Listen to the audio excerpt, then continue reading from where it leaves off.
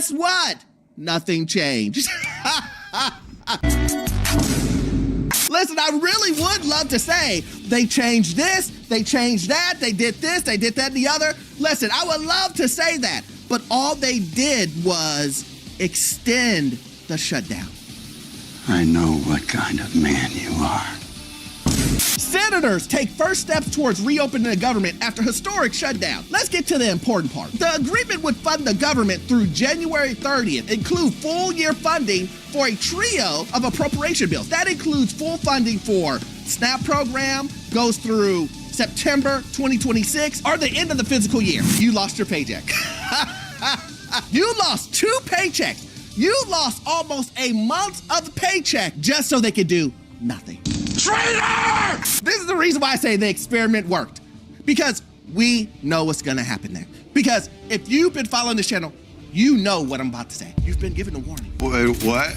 You've been shown not to have loyalty towards these guys. It doesn't matter. Listen, I know. Listen, I hear what you're saying. Right now, you guys want to choose a side. You guys want to be like, this my guy, my guy. But they don't care about you at all. Relax.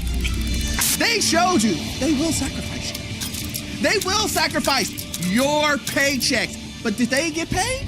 Let me ask you, did they get paid and did you not get paid? That's how you should look at it, instead of coming back and saying, well, these guys.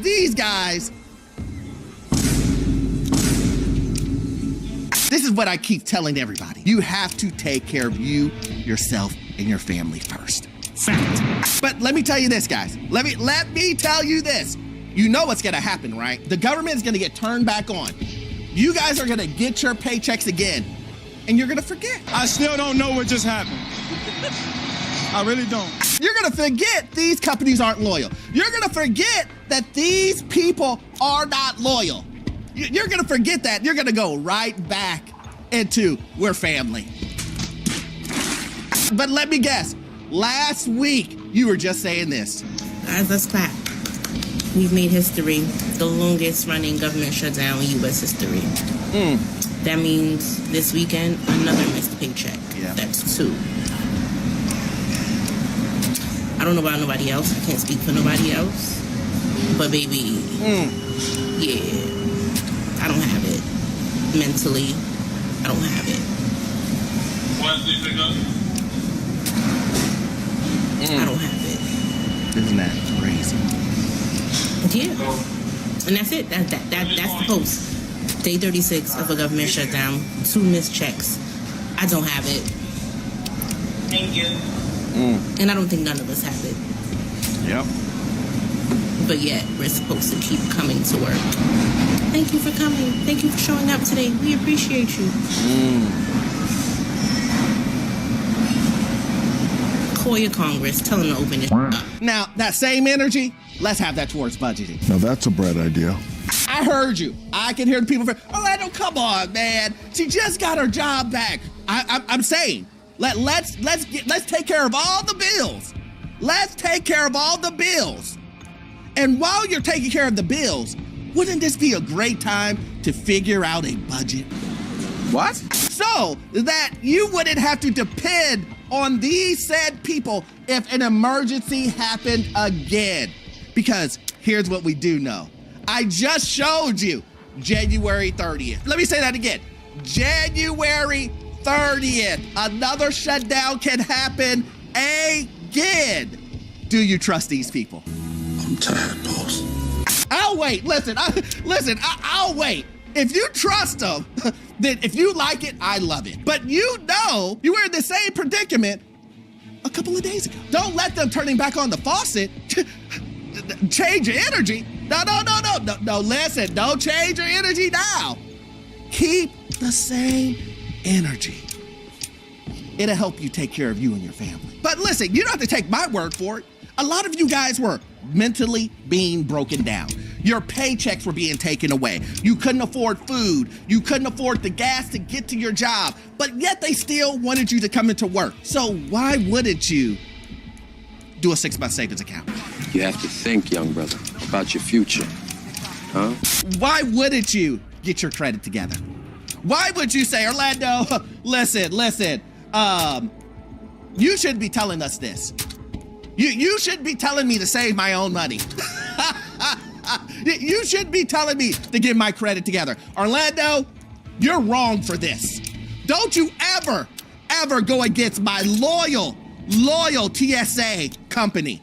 Don't you ever go against my federal job. Don't you ever go against Google.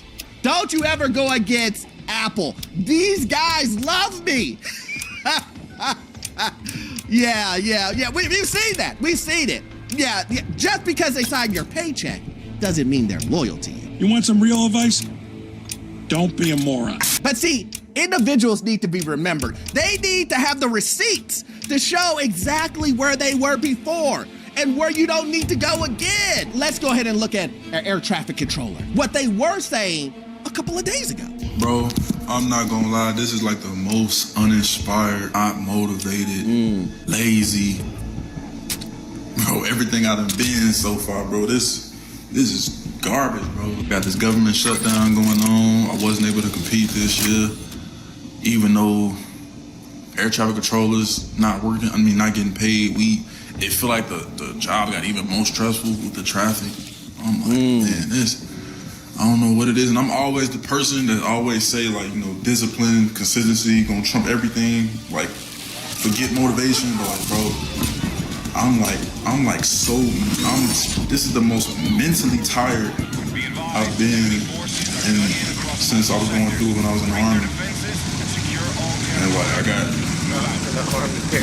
people telling me, like, bro, like, keep doing what you're doing, bro, like, keep going. But it's like, man, like, I'm really I'm really mentally drained. But imagine how tired we are. Imagine how tired we are. Let me go ahead and give you guys exactly what's gonna happen here. You just saw that gentleman say that mentally he was drained, that he was at a point where he didn't know what to do. The money was just expensive and everything was building up and he was feeling uninspired. Well, this is what's going to happen, guys. And listen, and don't shoot the messenger. I'm just telling you so that you don't do it, but it's still gonna happen. It's still gonna happen, guys. Listen, the paychecks got taken away. So what did that create? That created a hole where people want to spend. We kind of saw it with the pandemic. Remember when people were taken out of doing things with other people, going to restaurants, going to travel, and then there was this big buildup. The same thing will happen. But this big buildup will happen for the holidays. Remember, we need a good holiday. We need one of those, the biggest spending in the last 10 years. We need one of those years. They're gonna get it. They're gonna forget about the trouble that they were in when they heard they weren't getting paid. When they heard they weren't getting a paycheck. When they heard they wouldn't be able to pay their rent. And what are they gonna do? They already applied for credit cards that they already have been spending on, but when they get their back pay, do you believe that people will pay their bills? Let's move. Bob's Discount Furniture is kicking off the holiday season by unboxing top-rated pieces for every room and must-have gifts for your whole list at incredible values every week. So stop into your nearest store, shop online at mybobs.com, and check back every week to save big. Oh, my Bob.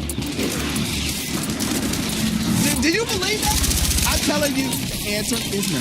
Here is the kicker, guys. And I say this over and over and over again.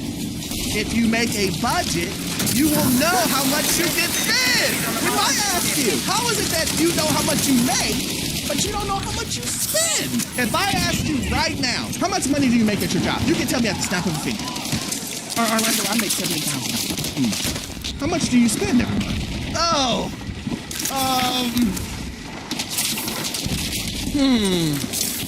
Since I make $3,000 a month or $4,000 a month, I probably only spend $2,000. So why are you on a credit card then? See how easy that is? Gotcha. I'm just serious though. I know what you're saying, Orlando. No one is telling someone. No one is saying, hey, don't save. Why are you telling people to save? No one's saying that. Well, I'm glad you're here. Let's take a look. You know something I'm tired of hearing people say about federal employees, like, oh, y'all should have 6 months worth of savings or whatever. Let me tell y'all something. The average American doesn't even have $500 for an emergency. So why are you excluding federal employees like that? Y'all think that federal employees make all this money, and federal employees are not the ones that make all that money, unless you're like at the top, right? It's the politicians that can't get shit done that's making money, not the regular folks. Y'all are irritating as like, it's so many federal employees. I just scroll on my timeline and it just breaks my heart that so many people are, they don't have any money and they have kids, y'all. People have kids and families that they have to take care of and they can't because they're not getting paid. This is disgusting. On top of that, so many people still have to show up for work. And then the lack of empathy towards federal employees, it pisses me off to the point where it's just like, nobody cares. Let's end it right there. She just said, nobody cares. So if no one cares, then why do you care how much a politician makes? Again, guys, imagine this. Imagine being mad that someone is saying to you, hey, maybe you should save your money. Your money. You get to keep it. You get to do the savings. You get to put it in the account that you want to. You have control over that. But you get mad that someone says, save. Let me tell you this. While you care about how much the politician makes, the politician doesn't even know. I'm sorry to be the bearer of bad news. They don't know who you are. Good, thank you. Hey, you're doing a great job. Oh, thank you. I appreciate that. Hey, I've been in the business 36 years. Really appreciate that.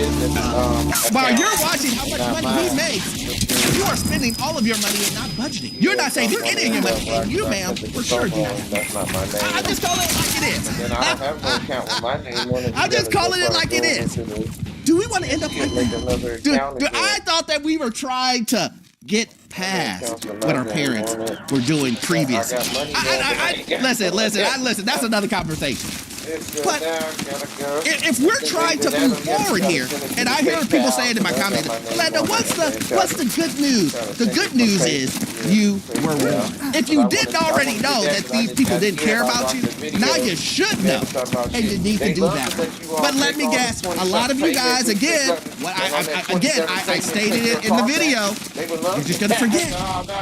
You're gonna go straight back to ordering oxtails from DoorDash using your McDonald's credit card. $10,000. You're gonna max it out. The whole point of Christmas and Thanksgiving is for you to spend. You're not stopping anything. The way that you can help yourself, let me explain this. The way that you can help yourself is budget, realize, you know what? I'm just gonna do a dinner with me and my kids, and I'm not gonna do a dinner inviting everybody. Or maybe we're gonna do a potluck this year. And while you may have some heartburn about that, you're accountable. And I just want to add this last piece on. While everyone is telling you saving is not the best way, don't worry about saving. Don't worry about money. Don't worry about your credit. I know these guys are telling, and I know what you're thinking. Who would say such a thing? There's plenty of people. You don't have to search far online to find that out. But let me explain this to you guys. Where you're not trying to have an emergency savings account, where you're not trying to get your credit together, while you're not trying to get your financial self together, no one else is going to stop and say, you know what, since you're not getting paid, I'm going to help you out. No one is saying, you know what, we're going to go ahead and stop rent right now. You know what, we're going to go ahead and stop that mortgage right now. No one said that. They were evicting people. You know. A lot of people are so wrapped up in the no food stamp November that they are overlooking the fact that apartment complexes are starting to evict people for not being able to pay the rent because of the government shutdown. That should be illegal. Not to mention that they are starting the eviction process. But even if they was to get a check today to pay their rent tomorrow or today or whatever have you, they still got to pay back pay. They still got to pay all of the late fees, taxes, and everything. So basically, it's like a no-win situation for everybody who had to go to work, didn't get paid, and they still expect these people to show up as if nothing is going on in their day-to-day normal life. Are you serious? Yes, ma'am, they are serious. They are serious. I'm here to tell you, they are very, very, very much serious. Before we go ahead and end this video, I want to go ahead and just say this disclaimer. I'm super happy that the government reopened, that you can start getting your paychecks. I still need you to understand that there are a lot of things that can happen. First of all, I hope you get paid. I really do. I hope you get all the money that you deserve. But we've seen that this administration is saying things like, hey, we don't know if you're going to get paid.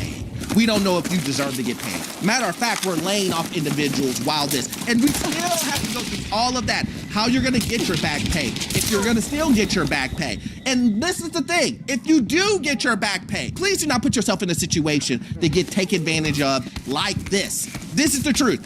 Make sure that you insulate yourself from this. I know it's gonna be hard. You're gonna have to pay some, you currently have bills to pay right now, but I am seriously asking you to look at your finances to make sure that going into the end of this year, that you are financially sound. Start that work. Start doing what you need to do to make sure that you and your family are put first and that you're not being loyal to these politicians, that you're not being loyal to these companies. And as always, if you love content like this, guys, if you love content like this, please join the Patreon. We do exclusive videos over there. And then also, too, we all know that you're going to get all of your information from this one video. I need you to watch this one right here. Yes, this one right here. It will give you information on the house market, financial news, and get you into your first rental property. I will see you guys on the next one. Thanks. This is the story of the one. As a lineman, it's his job to keep the power on. That's why he chooses Grainger for professional-grade products and next-day delivery, so he can rise to every challenge. Call, click, or just stop by. Grainger, for the ones who get it done. Just now walked in. Let's listen.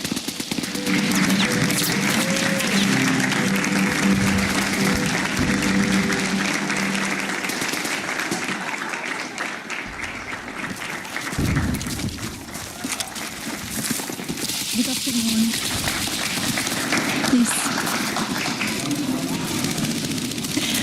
Welcome to the White House.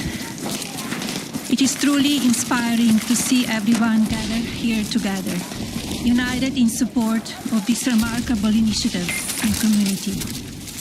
As I stand here and observe the audience, I recognize the vital importance of each one of you to this mission, 50%. To our future generations. In particular, I would like to thank the Cabinet Secretaries, Congress members, scholarship donors, and various organizations for their unending advocacy. A special thank you to my husband for his enduring commitment to fostering the future. The President has prioritized America's foster care children, and shortly he will sign our Fostering the Future Executive Order. Too many people from foster care community end up homeless, in danger on America's streets. It was 2021 when I developed the idea to establish an impactful platform with an important mission to provide individuals from the foster care community the ability to secure an entry-level job position and, in turn, financial independence. Fostering the Future, a BBEST initiative, provides individuals from the foster care community with technology-based scholarships to attend colleges and universities throughout America. Fostering the Future sets these individuals on their career paths, but more significantly, it equips each scholarship recipient with a fundamental foundation of knowledge that will endure throughout their lifetimes. Permanency for those who embody the fleeting. I applaud the American universities that have joined my mission, institutions like Vanderbilt University, University of Miami, and Villanova University. following graduation, scholarship recipients from my program are prepared to enter the workforce and ultimately become leading executives. Predictably, they will manage thousands of employees and generate significant value for American communities through job creation, access to healthcare, food security, and other societal benefits. This executive order, fostering the future for American children and families, gives me tremendous pride. It is both empathetic and strategic. It will certainly be impactful. It aims to establish a comprehensive network connecting federal departments and agencies, private sector's businesses, higher learning institutions, and charitable organizations. This will create new educational and employment opportunities countrywide. Our faith-based organizations will continue playing a vital and consequential role. My hope, of course, is that this level of coordinated collaboration will sustain. But today, I call on leadership from these various organizations, including the private sector, to join my effort. Rise above the ease of inaction. I predict this small spark today will ignite a profound and lasting nationwide movement. Our united resolve will foster a thriving future filled with compassion and innovation. Together, we will illuminate the pathway for today's foster children to become tomorrow's builders. And tomorrow's builders will foster the future of America's legacy. Thank you.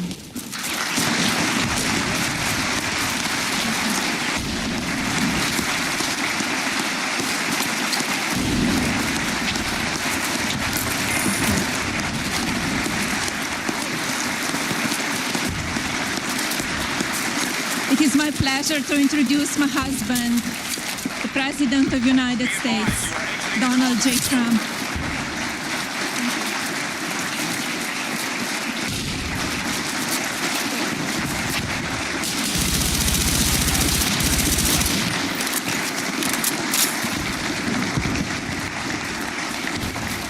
I think it's very good, especially for someone that speaks 5 languages at least.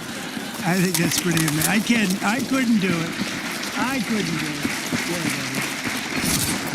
Well, thank you, Melania. And our country is truly blessed to have this magnificent and very caring First Lady. They love her.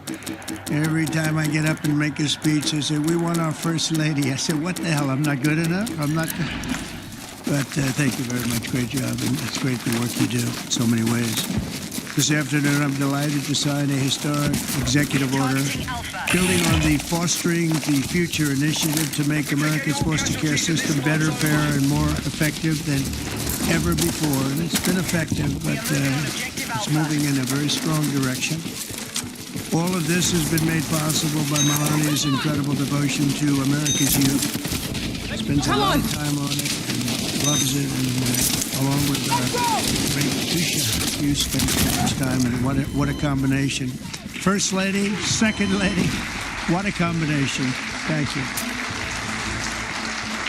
They do a great job, the two of them. They're amazing women.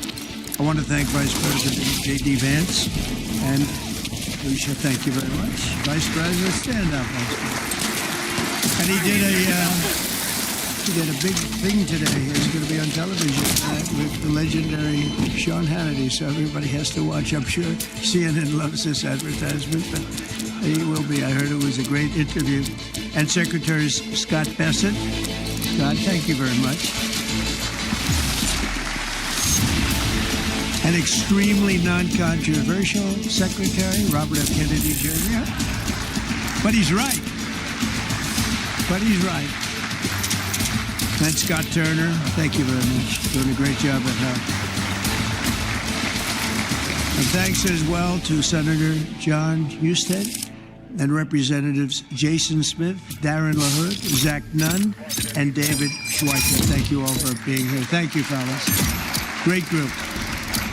We're also joined by countless distinguished leaders in the child welfare advocacy ministry and charitable foundations, as well as so many wonderful young people who have experienced foster care and use their voices to champion needed reforms. And I want to thank everybody for being here. It's an amazing day at the White House. Thank you very much.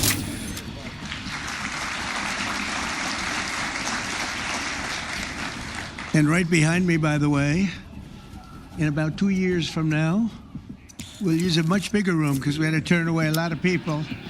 And it'll be right here. This will be the entrance. That's a knockout pedal. It's called the knockout. It looks pretty nice right now. It's going to look a lot better in a little while. And we're going to go from this room into a room that seats a few more people. And it's going to be beautiful. But I just noticed I happen to be standing here, Peter, and I thought and might as well get your shot right now. Nice, beautiful shot at the future entrance to something that's really become very popular, the ballroom. They've wanted it for 150 years. And they're getting it, and they're getting the best. It'll be the best anywhere in the world. Each year, more than 15,000 young people come to the foster care system, and unfortunately, too many struggle to become self-sufficient. The order I will sign in a few moments will provide vital new resources to help young people transition out of the foster care system and live a very happy and a very successful life. Very, very successful. With this order, I'm directing the heads of the key federal departments and agencies to establish a Fostering the Future program in coordination with our wonderful First Lady's office. They're coordinating, and they've already been coordinating for quite some time, and I think I hear it's going really well. You're going to have some, when she gets involved in things, it works, I can tell you that. Under this major new initiative, great American companies and institutions will be signing a pledge to invest in teaching, training, and mentoring America's youth who are transitioning out of the foster care system.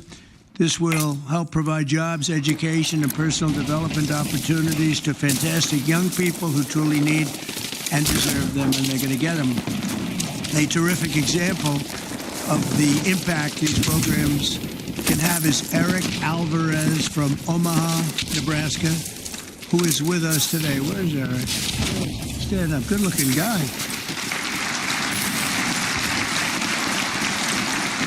Good-looking guy.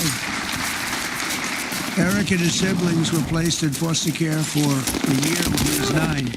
He entered the child welfare system again when he was 15, and today he credits a mentoring and mentorship and work experience program for foster youth with helping him to finish high school and start his adult life. And he did really well in high school, by the way. Really a great student, but he starts life on the right foot, right? Wouldn't you say? I mean, I think you better say yes, otherwise I'm in big trouble. Otherwise, I'm all by myself up here, Eric. That would be... I hear you're doing incredibly. Now, after graduating from the University of Nebraska and interning for Congressman Don Bacon, Eric is pursuing a master's degree at the George Washington University, and he is a cadet in the Air Force ROTC, will be commissioned as an officer upon graduation. And Eric, I just want to say, great job. You've really been outstanding, and I think that's probably why you were chosen out of so many people. You've done a fantastic job. Let's move.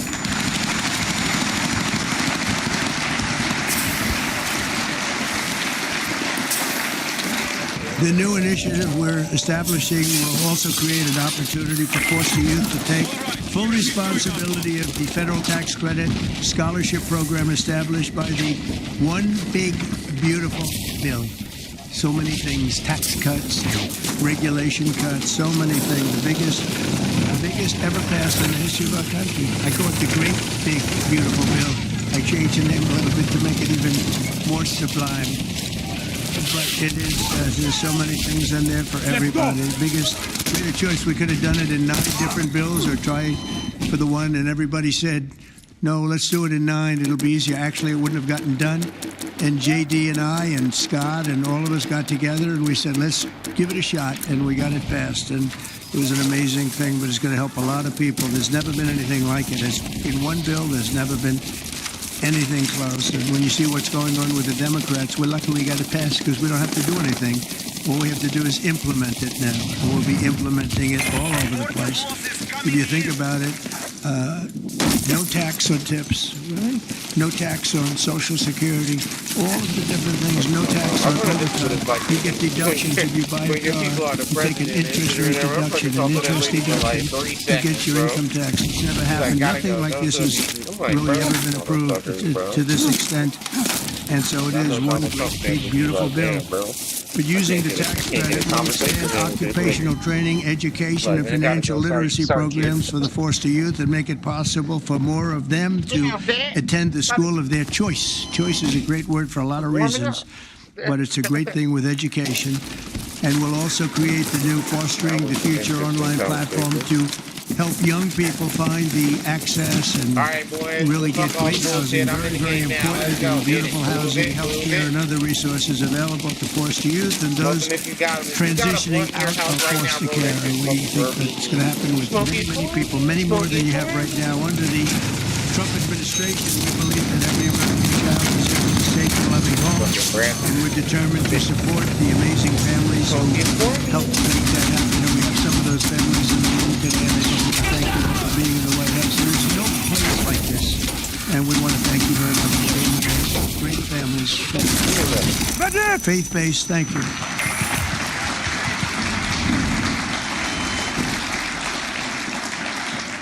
Faith-based nonprofits are the nation's most trusted institutions, interacting with the foster care system and practicing Christians and more. Think of this, more than twice as likely foster care to adopt the general population. They adopt to it so easily.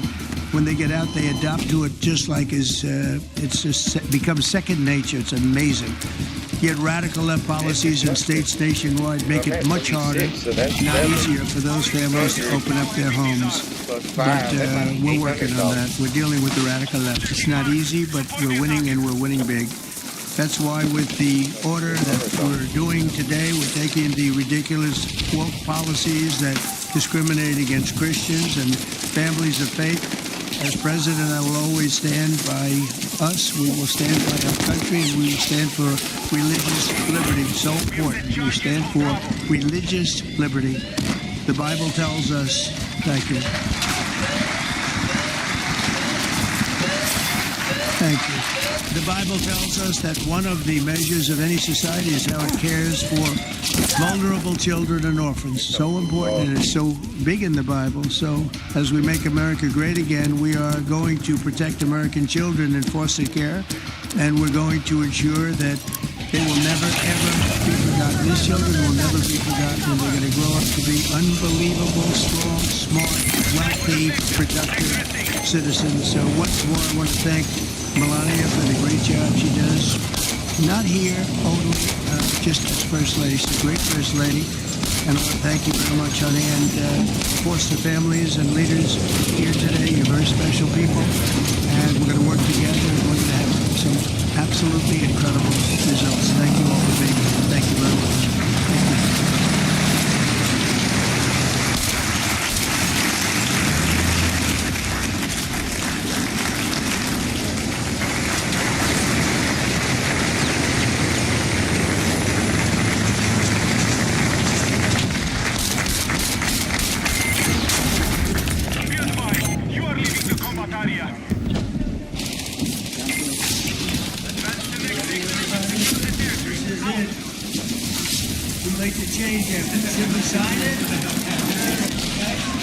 Susie, do we sign this?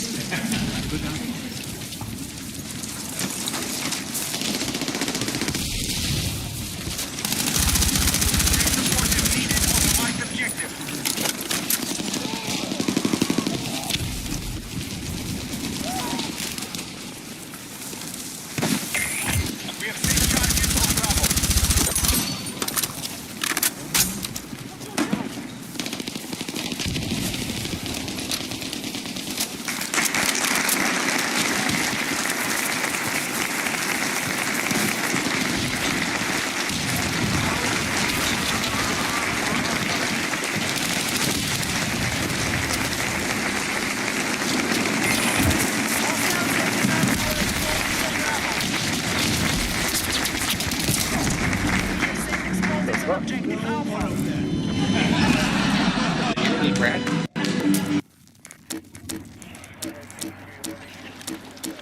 Set a record. We have both the President of Finland and we have the Prime Minister of Finland, and that's never, I don't ever remember having a President and a Prime Minister, but that's a great honor, and thank you very much both for being here. And Alex, we've been friends for a long time, and I've heard wonderful things about your Prime Minister also, and we have a big order coming up. We're buying icebreakers. We're building them together for the most part. We're doing 4 over there and 7 over here. And we negotiated a pretty tough price, I think. But I assume you're going to do very well. But what you're doing is you're going to be teaching us about the icebreaker business very, very strong. We only have 1 icebreaker in all of that millions and millions of acres. We only have 1 icebreaker. And other countries have more than we do. And we're buying the finest icebreakers in the world. And Finland's known for making them. They sort of have almost a monopoly on icebreakers, if you think about it. Nobody makes them like Finland. I've heard that for a long time. So we're going to have a total of 11, and it's been really an honor working on it. It was very important. We were making them, but we didn't make them right. By the time we finish, we're going to make them maybe better than you, but at least as well. Probably not better, but at least as well. So I appreciate both of you being here. It's an honor to have both of you. Really tremendous reputations, and it's a great country. Thank you very much. Alex? Yeah, no, thank you, Mr. President. I mean, I remember our first conversation just after you had been elected in November. The first thing you mentioned was icebreakers. We need them. And then we've been working on this issue ever since. And we're happy to announce that we're basically building 11 icebreakers together, 4 of them in Finland, in joint endeavor, and then 7 of them here. And I think the reason that we've landed in Finland is that 60% of the world's icebreakers are built in Finland.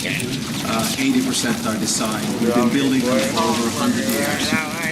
Speaking of price and time, I think we're the country that can provide them half the price and half the time that others have it. And I think this is a huge strategic decision by the president as well, because we all know that the Arctic is important strategically, militarily, and in terms of the economy as well. And now we can work on this together. Finland is a strange country in the sense that we are probably the only country in the world where all the ports are frozen in the winter. And that's why we built the know-how in icebreakers. Now we can work on this together. I remember the first conversation we had, you mentioned the fact that Russia has 40, and you need to start ramping this up. And this is an indication that we're going to do it, and we're going to do it together. I also think that this strengthens our bilateral relations. I know I come from a small country, but for us to be able to work together with you is extremely important from a strategic perspective as well. So we appreciate the cooperation, and we're going to deliver the first one. Just a little bit before a big event. That's great. And actually, it's true. I came here and they were building an icebreaker and they had no idea what they were doing. They had no idea how much it was going to cost. They knew nothing. And we have our Secretary of the Navy right over here. We're working on a lot more than icebreakers. We're working on some very, very big and important ships. But they had no idea what they were doing. And I was with you, and I ended up meeting you and knowing you, and I heard about Finland and their icebreakers, and I said, do me a favor, would you have your people take a look at what these people are doing? And it came out that, just as I thought, they had no idea what they were doing. And we got involved, and we ended up, we need these ships very badly, because we have a lot of territory, more than anybody. And so I'm very honored to have this deal. Thank you very much. It's going to be great. It's going to be a great partnership. And it's a great honor to have you, Mr. Prime Minister. Would you like to say something? First, Mr. President, thank you very much. It's great to have you here today. And as a Prime Minister, I want to say that this deal is very important in Finland and our economy. Because our economy is suffering a lot because of Russian aggression in Ukraine. And this deal, it means investments, it means jobs. And jobs means hope. And that's why this is so important. And I want to thank your leadership on this deal and this issue. Thank you. So you've been affected very badly by the war going on, the ridiculous war going on, right? Yes, because we have to close the border with Russia. We have 1,300 kilometers common border with them. And affects the atmosphere in Finland, investments, And that's why we need good news. Our people need hope. So your border is closed, and that's because you have so many Russians trying to get in. Yes, they started to fight because that's why we were forced. And people also that don't want to go into the military, I guess, trying to come through. Yeah, some of them are escaping. Fortunately, on our side, we don't have that problem. In Finland, you have a great military. we have compulsory military service, and as I always say, with 900,000 men and women who died, including myself, the Prime Minister. And you've been fighting Russia for a long time. So how many years have you been indirectly fighting Russia? Well, this way, we have managed our relationship since the 1300s with about 30 skirmishes, but it's been very peaceful at our border after World War II. Yeah, but it's been peaceful at our border since the Winter War and the War of Continuation. But, I mean, a lot of it is because we actually have a very large military. It's the biggest in Europe together with Turkey, Ukraine, and Poland. We have over 60 F-18s. We just bought 64 F-35s. We'll roll out the first one in Texas in December. We have the biggest artillery in Europe together with Poland. And as I always say, we don't have it because we're worried about Stockholm. Well, you really have proportionately, I think, the largest military in the world, proportionately. It's quite big, yes, I have to admit. But, you know, we have it for defense purposes and also to build a deterrence. And it's worked. And I think that's one of the reasons that our relationship is so good as well. We have the Defense Cooperation Agreement with you. Right. We're new allies. In NATO, our defense expenditure is going north of 3%. We work very closely with you and the rest of our allies. And, you know, when you push the ceiling of defense expenditure in NATO to 5%, you can imagine that a country like Finland was quite pleased with that, because that means that all of the allies have to bring up their defense expenditure. And you basically increased our security just with that decision in The Hague. And I have to admit that having been to my first NATO summit in the summer of 2024, if someone would have told me that you will move from 2% to 5% after Trump enters, I would have said, go see your doctor. But, you know, well, you had to do it, and you were great about it. Spain has not been. Spain is the one that didn't do it. And so I think you people are going to have to start speaking to Spain. The only one that didn't do it, the only NATO country that didn't do it is Spain. And you'll figure what that's all about, right? Yeah, I mean, we'll work, and I think with the leadership also, Mark Rutte, the Secretary General of NATO, I think, you know, there are a lot of commitments that have to take place, and this is, of course, going to also increase industrial defense exchanges. I think we buy 4 times more military material here from the U.S., and I think it's an essential part of our whole military setup in Europe. And it's good to be working on this together. But there's one thing that I wanted to mention also. I want to congratulate you for what we have seen in the past 24 hours in Gaza. I think it's a historic deal. I went through the 20 points. It's almost like the best of record.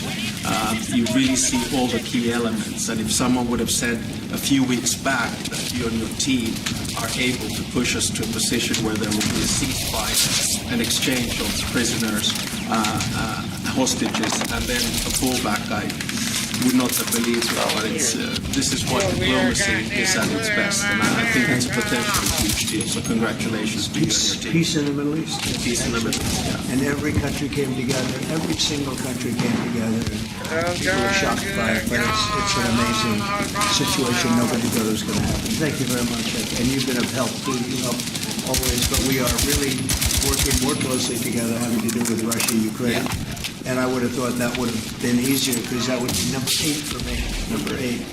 And I would have thought the Russia deal maybe would have been one of the easier ones. And unfortunately, last weekend, over 7,000 soldiers died unnecessarily. So it's a terrible thing, but I think we'll be hopefully soon. Yeah, probably we'll go, I mean, or you will be going piece by piece. I mean, there are only so many agreements that you can get done, and I think this one will be the next big one. Now, of course, this one needs to stick, and I'm sure it will, because the incentives are all there, and then we'll continue to work. I mean, the last time I was here in the Oval Office was with the other European leaders in August, and I think we did a lot of good advancement there on security arrangements.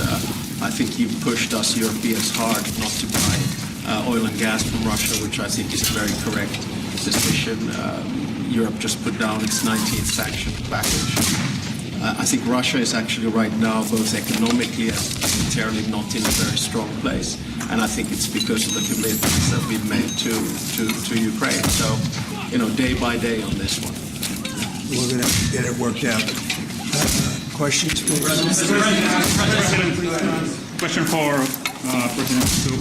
You have time and again said that one should not underestimate Mr. Trump's negotiating ability. Do you personally believe that Mr. Trump deserves to win the Nobel Peace Prize tomorrow?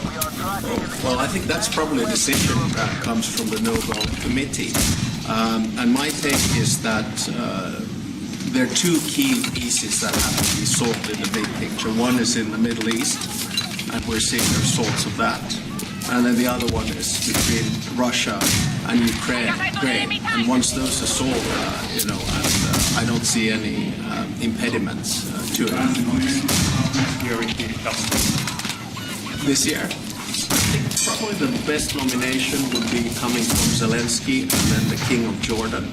Those would be two that would come. But I think you have to, my experience with the Nobel Peace Prize comes from Martti Ahtisaari, the former president of Finland. He got it in 2008.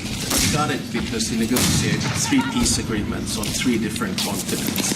Namibia in Africa, Kosovo, Serbia in Europe, and then Aceh in Indonesia.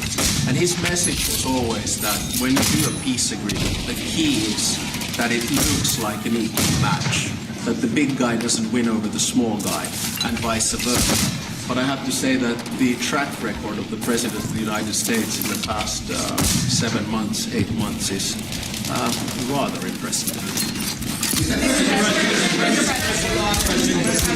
you so much, Mr. President. First of all, thank you, all of you, on behalf of the State of Israel, for everything that you're doing for my country.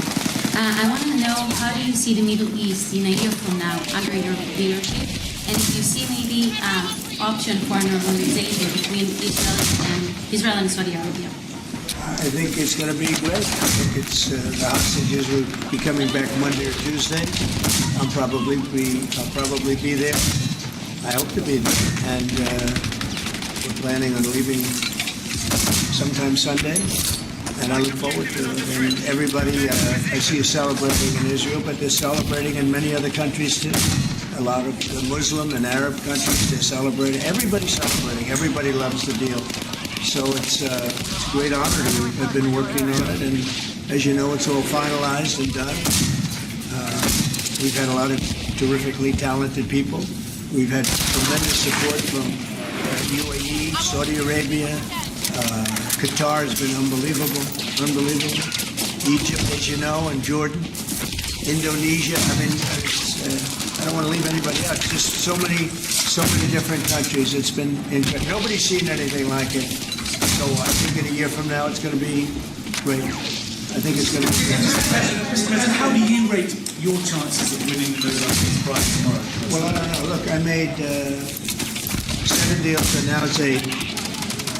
Solved the wars, one going 31 years, one going 34 years, one going 35 years, one going 10 years. I made 7 deals. This would be number 8. And one I thought that I was going to make, and I think we will probably, is it's a ridiculous war. It's a horrible war. The worst since World War II. If you look at the people in Russia, Ukraine, I think we do that too. We've a lot of reasons for them to do it. And I think they'll be coming to the table pretty soon. But this is the biggest of them all. This is a big one. Although I think India and Pakistan is two nuclear nations. I did that based on trade and because of the tariffs. If we didn't have tariffs, you wouldn't have been able to do it. But I said, if you guys are going to fight, I'm putting 100% tariffs on each of you. And they immediately stopped fighting. And that was going to go nuclear. That was back and forth. So I know one thing. I don't know what they're going to do, really. But I know this, that nobody in history has solved 8 wars in a period of 9 months. And I've stopped 8 wars. So that's never happened before. But they'll have to do what they do. Whatever they do is fine. I know this. I didn't do it for that. I did it because it saved a lot of lives. And that's the thing that bothers me so much about the Russia-Ukraine. 7,000 people are dying a week. Young soldiers, almost all soldiers of Ukraine and Russia. So in theory, it doesn't affect us, no, but it's a terrible thing. And we'll get that solved too. But nobody has ever done 8 wars. Nobody's done 8 wars in 30 years, let alone 9 months. Are you going to step up the pressure? Are you going to step up the pressure for a Ukraine deal? Yeah, we are stepping up the pressure. We're stepping it up together. We're all stepping it up. NATO's been great. The leader of NATO, as you know, Mark, has been fantastic, I think, and he's a fantastic guy. And they are stepping it up. And we're selling a lot of weapons to NATO, and that's going, I guess, to Ukraine for the most part. That's up to them. But they're buying weapons from the U.S. We make the greatest weapons in the world. You buy our planes and a lot of our equipment. And you have a big force, actually. You have a tremendous force of equipment. So I think we'll get that one done too. Yeah. Mr. President, how President Obama got for waivers? I want to finish, maybe. Mr. President, Mr. Anthropino, Mr. President, Anthropino. Am I okay? He's all right. You look great. Go ahead. You're buying icebreakers from Finland. Yeah. But when is Russia and Vladimir Putin attacks Finland? I would, yes. They're a member of NATO. I would. They're great people, but I don't think that's going to happen. I don't think he's going to do that. I think the chances of that are very, very small. It's very interesting because you have a very big military relative to your size. You have a very powerful military, one of the best. And but certainly we will be there to help. Thank you. Okay, please.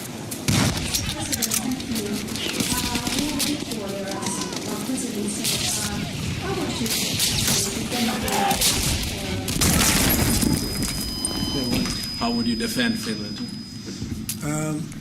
Vigorously. Can I just add on that? We're very pleased with the fact that we have so much training going on with American soldiers right now. So they're getting experience from Arctic conditions, and we're integrating together, working not only through the DCA agreement but other ways as well. And see that day to day in the work that we do, working well. Yes. Please. Where are you from? Only Finns here. You have a lot of Finns. It's very impressive. I like them better than our reporters.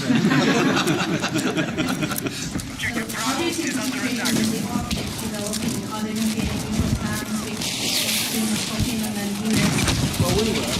We have a lot of relationships. I mean, mostly buying our military equipment. They buy a lot of it. We have an order, I guess, 64 F-35s, and many other things too. It's a big order. Big countries don't order that many planes. You know, we have a lot of aircraft, a lot of great military. We make the best military equipment. They buy a lot from us, so it's very good. We're going to work together very closely with Finland and with NATO. We have a very good relationship. As you know, I requested that they pay 5%, not 2%. And most people thought that was not going to happen, and it happened virtually unanimously. We had one laggard. It was Spain. You have to call them and find why are they a laggard. And they're doing well, too, you know, I think because of a lot of the things we've done. They're doing fine. They have no excuse not to do this, but that's all right. Maybe you should throw them out of NATO. Please, go ahead. What are you planning to do with it? Gentlemen, nice small gentlemen.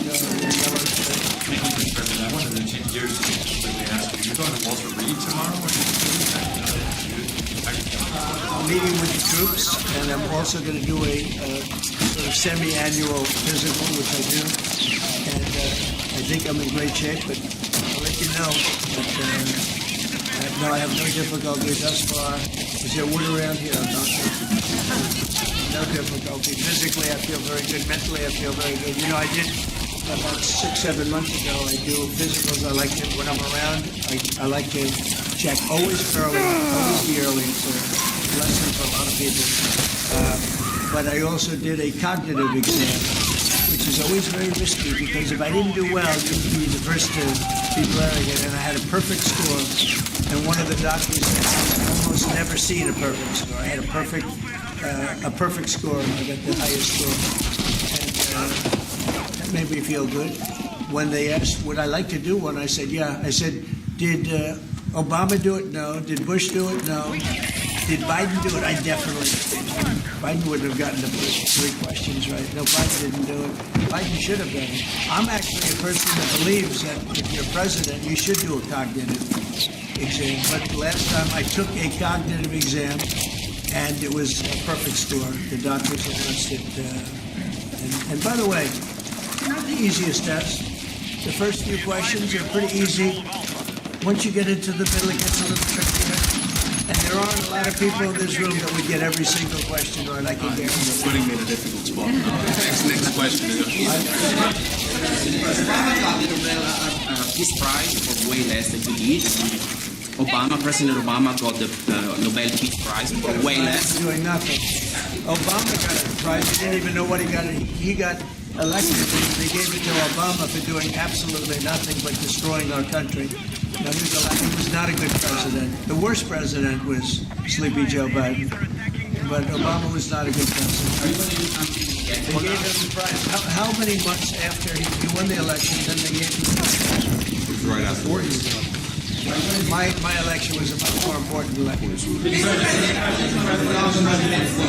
Now that you're fixing the situation between Hamas and Israel, are you going to be taking care of the Hezbollah or the Lebanese armed forces to take care of the Hezbollah? Yeah, we'll be able to do that. That will be, it's a smaller part of the puzzle, but very important part. They have a great new ambassador that I appointed, Michelle. Great new ambassador. So please.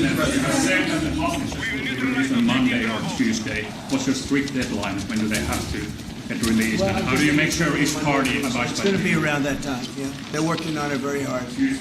They're in very diverse parts of the earth.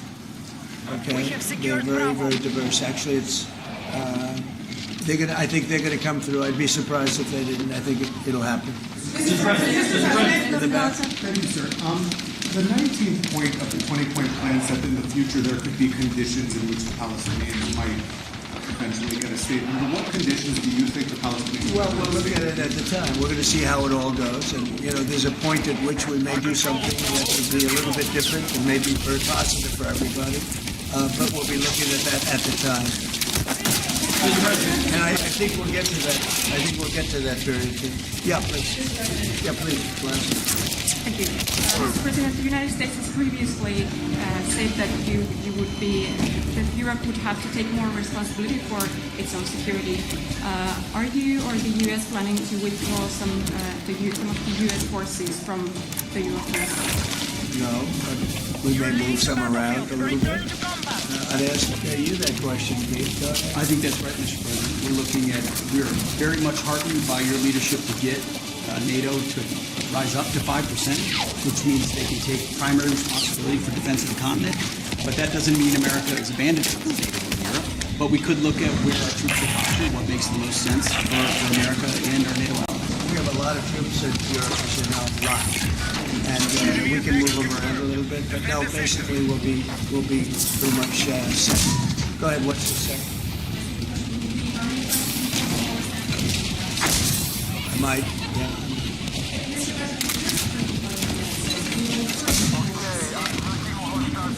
As Gaza is rebuilt, that no one will be forced to leave. Nobody's going to be forced to leave. No, it's just the opposite.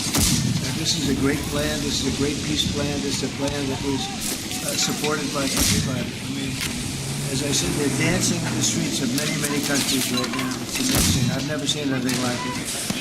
No, we're not looking to do that at all. Mr. President, can you cut through politics? We had a minister today. Can you speak to Sacramento? What's your message to some of these families tonight facing missed paychecks, potential layoffs, and missed benefits? Yeah, I blame the Democrats. They ought to call their local Democrat representative, whether it's a senator or a congressman. It's their fault. They admit it. It's their fault. Campaigned on the fact that they'd never shut down the country, but they wanted to shut it down. And, you know, we have the greatest economy. We're the hottest country in the world right now. I think you'd admit that. The hottest country. We went from a dead country a year ago to the hottest country in the world. So I think they probably don't like that. But we're doing great. I mean, we're doing great. I would say my message is call your local representative, congressman or senator, and tell them to get on the ball. The Democrats, of course, is a problem. Can I ask one more question, Congressman? Yeah, please. Thank you, Mr. President. Where are you from? I'm from Finland. It's so nice. Here we go. Yeah. Here we go with a killer question. I would like to circle back to the icebreaker deal. So Finland and the U.S. are strengthening their economic partnership through the deal. What other areas of cooperation with Finland do you see as possible at this Good point? question. We're going to be talking about that in a little while. We're going into the next door room, commonly known as the beautiful room, and we're going to be discussing that. But we'll be doing other things. It's a wonderful country with wonderful people. We've had a long-term relationship, but it's never been as close as it is now. We'll be doing other things. I mean, we've been talking about a lot with the president, but two specific fields where I think Finland has strength. One is quantum computing, and we know that is basically what gives food for thought for artificial intelligence. That's very important. The second one is actually networks. And you know that there are two sort of safe and trustworthy Western networks right now. One of them is Nokia, and the other one is Ericsson. And actually 70% of all broadband in the United States is Nokia. So one of the things that we could work on together is creating the 6G space through networks. And we actually, Nokia has 7,000 people working here in the United States and an American CEO. Okay, anybody else? What is the international stabilization force that's going to deploy to Gaza? What is that going to look like? To be determined, really, I think there's going to be a large group of people determining what it will be, and a group of people funding it. Very rich countries are going to be funding it. People want to see this work. It's going to work. It's absolutely going to work. And it starts, it's already started. We've signed, as you know. Everybody's agreed. I think Monday is going to be a very big day, Monday, Tuesday. But it's going to be, depending on where you are, it's going to be a very big day. It's going to be a day of great celebration. I've never seen anything like it. The streets of so many countries right now are just roaring with love and with praise for the people that did this. And these are countries that did this. The whole world came together for this, even Iran. And I really thank them for it. Iran came out and said this was a good thing. It's a very good thing. So it was terrific. It's been a terrific experience for me. Thank you very much, everybody.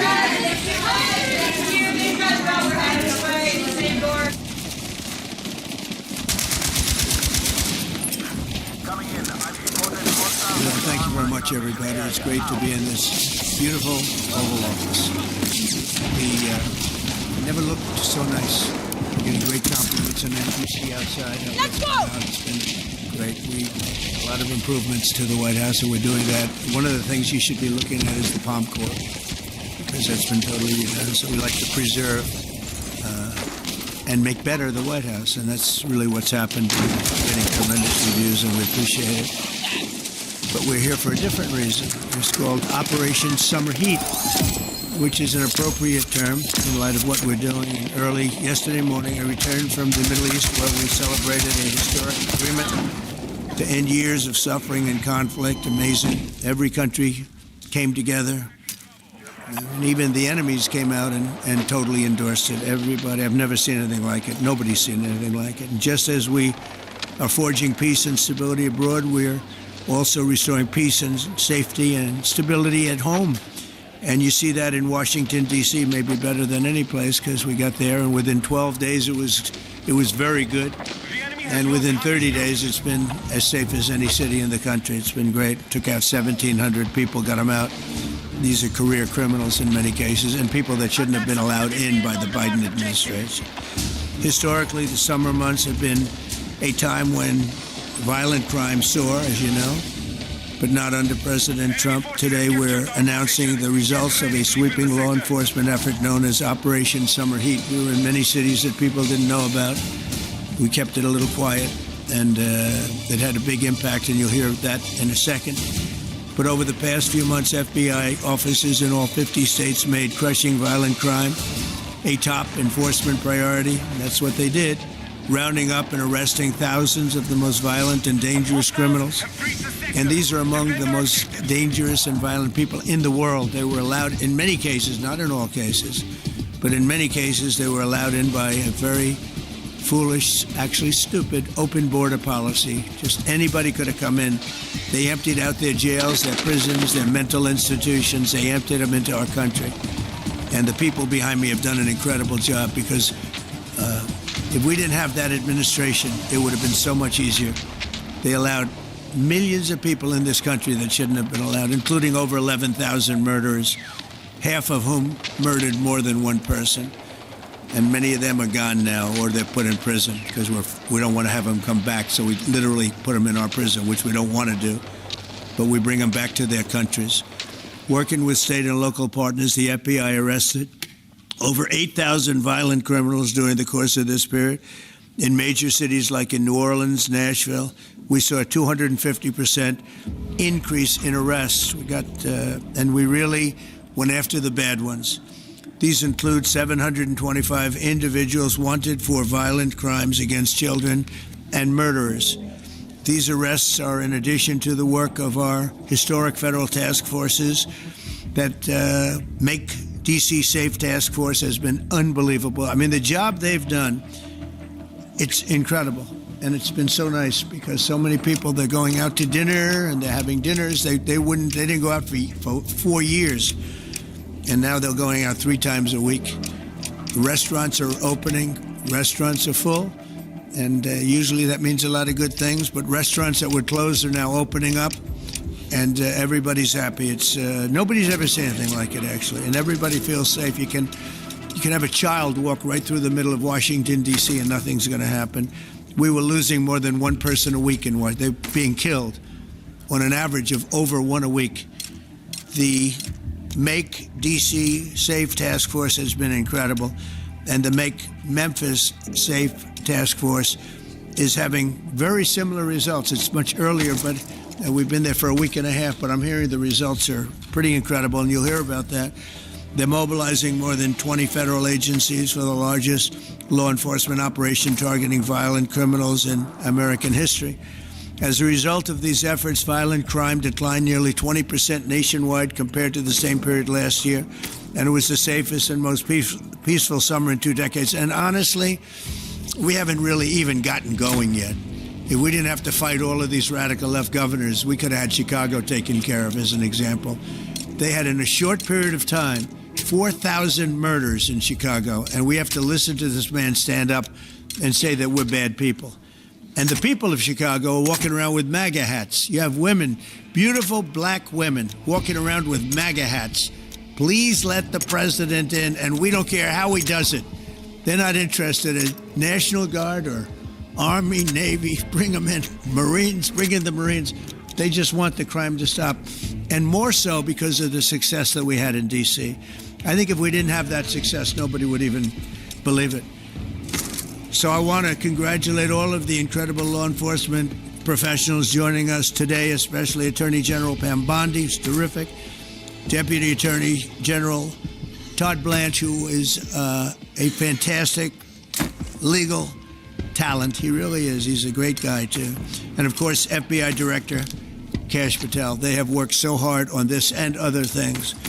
Since the start of the administration, the FBI has arrested over 23,000 violent criminals, more than double the number arrested in the final year of the Biden disaster. The FBI has also destroyed or severely disrupted more than 170 organized criminal enterprises and gangs, 1,600 of the most violent gangs, and confiscated over 6,000 illegal firearms. And they've tracked down and arrested 4 fugitives on the most wanted list. 4 of the most wanted. Actually, 2 of them were the most wanted fugitives in the world. There's still much more work to be done, which is why the FBI continues to work alongside the Department of Justice, the Department of Homeland Security, and the Department of War to defend, and Pete Hegseth has been fantastic, by the way, on this too, on other things, but on this too, to defend law and order and combat violent crime, arrest illegal aliens, and make American cities the safest in the world. And when I campaigned, I talked about crime, but I never knew that we were going to get into it like we did. You know, I mean, I used to watch these cities with the murders. Chicago recently had one deal where they had 11 murders in one weekend, and they said, well, yeah, but it was a holiday weekend. They actually told me that was the reason. Like it was okay because it was a holiday. It was Labor Day. These people are the worst. They really have to. You better. I tell you what, the people in Chicago and the people in places like that can be fixed. At some point, it gets to where you can't fix it anymore. It's too far gone. And we have some cities like that. But these are great cities that can be fixed. I'm going to be strongly recommending, at the request of government officials, which is always nice, that you start looking at San Francisco. I think we can make San Francisco. There's one of our great cities 10 years ago, 15 years ago, and now it's a mess. And we have great support in San Francisco, so I'd like to recommend that for inclusion, maybe in your next group. You'll get great support. Every American deserves to live in a community where they're not afraid of being mugged, murdered, robbed, raped, assaulted, or shot.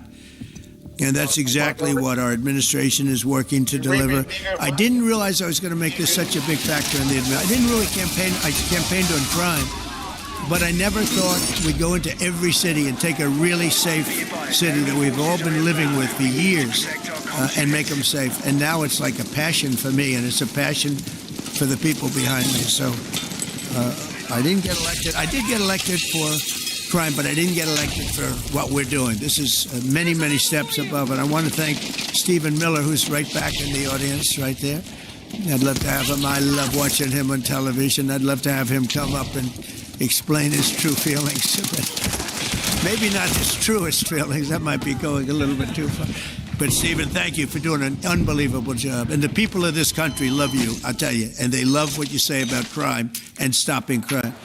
So now I'd like to ask Director Patel to say a few words, and then Pam and Todd also. And I just want to congratulate them. This is an amazing thing, and we're just at the start. We're going to go into other cities that we're not talking about purposely. We're getting ready to go in. And when they go in, like Cash as an example told me that people didn't even know. 5 months ago, they went into Chicago, and they started doing a lot of work in Chicago, and we brought the numbers down a little bit. And but that really was just preparatory work for what we're going to do with the surge. We're going to have a surge of strong, good people, patriots, and they're going to go in, they straighten it all out. So a lot of these cities we're already working on, but we don't do it with a big flavor. But in a little while, you're going to see some numbers that you're not going to believe. And I think you'll probably start with Memphis, because I'm hearing the numbers are much quicker than we even thought possible. But again, D.C. it speaks for itself. Chicago is going to be okay. We're going to save Chicago. And I told you, and I told them, a very respected man, the head of the Union Pacific, said, "Sir, save Chicago. It can be saved." And the way he said it, it was like, can you believe it? We're trying to save Chicago.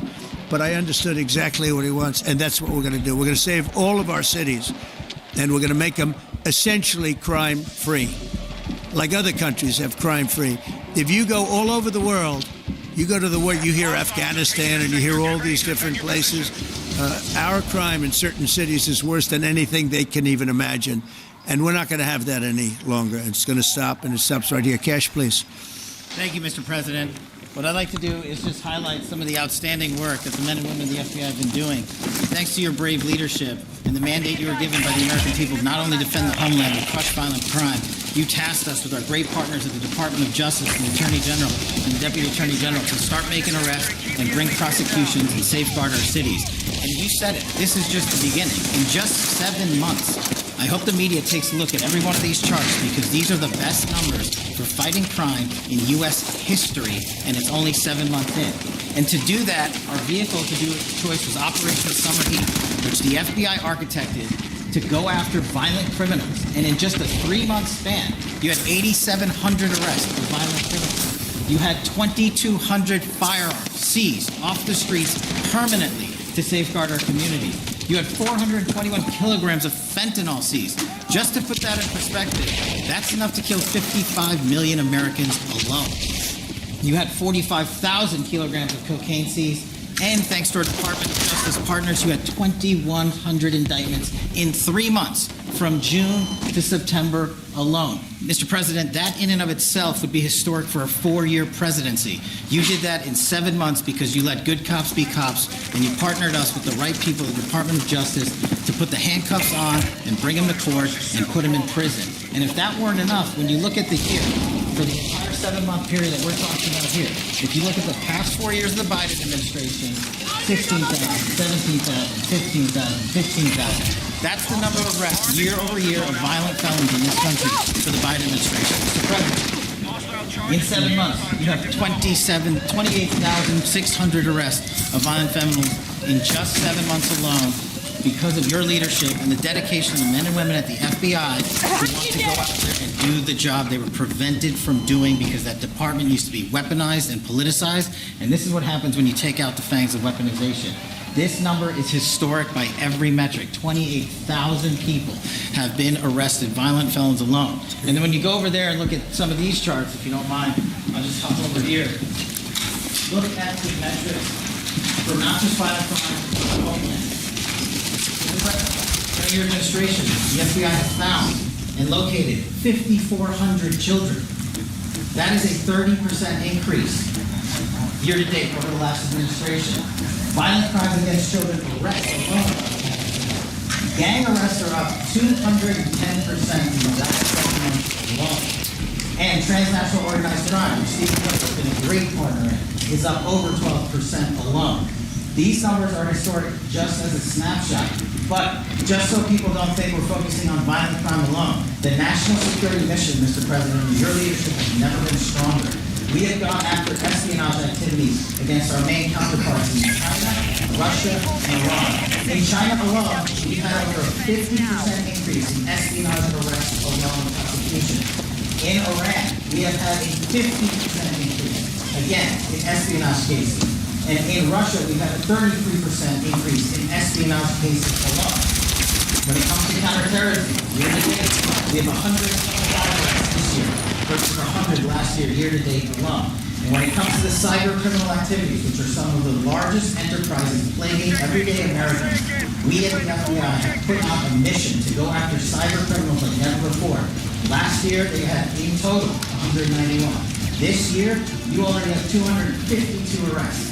52 arrests of violent cyber criminals who are stealing from senior citizens, who are violating our children's rights and freedoms, and who are violating everyday Americans. These programs are record. And two of the things I'll finish with that I'm most proud of, Mr. President, this FBI. Thank you. You know, the scourge that is killing our youth, 100,000 plus a year. To date, the FBI has seized 1,900 kilograms of fentanyl. That's enough lethal doses to kill 127 million Americans alone. To date. And if that weren't enough, Mr. President, you said we have to go after the worst of the worst. You empowered our Department of Justice, our Attorney General, Deputy Attorney General, and the Deputy Director at the FBI, led the charge, not just on summer heat, but he also led the charge to the FBI's 10 most wanted fugitives. These people have been on the run for years. And in 7 months, you captured not 1, not 2, not 3, but 4 of the FBI's most top 10 fugitives. 4. Just to put that in perspective, Mr. President, the Biden administration captured 4 in all 4 years. You're on 7, and we're going to get to 10. We're going to get to 10 of 10. This includes a lady who murdered her 6-year-old handicapped child and fled to India. We got her in 2 months. This includes a narco trafficker. This includes a sex trafficker. This includes another first-degree murder and gangbang. These people are on the run because of the prior administration's reckless policies that destroyed our communities. And you came in and the mandate said, go after the worst of the worst. This is just the beginning. This is what happens when you let good cops be good cops at the FBI. Mr. President, I just want to thank you for your incredible leadership, a great partnership with prosecutors who know how to bring cases and make sure these arrests stick. And that's what the Attorney General and the Deputy Attorney General have led the charge across this country. Because arrests without prosecutions are meaningless. We are deterring criminals from doing this activity. We are preventing criminals from coming into America, and we are absolutely crushing violent crime like never before and defending this homeland, sir. And not to mention, I almost forgot this one. It took you, sir, 2 weeks to get the Abbey Gate bomber. Joe Biden had 4 years to look for him. He got him in 2 weeks thanks to the interagency effort by the FBI and the CIA, went to Pakistan, and now 13 brave warriors who were sentenced to murder because of disastrous Afghanistan withdrawal. They have justice, their families have a peace of mind, and we're going to continue to find the others, Mr. President. On behalf of the FBI, sir, I just want to thank you. Thank you very much. Very good. Very impressive. Pam, would you like to say something, please? President Trump, the men and women of law enforcement say two things to me repeatedly. First, you have taken the handcuffs off them and let them do their jobs, and you let cops be cops. That's why all this is happening. The director, the deputy director are working around the clock. All of these great men and women in the FBI, they have families at home, and they are working during a government shutdown right now. Many of them have small children. Many of them, I was talking to an agent this morning, many of them have babies at home, and they are working around the clock to not only keep our country, but our world safe. And that's what Operation Summer Heat did. Thank you, Director, and to the Deputy Director for everything you did on behalf of the Department of Justice, and you're going to continue to keep doing. And they set the stage for what we're doing in Memphis. You're going to hear a lot more about that, our joint task force next week, but they set the stage for Memphis. And last night alone in Memphis, there were almost 70 arrests. There were 12 gun seized. And there was a 70-year-old man arrested as a result of our operation in Memphis who raped a child under the age of 3. That one case makes everything we're doing worthwhile. So thank you all for being here on behalf of both of us. Thank you, President Trump. Sure. Thank you, Mr. President. So this is a great day, and I think there's stats that the director talked about which are important, but I want to give 2 examples of what Summer Heat has done that actually will apply hopefully to everybody in this room. The first is for over 4 years during the last administration, there was a hotel in a town, the middle of a town in Alaska, that was being run as a drug den. There were over 1,000 calls to 911 over 4.5 year period. There were multiple violent crimes, drug dealers, overdoses, and murders at this one hotel, ruining a community. Summer Heat went in there. It's not only arrested all the participants that were controlling the hotel, but seized the hotel. And so that's one example of what Summer Heat means to everyday Americans that just want to live in peace. The second example is a large narcotics trafficking group that was selling fentanyl in the state of Washington. They were shipping fentanyl using commercial aircraft, putting fentanyl pills and powder in suitcases, flying them from the southwest border, mostly Arizona, all the way to Washington. It had been going on for an extremely long time, and the entire organization was arrested. And I say those 2 examples because it's easy to look at the board and see 1,000 arrests. How much different is our communities now compared to the past 4 years? But there's actual life examples. Every one of these arrests means that our streets are safer, and that's because of the work of this administration, of President Trump and Director Patel. So I will tell you, Attorney General Bondi and I are together every day with Director Patel, figuring out ways that we can continue to do this work, and it's not going to stop. Like the Attorney General said, like the President said, this is just the beginning, or phase 1, or a start, whatever you want to say, but it will continue on. So thank you, Mr. President, and thank you very much. Mr. President, just one last thing from the men and women at the FBI. You found a way to get these individuals paid during a government shutdown, our 1811 agents. So on behalf of the FBI, it's a great debt that we owe you, sir. They're now allowed to pay for their families. So thank you. And the military. Okay, thank you. I need a medic!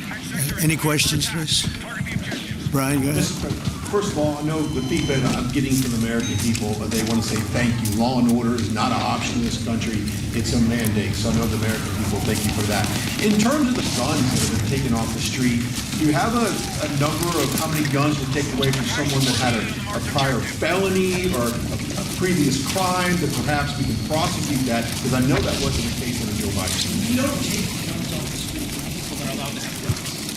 So every gun that we're taking off the street is because it belongs to somebody who is not allowed to have it. Could be a felon, could be somebody who here's illegally. There's all sorts of conditions. But if there's a gun taken off the streets by the FBI, it's because the person who has it is not allowed to. It's not somebody who's lawfully allowed to have it. So every single one of those guns were taken off of people that aren't allowed to have it.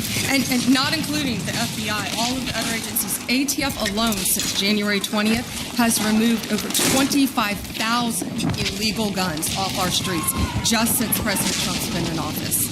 Mr. President, if I could follow up on that, could there be any further conversation to have national concealed carry apply to actual DC? Like if you had a driver's license in Texas and you had a permit, or drive? Well, as you know, they've been talking about that for a long time. It's an interesting question. A lot of people feel strongly both ways, but we are talking about that, Brian. Thank you. Mr. President, on Venezuelan votes, I want to ask you, why not have the Coast Guard stop them, which it is empowered by law to do? You know, this way you can confirm who's on the boat and ensure that they're doing what you suspect. Because we've been doing that for 30 years, and it has been totally ineffective. They have faster boats. And some of these boats are seriously, they're world-class speedboats, but they're not faster than missiles. But we've been trying to do that for years, and so much of the drugs, 25-30%, would come in through the seas. Right now we have, I would say, none coming in through the seas. In fact, I don't know about the fishing industry. If you want to go fishing, a lot of people aren't deciding to even go fishing. We've almost totally stopped it by sea. Now we'll stop it by land. But it never worked. It never worked when you did it in a very politically correct manner. What's the next step in this war on cartels? And are you considering options, are you considering strikes on land? Well, I don't want to tell you exactly, but we are certainly looking at land now because we've got the sea very well under control. We've had a couple of days where there isn't a boat to be found. Then I view that as a good thing, not a bad thing. But we had tremendous amounts coming in by boats, by very expensive boats. You know, they have a lot of money, very fast, very expensive boats that were pretty big. And the way you look at it is every boat that we knock out, we save 25,000 American lives. So every time you see a boat and you feel badly, you say, wow, that's rough. It is rough, but if you lose 3 people and save 25,000 people, these are people that are killing our population. Every boat is saving 25,000 lives, and you can see it. The boats get hit, and you see that fentanyl all over the ocean. It's like floating in bags. It's all over the place, and it's a tremendous. We're saving tremendous amounts of lives. Yeah, Mr. President, on that issue. I know you've talked about. I have a question for you, and then I also have a question for Director Patel. I know you talked about having some distaste for Boston recently. Is this one of the cities that you might be looking into? Can you give us ideas about other cities that you might be? You're saying for where? For Boston. Yeah, well, Boston is a bad mayor who at least is a reasonable IQ person. You know, most of them are low IQ. But, and they're so bad. I mean, what's going on in Chicago is just, you'd think the guy would say, hey, we have a problem, Mr. President. Could you come in and straighten it out? We could have that done in a month if we had their cooperation. It's going to be done anyway, but we could have it done in a month. Yeah, Boston, she's got 4 areas that are, wrong. And, somebody said, would we think about taking the World Cup away from Boston if they don't straighten it out? The answer is yes, we have the right to do that with FIFA. So if we think that LA is going to be bad, or we think that applies a little bit to the Olympics too, but we'll talk about FIFA first. You know, FIFA is very hot. If we think there's any reason that, whether it's Boston or anywhere else, that they're not doing their job, we're going to take those World Cup games and move them someplace else. Thank you. And then Director Patel, there's been so many conspiracy theories swirling around about the assassination of Charlie Kirk. Do you have any updates for us, especially in light of all the online content that everyone's been talking about? The only thing we deal with at the FBI and the Department of Justice is facts. And we delivered in record speed a manhunt to capture Charlie Kirk's alleged assassin in 33 hours. And if you put that in perspective to Luigi Mangione or the Boston bomber, they took them 5 days and a police officer lost their life in their manhunt. We are running out absolutely every single lead. And the best thing we can do to honor my friend Charlie Kirk's life is to make sure that everyone involved is prosecuted to the full extent of the law. And that's what we're focused on, investigating the facts, not trading in conspiracy theories. Okay. Mr. President, thank you so much. Thank you. In light of China's export curbs on rare earths, do you view India as a reliable partner going forward? And are you planning to meet Prime Minister Modi in Malaysia? Are you open to talks in terms of... Yeah, sure. He's a friend of mine. We have a great relationship. He just said that 2 days ago, as you know. We have a great relationship. No, we were not happy with him buying oil from Russia.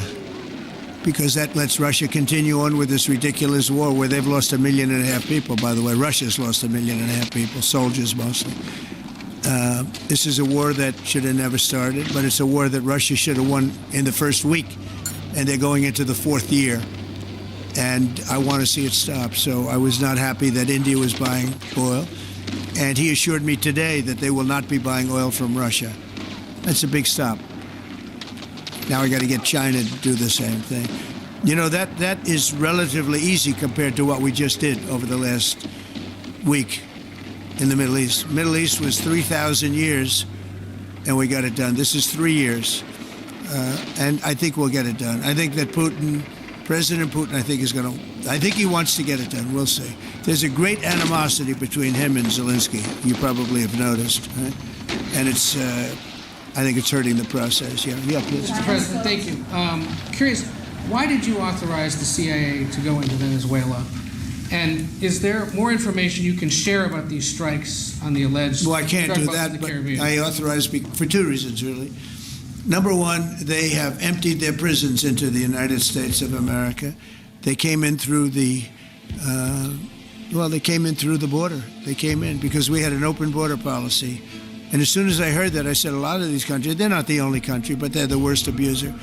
And they've entered they've allowed thousands and thousands of prisoners, mental institution, people from mental institutions, insane asylums, emptied out into the United States. We're bringing them back, but that's a really bad. And they did it at a level that probably not many countries have done it, but not like Venezuela. They were down and dirty. And the other thing are drugs. We have a lot of drugs coming in from Venezuela, and a lot of the Venezuelan drugs come in through the sea, so you get to see that.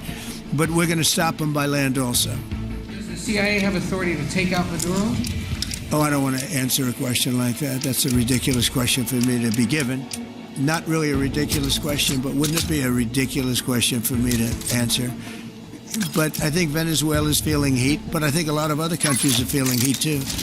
We're not going to let this country, our country, be ruined because other people want to drop, as you say, their worst. They have given us their worst.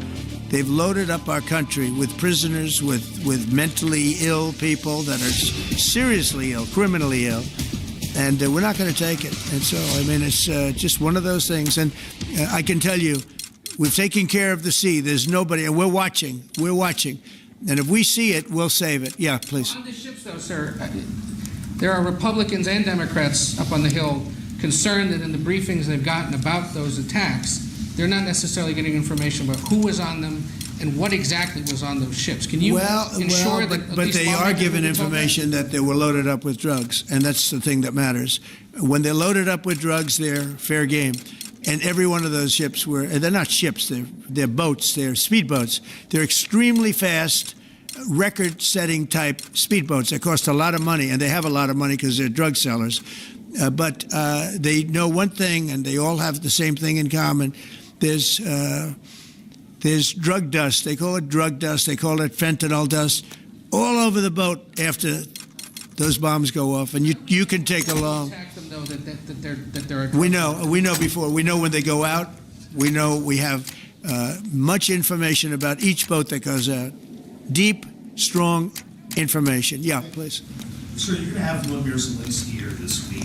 What is your message at this stage of the war for him? And shy of tomahawks. To who is that? For Zelensky. Yeah. And shy of tomahawks for Ukraine. Are you considering other options? And will you speak to Vladimir? No, we're looking at other options. We are. President Zelensky's coming in. I'm not a fan of the war. I'm not a fan of the way it started. It should have never happened. It wouldn't have started if I were president. The election was rigged. And because of that, we lost a lot of lives have been lost because of that. We're not American lives, but if I can save a lot of lives, that's why I'm in it. I want to save lives. I've had 8 wars. The Prime Minister of Pakistan got up the other day, said so beautifully, he says, you saved millions of lives. He told that to a group of people right in this office. He said the president saved millions of lives. And I think what he's referring to is the fact that that would have been with India a nuclear war. That was getting very close. 7 planes, they don't talk about it, but 7 aircraft were shot down. In fact, we have the new ambassador to India right here. They're well represented. You better represent us, not them, okay?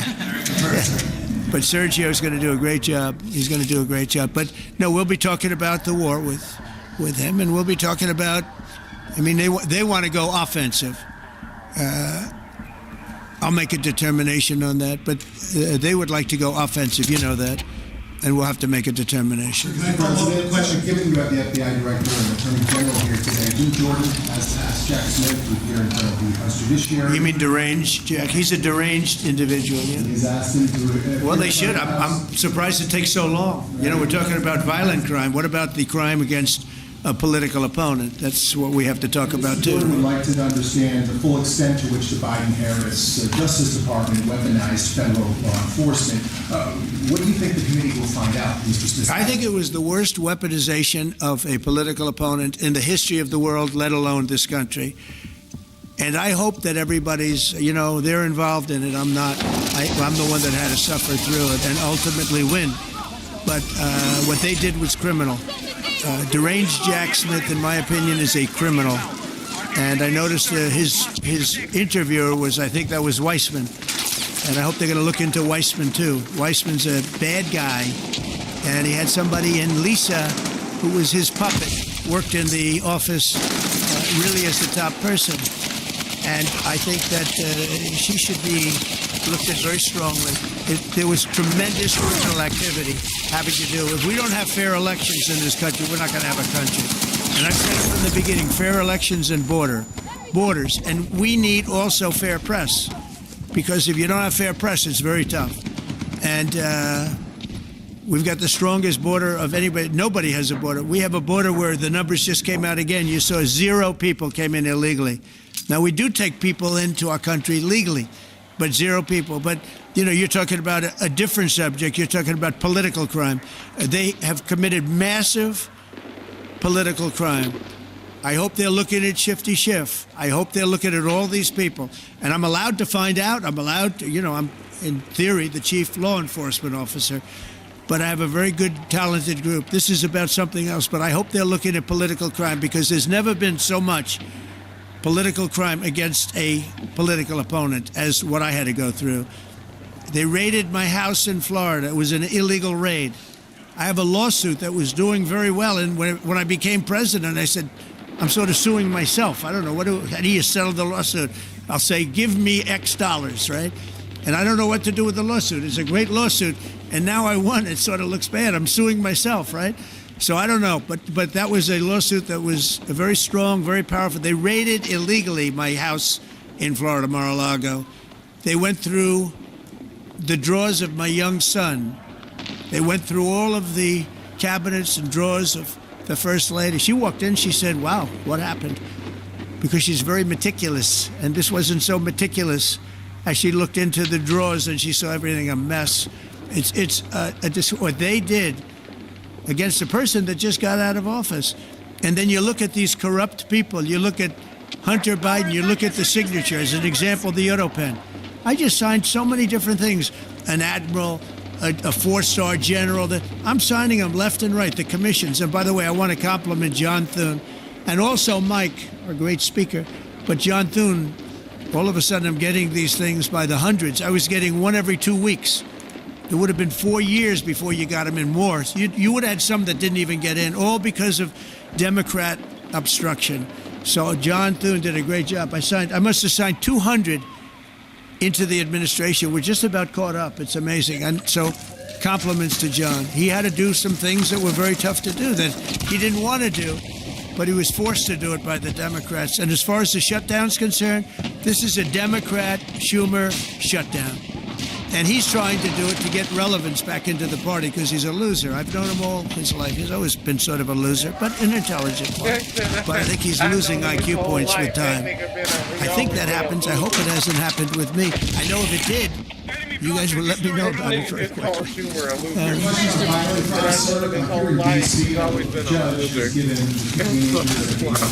Ex-village staffer Big Balls, probation.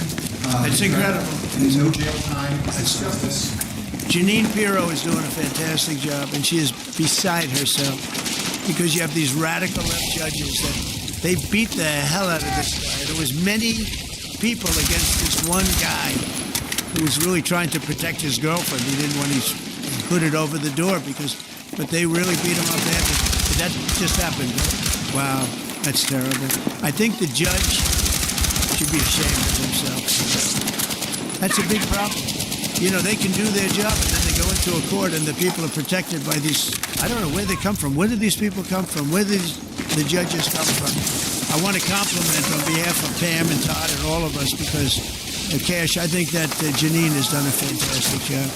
And the case I heard was like flawless. It's a flawless case. They have them on tape. They have everything. And then a judge gives them a little probation. Right? These are rough guys. And they're young. And if that happens, they're going to grow up. They're going to be real bad. They're going to cause a lot of problems. Yeah, please. Go ahead. What were the conversations like with Prime Minister Modi and? I think they were great. He reported to me that he's a great man. You know, Modi is a great man. That he loves Trump. Now, I don't know if the word love. I don't want you to take that any different. I don't want to destroy his political career, okay? But you have to understand, I've watched India for years. It's an incredible country. And every single year you'd have a new leader. I mean, some would be in there for a few months. And this was year after year after year. And my friend has been there now for a long time. And he's assured me there will be no oil purchased from Russia. I don't know, maybe that's a breaking story. Can I say that? Would you say? There will be no oil. He's not buying his oil from Russia. It started. You know, you can't do it immediately. It's a little bit of a process. But the process is going to be over with soon. And all we want from President Putin is stop this. Stop killing Ukrainians and stop killing Russians, because he's killing a lot of Russians. Again, it doesn't make him look good. It's a war that he should have won in 1 week, and he's now going into his 4th year. That does not make this big so-called war machine look good. But he can make a settlement. We're willing to settle. I thought we had a deal. The hatred of the two leaders is it's an obstacle. It's an obstacle. There's no question about it. But I thought we had a deal. Dominant again. Who would think I created peace in the Middle East and can't get the two guys to settle? But I think this we'll get it. If India doesn't buy oil, it makes it much easier. And they're not going to buy. They assured me they will. Within a short period of time, they will not be buying oil from Russia. And they'll go back to Russia after the war's over. Jennifer. On the shutdown, sir, are FBI officials being paid right now? Are all the FBI employees being paid? Well, that's what I understand. I hope so. Thanks to your great work, Mr. President. The 1811. Got a lot of people paid. We got the people that we want paid. And we want the FBI paid, we want the military paid. We got the people that we want paid. And I'll tell you, the Democrats, they don't talk about this. You know, we're getting rid of programs that we didn't like, but that were negotiated in, but we didn't like. We're terminating those programs, and they're going to be terminated on a permanent look at all basis. That damage to the vehicles I dealt that round. It's, you know, billions of dollars. We're getting rid of a lot of things that we never wanted because of the fact that they made this stupid move. And they don't want to talk about it. You know, they have their day coming up. I hear very few people are going to be there, by the way. But they have their day coming up, and they want to have their day in the sun. But they should really make a deal. So what we're doing, I mean, they call him Darth Vader, but he's actually a very nice person, Russell Vogt. But Russell Vogt is really terminating tremendous numbers of Democrat projects. There's not only jobs. I mean, the project in Manhattan, the project in New York, it's billions and billions of dollars that Schumer has worked 20 years to get. It's terminated. Tell him it's terminated, Jennifer. All right. On Hamas, sir, what is your understanding of the pace of returning the deceased hostages? Are you pleased? Well, they're looking for them. Absolutely. They're looking. So we have the living hostages all back. They returned some more today. It's a gruesome process. I almost hate to talk about it. But they're digging. They're actually digging. There are areas where they're digging and they're finding a lot of bodies. Then they have to separate the bodies. You wouldn't believe this.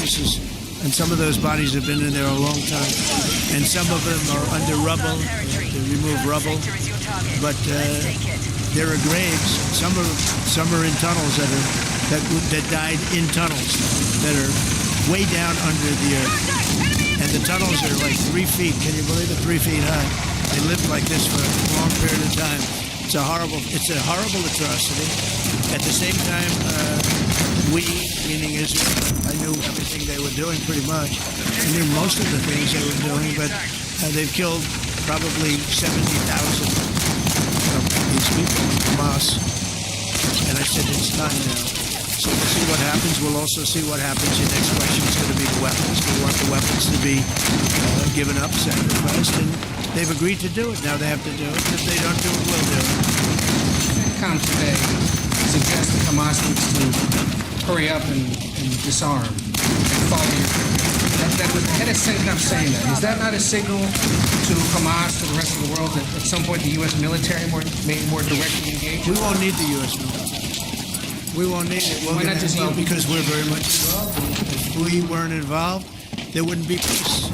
If we didn't destroy the nuclear capability of Iran, that deal would have never happened for two reasons. The Arab nations would not have felt bold enough to do it because you have a very powerful, at that time, Iran is not powerful anymore between what Israel and us did. So, you know, the attack was, if you look at it, we helped them very much. They will be the first to tell you, including shooting down thousands of drones that were coming into Israel. You know, we shot them down.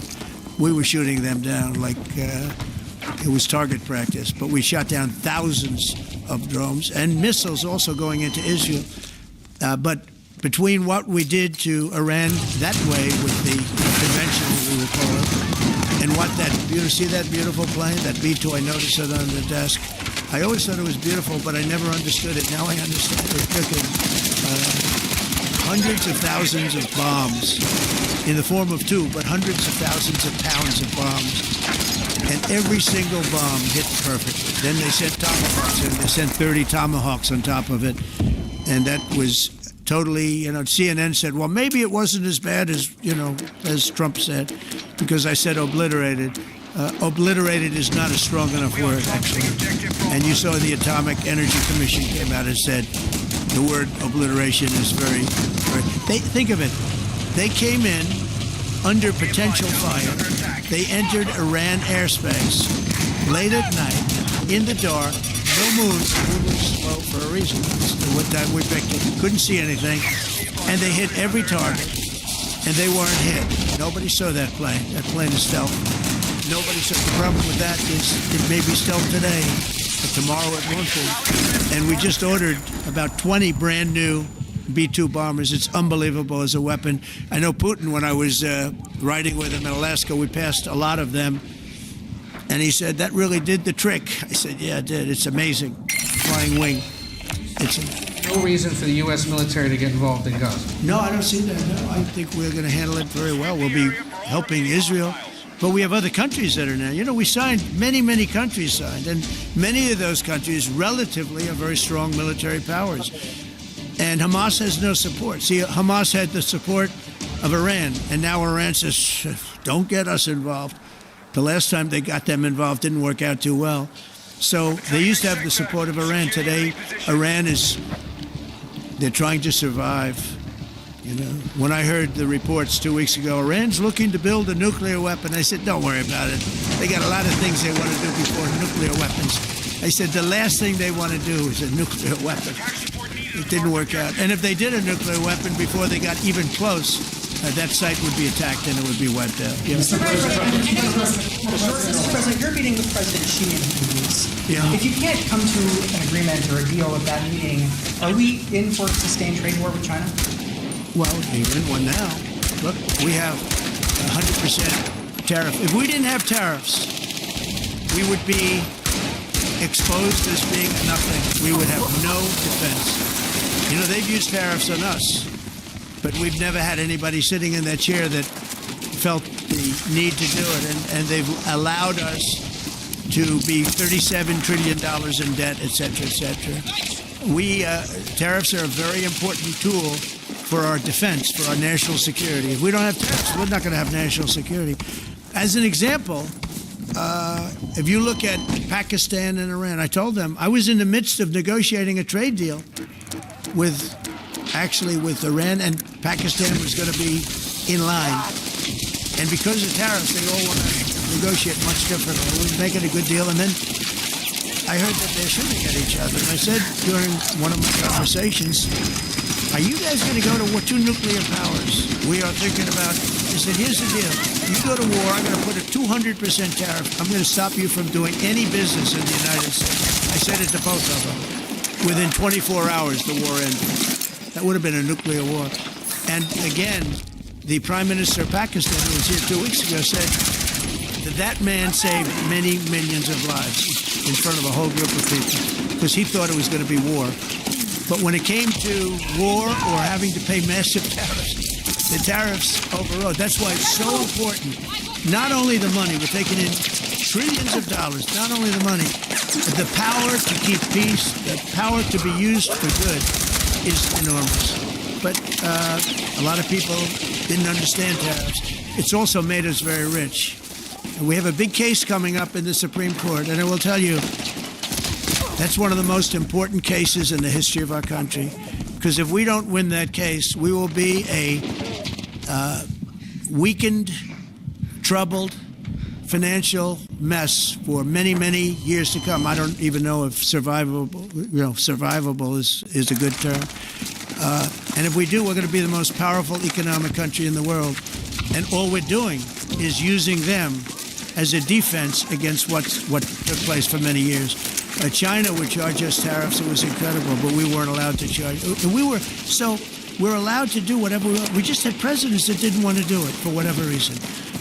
And it was nothing. But of the 8 wars, I was saying 7, of the 8 wars, I would say tariffs are directly responsible for me ending 6 of them, 5 or 6. Without the tariffs, you have wars raging all over the world. With the tariffs, other than Russia, we have no wars out there. And we've made a lot of good friends, too. Tariffs are so important to our national security. If we don't have tariffs, we don't have national security. Our country would suffer a level that, because they use so strongly on us. As an example, the European Union, they won't take our cars, they won't take our agriculture, they won't take anything, but they send their cars in, Mercedes, BMW, Volkswagen, by the millions. We don't send any cars. They don't take them. They were tariffing us out. Agricultural products, they don't take our agriculture. They want their farmers to do it. I understand that. But it was very unfair, and they were tariffing our product. They're keeping out by using tariffs. And we didn't use it, but I used it. And now we made one of the great deals with Europe. $650 billion they pay us, and we've evened it out. It's really a good thing to see. And you have to understand, they've all signed. Japan, South Korea. South Korea, $350 billion up front. Japan, $650 billion. And they've all agreed to it. They're all happy. But before, it was a total ripoff.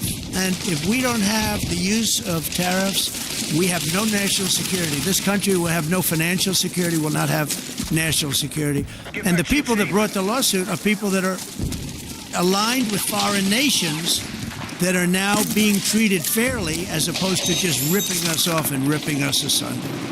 So, if we are not allowed to use what other people use against us, there's no defense. It'd be a disaster for America. That's why I think I'm going to go to the Supreme Court to watch it. I've not done that, and I had some pretty big cases. I think it's one of the most important cases ever brought because we will be defenseless against the world. Okay. We'll go to the tariff case. Did you have one? Yes, please. Thank you, Mr. President. I want to ask you about the Georgia Senate race. I know it's very early, but there's several Republicans in that field that are vying for your endorsement. A lot of good people in that. Yes. I know all of them. I haven't made a decision on that, but you have some very good people in the Georgia Senate race. Well, Governor has endorsed. No, the governor has insisted to be about a lot. He likes that candidate a lot. And I understand that. I haven't made a decision yet. But I'm following that race very carefully. I think it's very important for Georgia to get a real senator because the senator they have now is a horrible senator. He allows all the crime, all the borders. You have open borders. I mean, his whole philosophy is a disaster. That's not representative of the people of Georgia. I know the people. I won Georgia 3 times, but they say twice. Okay, I won it very big the last time, and I won it big the first time, and I won it big the second time. But we had criminals that didn't allow. I mean, I hope they're going to go into that. I hope they go into the votes which are being stored in Fulton County and take a real look at those votes, okay? Because I won it the second time, too. But I know Georgia very well. I love Georgia. Those people are great, and they deserve a good senator because the man they have now is a weak, ineffective person.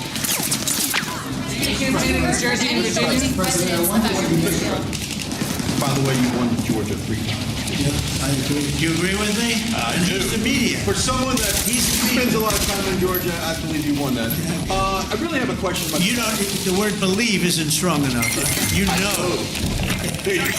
I know I won, too. We have the great Newt Gingrich. Newt, you agree with us? Good. Otherwise, I'd have him dismissed immediately. You know, his wife, as you know, is becoming an ambassador to a great country, Callista, so congratulations. We're going to take a picture. And the only reason I'm doing it, he speaks so well of me. He said, I'll go down as the greatest president in history. And then he blew it. He said, I'm not sure if I put him above Washington or Lincoln. So I'm not that happy about that, dude. About the weaponization. The media often says your department is weaponizing the DOJ. That's the opposite. It's the opposite. Todd, you represented President Trump in probably the greatest weaponization of the DOJ by Alvin Bragg. You know firsthand, if you could describe what you saw under the Biden administration, how they weaponized the DOJ.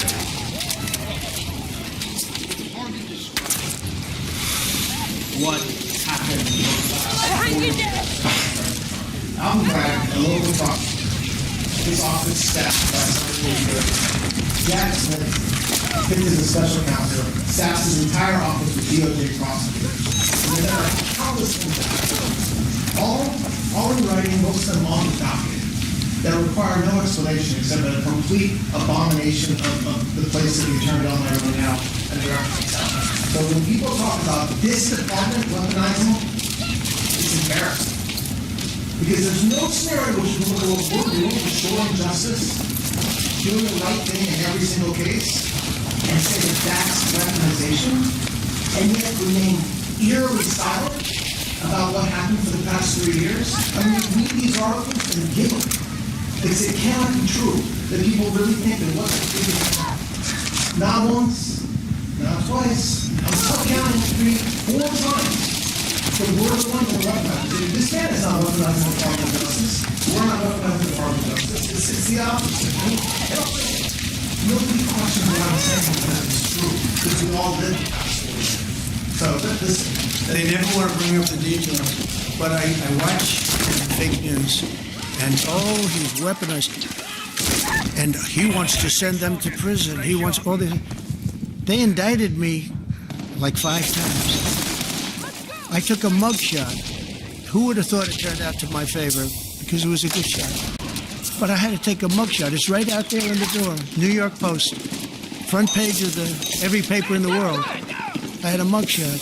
They wanted to send me. Nobody says that. They say, he's acting very, very tough. He's acting unfair. Let me tell you, if they've been nice to anybody, it's to those criminals. Because they are so good having to do with all of the things we're talking about today with violent crime.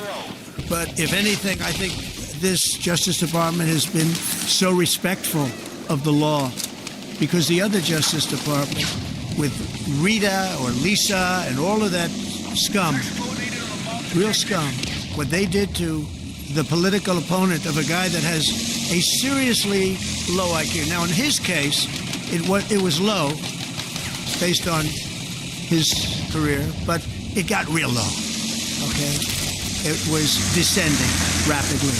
But what they did to go after his political opponent is legendary. Worse than any third world country, banana republic. And what we're doing is nothing. Are you kidding? Nothing. They write stories. Why aren't they doing this?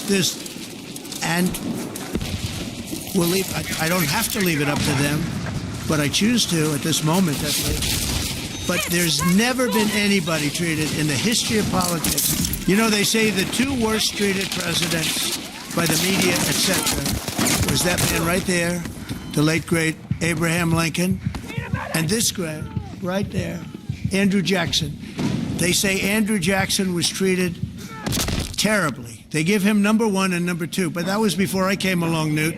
I say I have number 1 times 10. Nobody's been treated like I've been treated. And I did a great job. You know, we had a great first term. And we had one of the most successful economies in history, etc. I rebuilt the military. We did a tremendous amount. The last part, we had a horrible thing called COVID, and we handled that well. We made ventilators for nations all over the world. We did a great job. Probably never get credit for it. Look at the therapeutics, the Regeneron, all the different things, the vaccines, all the things we did. We did a great job, but we had to focus on that. But we had the best economy in the history of our country. We're blowing it away right now. Look at the stock market. It hit another all-time high today. That's 48 days out of the few days that I've served. 48 days have already hit record highs. And we have, maybe most importantly, the number, we have now, I was saying 17, it's over $18 trillion is being poured into our country. It's because of the election and because of tariffs. Without the tariffs, you wouldn't have probably 18 cents. It's because of the tariffs, because there are no tariffs if they build in our country. And they understand that. So we have medical companies coming over. We have the AI. We're dominating China in AI. Everybody said that's impossible. We're dominating. I'm letting these massive plants build their own electric generating plants. They're becoming utilities in addition to everything. Maybe they'll make more money with that, who knows? But they're building their own electric because we have an old grid. You wouldn't be able to do that. And we're dominating China. We're dominating with AI, which seems to be the new big thing. That's the new internet. That's the new whatever. So we're very happy with the job we're doing. I'm very happy with the job they're doing. But when you tell me about attacking a political opponent, there's never been, and I'm a legitimate opponent. I watched my son. He's got the #1 best-selling book now. My son, Eric, is a wonderful kid. That guy spent so much time with subpoenas. He got more subpoenas than anybody in the history of our country. Think of it. And he's an innocent, good boy. He's a good kid. He's always been a good kid. All of my children are good. They went through hell. My children went through federal grand juries on a hoax. Think of it. You have Adam Schiff and Hillary Clinton and others make up a hoax and then wanting to so they know it's a hoax, and they go before the press, say Donald Trump Jr. will go to jail because of what he's done with Russia. I'll never forget, I get a call from my son, Don, and he said, Dad, I'm being accused of something with Russia. I don't know anything about Russia. He didn't know anything about it. Think of it, how bad they are.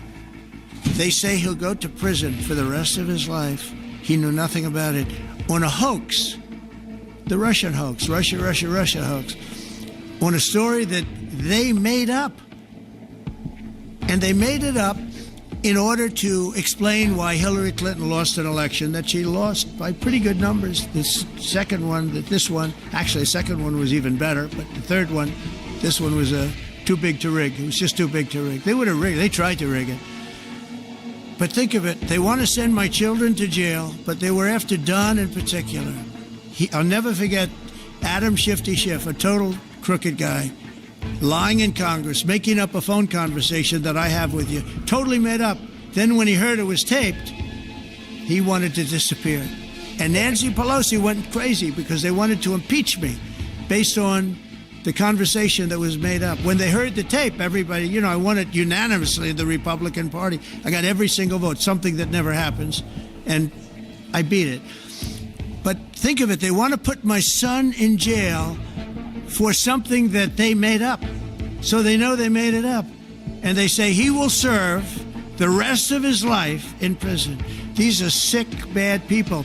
And don't tell me about us going after them. If anything, we've been very, very soft. I wouldn't be that soft, I'll tell you that. Thank you very much, everybody. Let's go. They're very soft. Thank you very much. It's going to be built.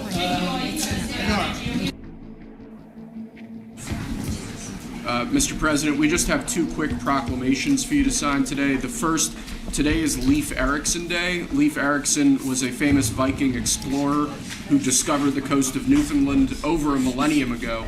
This is a hugely important holiday, particularly to Scandinavian Americans who celebrate his legacy as a great explorer, as a devout Christian, and really just a fascinating individual in the history of our continent. Sweden and various other countries. We have a lot of people from Sweden, a lot of Scandinavians. This is very important for Scandinavians, and it's a great honor. Okay, and now you have another one that's, this is like I think, very non-controversial, frankly, but some people would say it's controversial. Go ahead. This is like Explorer Day for you, sir. Today we have your Columbus Day proclamation for Monday, which we're signing a bit early. Christopher Columbus obviously discovered the New World in 1492. He was a great Italian explorer. He sailed his 3 ships, the Nina, the Pinta, and the Santa Maria, across the Atlantic Ocean and landed in what's today the Caribbean. But this is a particularly important holiday for Italian Americans who celebrate the legacy of Christopher Columbus and the innovation and explorer zeal that he represented. In other words, we're calling it Columbus Day. Okay. Yes.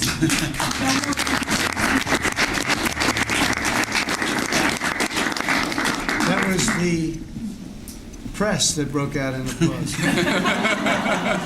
That was, can you believe that? I've never seen that happen before. The press actually broke out in applause. Good. Columbus Day. We're back. Columbus Day, we're back, Italians. We love the Italians. Okay. Thank you. Thank you. Great. Thank you. So we covered Scandinavia and Italy. Not bad. Now for the rest of the world. So I want to thank everybody for being here. As you know, last night we reached a momentous breakthrough in the Middle East, something that people said was never going to be done. We ended the war in Gaza and really, on a much bigger basis, created peace. And I think it's going to be a lasting peace, hopefully an everlasting peace. Peace in the Middle East. The release of all of the remaining hostages, and they should be released on Monday or Tuesday. Getting them is a complicated process. I'd rather not tell you what they have to do to get them. There are places you don't want to be, but we are getting the hostages back on Tuesday, Monday or Tuesday. And it'll be a day of joy. I'm going to try and make a trip over, try and get over there. And we're working on the timing, the exact timing. We're going to go to Egypt, where we'll have a signing, an additional signing. We've already had a signing representing me, but we're going to have an official signing. The amazing thing is all of the countries over there, from Qatar, Saudi Arabia, to UAE, all of them. I got a triple from taking that building down. Yes. Together, something which is amazing. Thank you. They've all come together for this, and they're really probably the best relationships they've ever had. So it's been really something incredible that nobody thought it was possible to get it done. And very importantly, the hostages are coming back. As you know, they consider them hostages. They talk about them as hostages, but there are approximately 28 dead people, mostly young, mostly men, but and boys. I mean, boys. Get out of that building, you The one shit. woman talked about her baby. There's a reason why I'm taking the whole thing down. But you know, to her, it's her baby, and we're bringing them home. We're getting them to, we're getting everything, and to those parents, the dead young man is just as important as though this person were alive. It's amazing. Yeah, I've there. never seen anything quite like it. I've been very Can't hide in the building if there's no building. Quite like it, but it's really peace in the Middle East. And you remember October 7th was terrible, but also from the Hamas standpoint, they probably lost 70,000 people. That's big retribution. That's big retribution. But at some point, that whole thing has to stop. Shoot that guy. And we're going to right in front, right there. See to it. Gaza is going to be slowly redone. You have tremendous wealth in that part of the world by certain countries, and just a small part of that, what they make will do wonders. Oh, thanks, Matto. For Gaza. Yep. And I think you're going to see some tremendous Wasting away countries Friday. stepping up and putting up a lot of money and taking care of things. But there's tremendous spirit like I haven't seen, and even the news. And your background noise is me blowing up the whole friggin' map because very fair today. engineers best class. In all cases, but they covered it very well. They covered it very fairly. Everybody loves it. Everybody. People that were never giving us a fair shake, frankly, they can't even believe it. So they're amazed by it. A lot of people are. But it was just everything came together. I think the attack was very important on Iran because let's say that didn't happen, they'd probably by now have a nuclear weapon, numerous nuclear weapons, and therefore even if we signed a deal, there'd be a big dark cloud over it, and it wouldn't be the same thing. So Iran's different, but Iran wants to work on peace now. They've informed us, and they've acknowledged that they're totally in favor of this deal. They think it's a great thing. So we appreciate that, and we'll work with Iran. As you know, we have major sanctions on Iran and lots of other things. We'd like to see them be able to rebuild their country too, but they can't have a nuclear weapon. So I want to express my tremendous gratitude to the leaders they've all been really amazing. Indonesia's been amazing. Indonesia's been fantastic. The whole world has come together for this. People that didn't get along, people that didn't like each other, neighboring countries that frankly didn't like each other, but now it's just this moment in time. So we look forward to welcoming the hostages like you can't believe home to their families, and that'll take place early next week. We hope Monday or Tuesday. And all Americans should be proud of the role that our country has played in bringing this terrible conflict to an end. And I want to thank, some of the people, JD, you were fantastic, and Pete, you were great. Marco was fantastic. Some of you were very much involved. I'm looking around. So indirectly, I think almost everybody in this room was involved. Susie, I want to thank you very much. You were incredible. You've done an incredible job. So, and yes, John, what you've done was invaluable. CIA, John Radcliffe, and he's done an incredible job.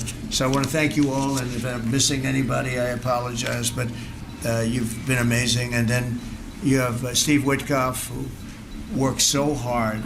And you remember we settled 7, this is number 8, we settled 7 wars or major conflicts, but wars. And this is number 8. And the one that I thought would be maybe the quickest of all would be Russia-Ukraine, and I think that's going to happen too. But in the meantime, they're losing about 7,000 people a week, and that seems pretty bad. They're losing mostly soldiers, young soldiers. They go out to war and they're getting killed. And while it doesn't affect us in a lot of ways, we've got a big ocean in between, you don't want to see that happen. It was a big mistake. That war should have never happened. It would have never happened if I were president. So we're here this morning for a cabinet meeting as my administration continues to deliver for the American people, despite the radical left lunatics that shut down our government. You have Democrats that they've lost their way. They have no leadership. We don't even know who to deal with over there. At least they know who to deal with. We have no idea who we're dealing with over there. It's like they have no idea what they're doing. Republicans have voted repeatedly to pass a clean, nonpartisan bill to reopen government at the same funding levels. We're not going to do anything only good for health care. We're really, I think, become the party of good health care. And they keep using health care as a cudgel. They want to try and get everyone thinking about health care. We're the ones that are saving health care. In fact, one of the things we're doing is we're going to be reducing the cost of medicines by 100%, 200, 300, 500%, and even more than that, because as you know, we're in the process of favored nations right now. We've exercised a clause because we were subsidizing the entire world. The entire world pays a fraction of what the United States has been paying. And we've already, numerous Pfizer and other companies have already signed, and other countries are a bigger problem because they've been getting a subsidized rate. We've been paying for years. This has gone on for 30 years. we've been reducing the rate of drugs for other countries because we've been paying much more than we're supposed to. And they used all sorts of ideas like research and development. I said, what about Germany? What about these other countries? Aren't they paying? No, we have to pay research and development. It was all nonsense, and I couldn't listen to it anymore. So it's a very radical, big, tough shift. Very tough. We got a lot of things going up there. But, you know, and you probably heard me say this in my first term, I think it was my third year, we reduced drugs from the beginning of the year to the end of the year. And I was so proud of it. I actually had a news conference to announce it, and it was 1/8 of 1%.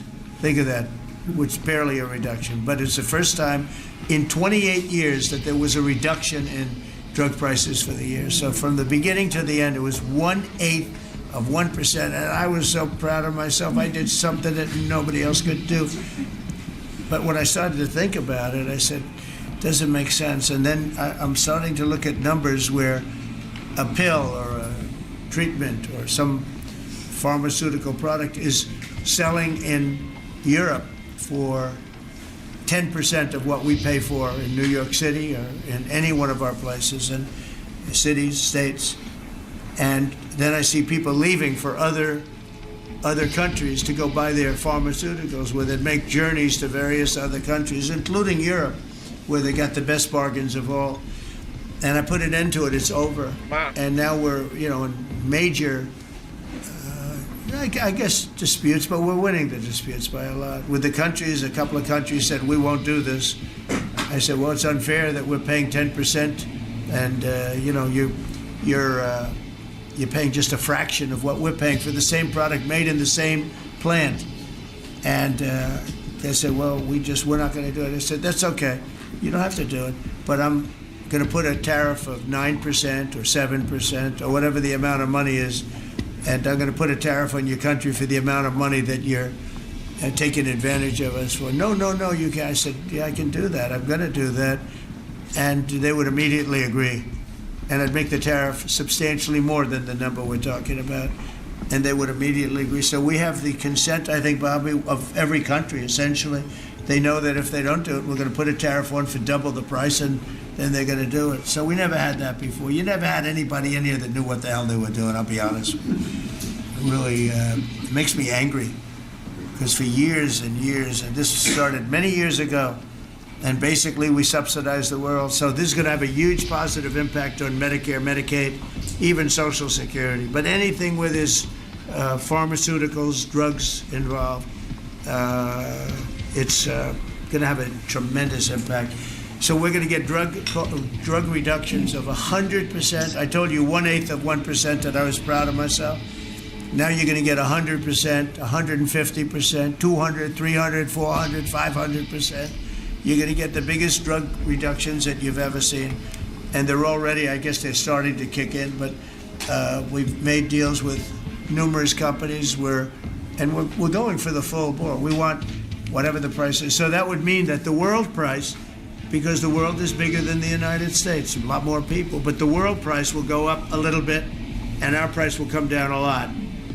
So if a pill sells for $10 in London and $100 here, the pill will go to $20 in London and $20 for us. It's pretty simple.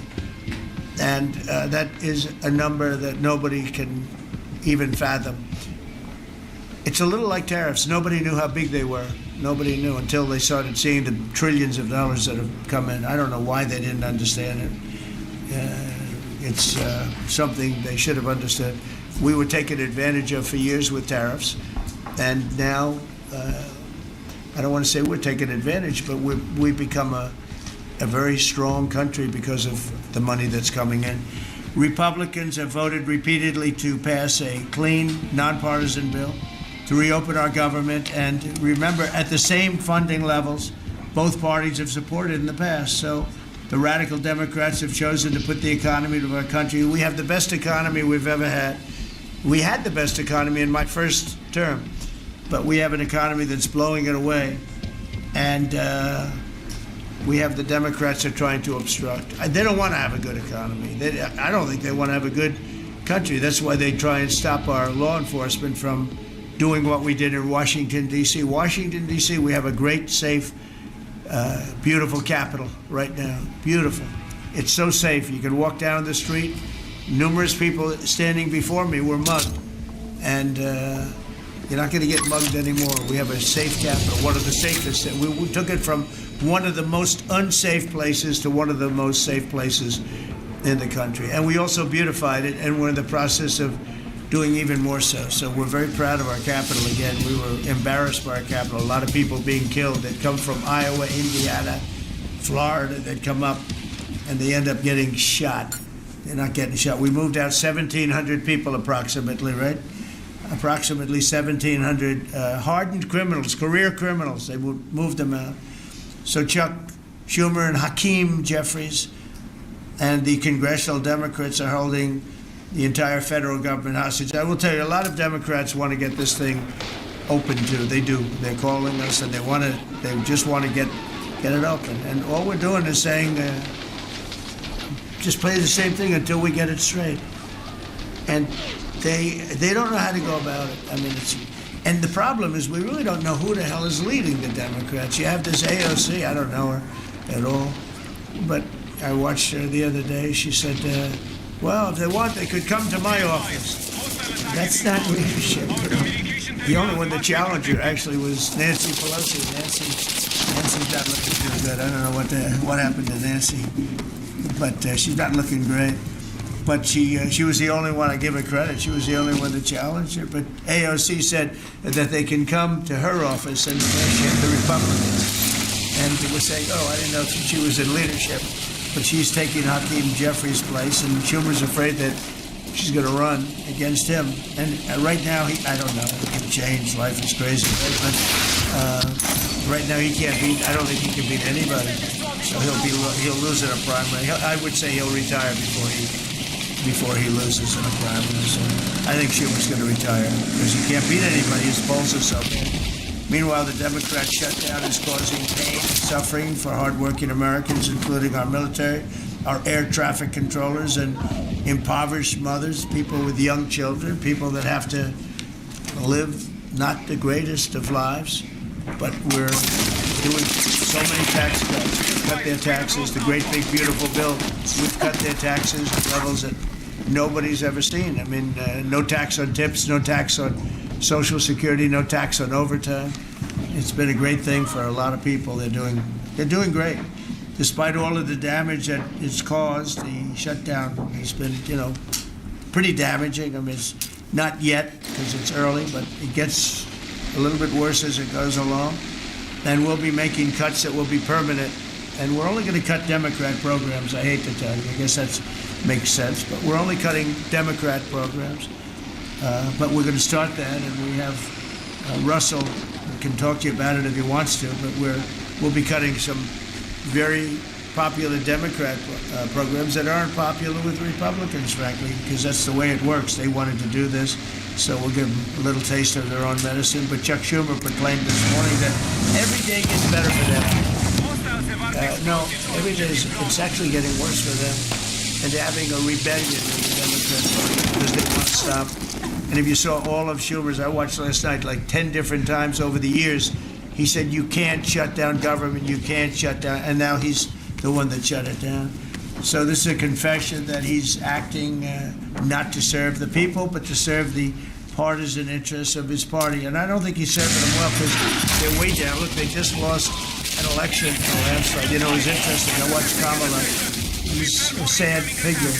I watched her the other day saying the election was very close. I said, no, the election was a landslide. We won the popular vote, millions. We won the Electoral College by, I think, 312 or 315 to 220 something. But there's another one that we won that's probably, that's why when you see the maps are completely red. It's counties. The counties, we won at 2,505 to 525. So 2,500 to 525. That's called one of the greatest, biggest landslides in history. And that's one that people are using now as a as a primary, but literally when you see it colored in, the entire country is red representing Republicans. So, you know, they go around, they just lie. And everything's a big lie with them. Well, the other side, and the other thing I don't understand is, Christie, I looked at crime numbers in Chicago, they're through the roof, and I have a governor who stands up every day and tells us how wonderful Chicago is. Just a lie. It's like a con job. It's like Gavin Newsom. He says how well he's doing in California, and they're doing terribly. Population's getting smaller, people are leaving, and other people are coming in, and, you know, I wouldn't say it's an even trade. While the other side is focused on playing games, the Trump administration is focused on creating jobs, bringing down prices, and we've really brought them down a lot. That's the other thing. We're bringing down prices a lot. We're bringing down grocery prices, but the big thing is energy. When you bring down energy, everything comes down. And the energy prices are way down. I see we're down to about $61 a barrel. And what gasoline's going to be, I think gasoline's going to be below $2 at some point in the very near future. It's very low, much lower than it was under Sleepy Joe. And we're restoring law and order in our country. We're restoring it here, but we're restoring it right now. We're in Memphis. We're going to Chicago. We're going to other cities. Many governors are asking us to, including Democrats are trying to ask. I don't know what the big problem is. If I were a Democrat governor, I'd be saying, whatever you can do to get crime down, I'll take anybody. You can bring them in I don't care who it is. A lot of people said that. They interviewed women, these beautiful women in Chicago, black women with a MAGA hat, a red hat. They said, we don't care who he brings in here, but this place is really dangerous. We just want crime to stop. It's true. They don't care. You know, they don't differentiate between the National Guard and the Marines. They don't care. They'll take anybody. And that's the way it is. I mean, they want what we did in D.C., they want to happen to them. And it's happening in Memphis already. It's doing, I see, in less than a week, the numbers are really good. And it'll be great, and it will fix that. We'll go to various other places, and we're going to be stopping crime in our cities, and that's a great thing, and we won't get credit for it, but it's a great thing. We've launched a historic campaign to take back our nation from the gangs and the street criminals, violent repeat offenders, illegal alien lawbreakers, domestic extremists, and savage, bloodthirsty cartels. And very little, by the way, is coming in by water, in case you haven't known. The drugs aren't coming in by water. In fact, you can't even find any boats in the water anymore. We had boats, we were like a subway train loaded up with drugs. Every single boat that you see getting taken out kills 25,000 Americans. Think of that. Because it's pretty tough stuff. But it kills 25,000 Americans. So when you hear that, it's no longer tough. But here in Washington, we've deployed federal law enforcement and National Guard to restore public safety, and we're working to replicate that in numerous places all over the country. And we have a very powerful military. We have a very powerful National Guard. I want to thank the governor of Texas, who has been, as usual, great. Governor Abbott, he gave us 400 troops without even a question. And we have other governors likewise doing what has to be done because they know we have to confront crime. We're directly confronting the sinister threat of left-wing domestic terrorism and violence, including the terrorist group Antifa. You saw that yesterday. We had a news conference. Antifa's out of control in Portland and other places, but mostly Portland in the case of Antifa.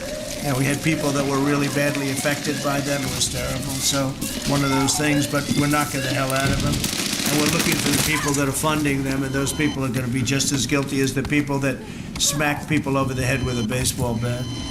And I'd like now to ask Attorney General Bondi and Secretary Noem to discuss this a little bit and tell where we are. And then we'll go around the room. We'll go quickly. We're going to go quickly if we can because we have a lot of things to do, including I won't be spending that much time here because I'll be leaving fairly soon for the Middle East. And I'm very honored to be involved with that, I'll tell you. It's a great thing for our country. People are so happy about it. I've never experienced anything quite like it. I've never seen such universal praise for being able to do something. No, it's something that nobody thought was possible. And we're going to end up having peace in the Middle East. Who would have thought? So, Pam, could you start? And then Christy, please. Law enforcement officers are out there working without paychecks, round the clock to keep America safe. Secretary Hegseth and I were recently in Memphis. We had 1,100 law enforcement officers in one room with us. The Memphis PD, they were the happiest to see us, don't you think, Secretary Hegseth, of anyone. We had ATF, DEA, FBI, U.S. Marshals. I'm not sure if our park police were there. We had Treasury, Secretary Bessent, and of course we had Secretary Noem's Homeland Security, all working together with the Guard. They were so happy to have us there. We've been making arrests left and right. So far, we made 562 arrests and seized 144 illegal guns just in the short time we've been in Memphis. And many of these people are career criminals. And when you take them out of a place, your crime rate just goes down. These people commit crimes every single day. They're sick. And we're taking them out. In some cases, we're bringing them back to their countries where Biden allowed with the stupid open borders that we had in our country to come in. But they're being brought back to other places or they're being put in jail, but they're career criminals. Last night alone, we made 91 arrests, 19 firearms off the streets, and one was a warrant for a homicide, and 4 sex offenders who had active warrants. One was a sex offender on a child. Everything we did in Memphis was working, in my opinion, for that one arrest. Think about that. We got a child rapist off the streets, but yet we made 562 arrests and still going strong in just what we did in D.C. But it's because of all of us as a team working for you to make America safe all together. Thank you. You're doing a great job. And it's amazing that we're not getting cooperation from Democrats. It's like, it's a new issue. You know, we have all the old issues of the wall, the border, all the things, men playing in women's sports. They still want that. Transgender for everybody. All these issues are so crazy, but we have a new one. It's called crime. We stop crime, and they allow crime. They want crime. It doesn't make sense. I think it's as ridiculous as the other things that we talk about all the time. But I've added it on to our list, a 5-letter word called crime. We stop it, and they actually incite it. It's crazy. You would think they'd want them. You'd think they'd want Christy and Pam and all of the people. If we needed them, people would be massive. We have the best numbers we've ever had for recruitment. We have a lot of people now. We have people that can't get into them. In a great economy, they want to be soldiers again. A year ago, they didn't want to even think about it. Same thing as with police and firemen, everything. They want to join. They're proud of our country again. Christy, go ahead, please. Sir, thank you for your leadership and for deploying all of government to help us keep our country safe. You have talked extensively about how threatened our ICE officers are, but all of our law enforcement out there.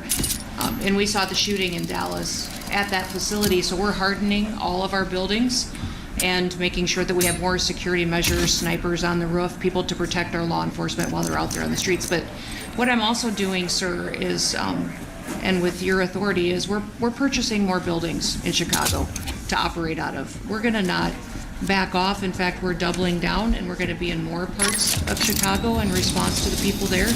And then I was there a few days ago and looked at some facilities that we can deploy more law enforcement out of, because what they're trying to do with these riots and violence is distract us and keep us from going after those murderers and rapists that are out in the streets. And then I was in Portland, went out and back on Tuesday and met with the governor, met with the mayor, met with the chief of police and the superintendent of the highway patrol.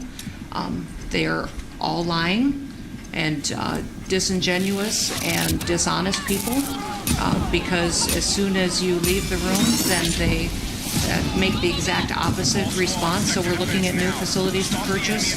They're in Portland too, and we're going to double down. And I told them if they didn't meet our demands for safety and security on the streets and work with us, then we were going to bring in more federal law enforcement. So I want to thank Pete and the Department of War for all their help. They've been fantastic, but while we fight litigation and work with Pam on that, we're going to send more of our resources and men and women out there to keep everybody safe. So no worries. What we see in DC and what we see in Memphis for benefits for people and the safety and security, we'll see that in Chicago and Portland. The numbers in Memphis, it's only a week, but the numbers have been amazing, I understand. Exactly right. The crime numbers are way down. Fantastic, and it shows what a partnership can be between local law enforcement and the federal government. And if we have to do it the hard way in Portland and Chicago, we will. But the people demand the safety. My lawyers are in court right now as we speak for you, arguing in Chicago and Portland to keep them safe, to bring in the guard. The government doesn't want it there, but we do. We're going to keep their citizens safe, thanks to The people want it. I don't understand the politics of it. I don't understand why Pritzker is trying to protect people that are really bad. They're more scared of the anarchists that are on the street and the politics of it than they are of doing the right thing. I think they're afraid. I think they're threatened. They don't tell us, but I think Pritzker's threatened by people. There's no other reason that this could be possible, that they don't want to have a safe Chicago. And we can solve the problem very quickly. And we're doing that anyway, regardless of if he doesn't want it or if he does want it, we're doing it anyway. So make sure. I asked the mayor that himself. He said that Portland was perfectly safe, a beautiful city, no problems. And I said, well, why did you clear the streets for me today then and build out a 4-block radius to make sure I could get in and out of here? And these people on the street screaming death to ICE. There's graffiti that says Molotovs melt ice. We have the guillotines. We're going to use them.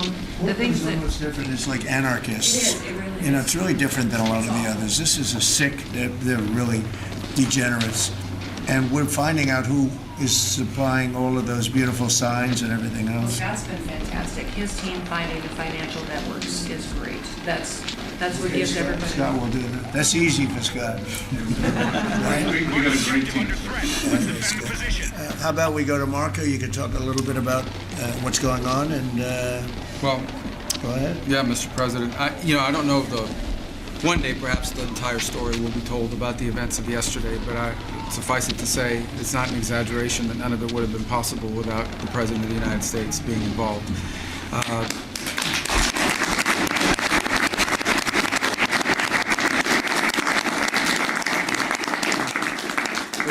It really began with your trip to the Middle East, where these relationships were forged with partners in the region, personal relationships, close relationships that created the foundation where all this was possible. Where I think this really took a turn. Remember, a month ago, no one thought this was possible. Where it really took a turn about a month ago, less than a couple weeks ago, is when we were at the United Nations, and you convened an historic meeting, not simply of Arab countries, but of Muslim-majority countries from around the world, including Indonesia was there, Pakistan was there, and created this coalition behind this plan. Then on that following Monday, you met with the Prime Minister of Israel here, and that plan was presented. And then, of course, our great negotiating team followed up on it. In the interim, again, perhaps the stories will be told, perhaps they will never be told. The President had some extraordinary phone calls and meetings that required a high degree of intensity and commitment, and made this happen. And I think what's important to understand is that yesterday what happened was really a human story. There's a geopolitical aspect to it, there's no doubt about it. It creates the conditions for Gaza to one day be a normal place again and people to have a better life and Israelis to be safe. But yesterday was a human story. And because of the work you put in, and honestly, not only is there no other leader in the world that could have put this together, Mr. President, but frankly, I don't know of any American president in the modern era that could have made this possible because of the actions you have taken unrelated to this and because of who you are and what you've done and how you're viewed. And this weekend, because of that, at some point very soon, we are going to see 20 living human beings emerge from the darkness into the light for the first time in 2 years. And that is because not only were you used the credibility and the power and the prestige of this office and the relationships you created, and you committed yourself to making it happen. And I think it will go down as a historic moment in the history of our country, and something our country should be very proud of, that we have a president that's committed to not just peace, but to the human aspect of reuniting these families. My last point on this is just a couple days ago, Secretary Lutnick hosted us all, many of us, at the Kennedy Center. And we had these families, we've interacted with them for so many years, for 2 years now. And the stories are heartbreaking, both whose families are alive and those who are deceased as well, who want their relatives back so that they can complete the process of grieving. And it was, we had all hoped that perhaps that was the day that we would have an announcement for them on the anniversary of the 7th. But I know you were able to speak to some of those families last night. And I just hope the whole nation understands how incredibly proud they should be of their president and of their country for the role that they've played. And I don't want to let this moment pass, Mr. President, without also noting the incredible work of Steve Witkoff and Jared Kushner. They're an incredible team working together, facing some substantial impediments to even being there this weekend and doing it. Let me just leave it at that. And they've done a great job, Mr. President, and they deserve a tremendous amount of credit. But thank you for what you've done for the world. For the world. Thank you very much, Marco. I appreciate it. I think because we have a very busy day with all that's going on, what we'll do is maybe just a few of you raise your hand if you'd like to say something that don't talk too long.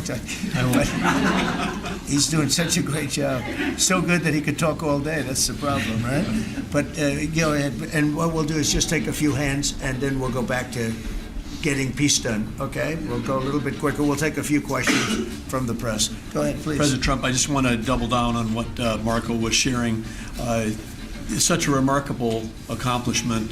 Agree that no other president could have done this, but what set the groundwork for you able to do that? When you took office on January 20th, you made a 180-degree turn in our military strength with Pete's leadership.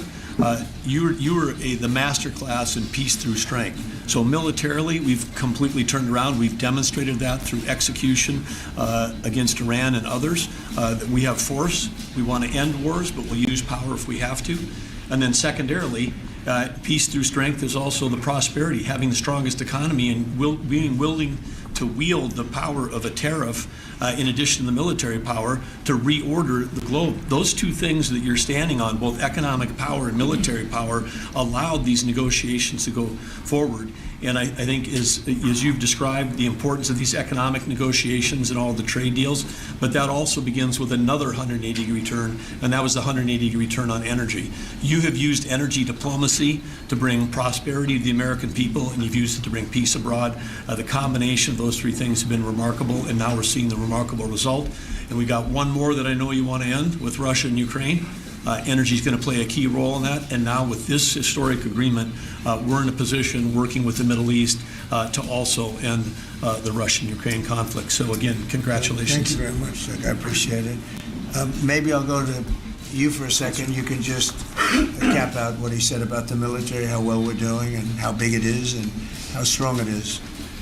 Mr. President, you're exactly right. At the War Department, you don't get peace without strength, and our job is to be the strength part of the equation and deliver that when necessary, as you demonstrated with your order of Midnight Hammer, and the entire world saw. And I just want to echo what Marco said. It is a personal honor to be able to witness the way you lead and negotiate. I wish people had a full understanding of what that looks like, that historic nature. A lot of us vets, the Vice President, Tulsi, Lee, Doug, probably after decades of war and the chaos that was unleashed through reckless and foolish American policies, never thought this kind of peace would be possible. Yet, with your strength, with your ability to wield trade negotiations, personal relationships, to open up that opportunity is truly historic on the world stage. And it creates a whole number of other cascading effects. And watching Marco and the Vice President and Steve and Jared, the CIA director, everybody come together to make it happen. You've formed a phenomenal team, Mr. President. And at the War Department, our job is to make sure if and when there's question about American commitment, the whole world knows we've got the biggest, strongest, most lethal, and most ready War Department in the world, which is true, which is why we saw record recruitment in 2025, Mr. President. The first 2 weeks of 2026 already blows that out. FY 2026 already blows it out of the water. In fact, re-enlistment has already met its year-long goal in the Marine Corps in 2026. In 2 weeks. Okay? You can't, there's no other way to create that kind of love and enthusiasm than with your leadership, sir. And it is an honor to work with Pam and with Christy and the cities across the country to make sure American citizens and law enforcement are protected with our National Guard. That's a core mission. And last thing, Mr. President, on the southwest border, the first group that rotated in to lock down that border to 0 crossings is now rotating out. and with a new border medal, the Southwest Border Medal, or it's actually called the Mexican Border Medal, revived from 1918, that will be pinning on their chest. So thank you for renaming the department, and we're trying to live up to it every day. Thank you, sir. I mean, think of this. We have record numbers of recruitment. 1 year ago, there were stories, front page stories, that we couldn't get anybody to join the Army, Navy, Air Force, Marines, Coast Guard. My beautiful, I call it, our beautiful Space Force. I love our Space Force. It's turned out to be very important. But we couldn't get anybody to join. Nobody wanted to join, including our police and fire. They didn't want to join anything. Recruitment was embarrassing. We couldn't get anybody. And now we're brimming. Now it's, and they're getting in based on merit now. A soldier's a soldier. They come in now based on merit, not based on woke stuff that anybody can qualify. You have to qualify for jobs. You have to qualify for certain types of jobs. And it's amazing. So we were embarrassed a year ago. Think of it, a little bit more than a year ago. I think it stopped on November 5th. I think it really started, this all started on November 5th, the election day. But now everybody wants to be in. We have an overabundance, and maybe we should raise it a little bit. I don't know. I like that idea, sir. But we could raise it. But we have so many people want to join, and they're proud of our country again. JD, could I ask you to say a few words? Yes, sir. So just a couple of things, Mr. President. First of all, congratulations on yesterday. It was a big day to Marco, to Susie, to the entire team. But in particular, viewing it from this perspective where for months, the fake news media attacked you, attacked the entire team, attacked your approach. You know, the definition of insanity is to do the same thing again and again, expecting a different result. The reason we're here is because the president actually charted a different course with a different team. He vested a lot of authority in Steve Witkoff in particular, and that's why we're here. It's because you did something different, and I think it's important to recognize that. I also think the president, you know, Marco mentioned the president's personal touch being a big part of this. And the one thing I'm going to say is obviously the president of the United States, a New York real estate billionaire, one of the most famous New Yorkers in the world, has a lot of interaction with a lot of people who are very pro-Israel. I think that was an important set of experiences and life experiences that he brought to the table. He also, of course, knew one of the most famous Palestinians, Chuck Schumer. And I think without that background of knowledge, it would have been impossible to get us to this moment. Second thing I would say, just on Chuck Schumer, the president mentioned this, that Chuck Schumer said this has been very good for us this morning about the shutdown. One of the things that we talked about before all the media came in, and that all of us are going to work on for the rest of the day, we've been working on for days, is how to make the shutdown as painless as possible on the American people. So while Chuck Schumer brags about this being good, and I think the president is right, it's not good for him politically as much as he might think that it is. It's causing real consequences for the American people. There's a low-income food program, the WIC program, that my mom actually used when I was a baby.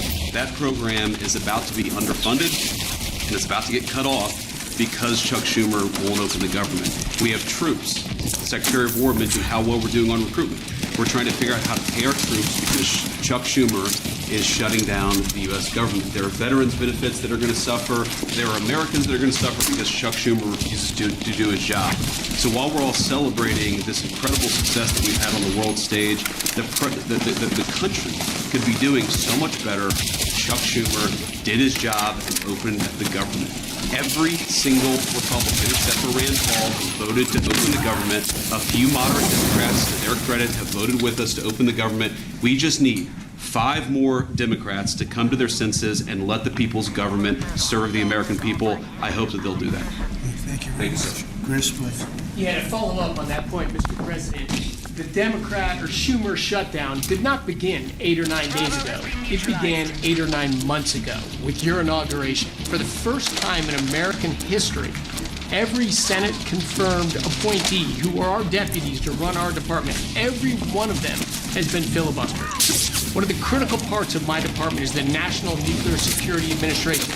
It maintains, manufactures our nuclear weapons and our engines for nuclear submarines and nuclear aircraft carriers. We're a key supplier to Secretary of War Pete Hegseth. They filibustered, the Democrats filibustered the leader, the administrator of the National Nuclear Security Administration, would not let him come into my department until the Republicans 2 weeks ago changed the Senate rules so they could confirm him and we could have a leader. They filibustered the leadership, now they're filibustering the funding. In the next 6-7 days, we're going to run out of funding, and the retooling of our nuclear stockpile, the ultimate guarantor of our sovereignty, is going to be underfunded if we're going to have to slow down and creep to us crawl these efforts. It's just incredibly irresponsible for Schumer to worry about his own reelection and not the 340 million Americans that count on the efforts of our military and all of our departments.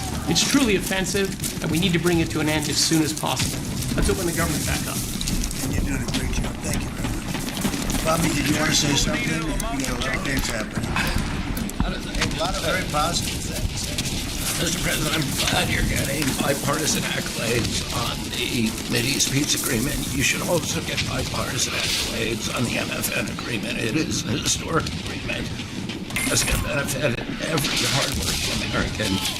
It's going to lower the price of drugs for every American. By the time this administration is over, we will have 95% of the drugs in the country will be the lowest price in the world. It immediately begins to affect Medicaid, Medicare, Social Security, the other government programs. I remember when I went through the confirmation process, and the principal preoccupation of the Democrats during that process was whether I would continue the IRA negotiations on drugs. The Democrats negotiated 10 drugs. I was supposed to negotiate every year 15. The 10 that they negotiated, they claimed to get a 22% reduction, but it was a lie. It was 22% under the list price, which was actually higher than the price we were getting. Medicaid, Medicare ended up paying more for those drugs than they were paying beforehand. They only got a benefit on one drug. One was tied. 8 of them were low. So they should be applauding what we're doing now. We're doing something that every administration, Democrat, Republican, has been saying that it was going to do for decades, and you got it done because you understood the power of the tariffs, that we had leverage over these companies. And you did it in a way which you asked us to do, to negotiate in a way that was not going to stifle innovation, that was going to make sure that those companies could bring their production home, and they are doing that. And it was a profound success. It will affect every American for 100 years. And you should be getting bipartisan accolades on that. I'll say one other thing about Tylenol, only because of this.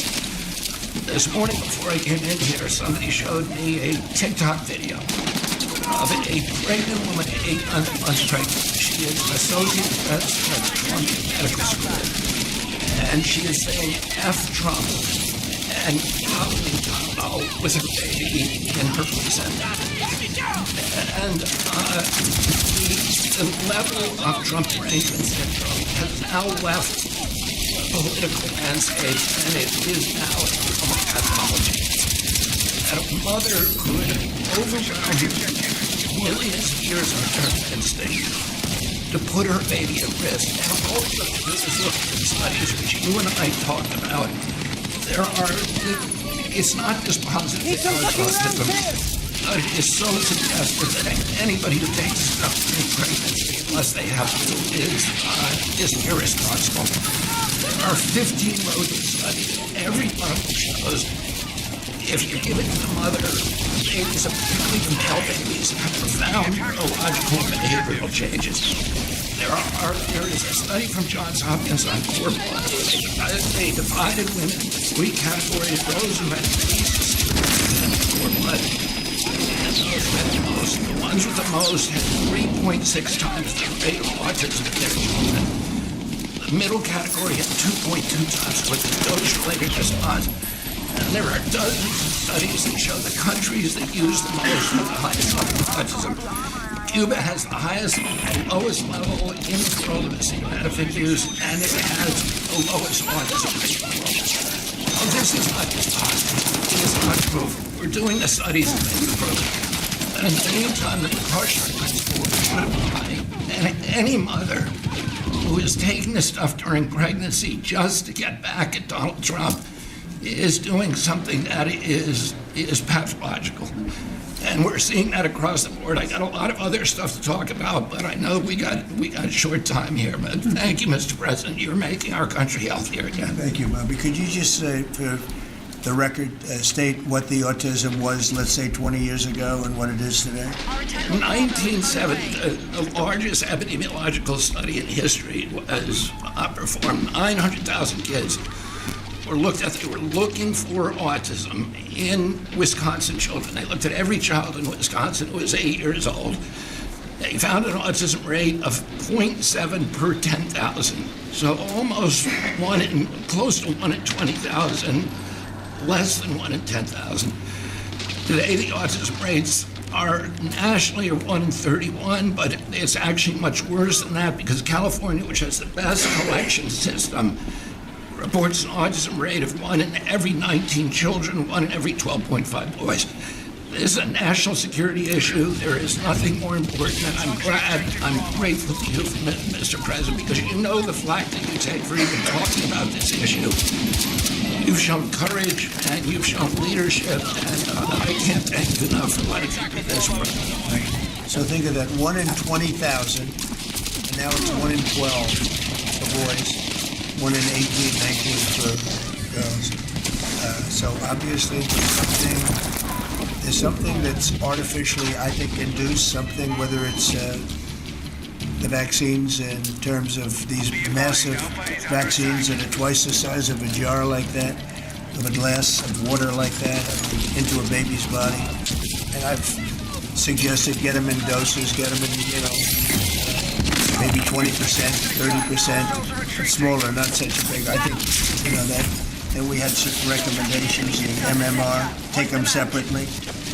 The measles is already separate now, and it works out much better, but there doesn't seem to be any impact if you take it separately. If you take it as a combination, it's not so great. And some other things, but I would say don't take Tylenol if you're pregnant, and when the baby is born, don't give it Tylenol. You can avoid it at all, just don't give it Tylenol. Really, what do you have to lose? You really don't have much to lose. There's also many other confirmation studies. There's 2 studies that show children who are circumcised early have double the rate of autism. And it's highly likely because they're given Tylenol. None of this is positive, but all of it is stuff that we should be paying attention to. But, there's a tremendous amount of proof or evidence, I would say, as a non-doctor, but I've studied this a long time ago. I met Bobby in my office 20 years ago. We were talking about the same thing 20 years ago. And I was a real estate developer. It bothered me that it seemed to be getting worse, but it's so bad now when you hear these numbers. It's not even really sustainable. I don't know how people do it, but there is some very strong evidence on Tylenol. In fact, at one point, I guess the company gave a warning. They're not recommending it. That's the company itself. So just don't take it. Don't take it. If you're a woman, don't take it, and don't give it to the baby when the baby's born. And I think that's going to happen. You admit it, and you standing right next to me. What it is? There are a few things. We gave a few things that just seem to be, and I think you'd get that number way back up. Think of it.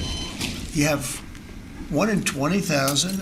It's not even believable when you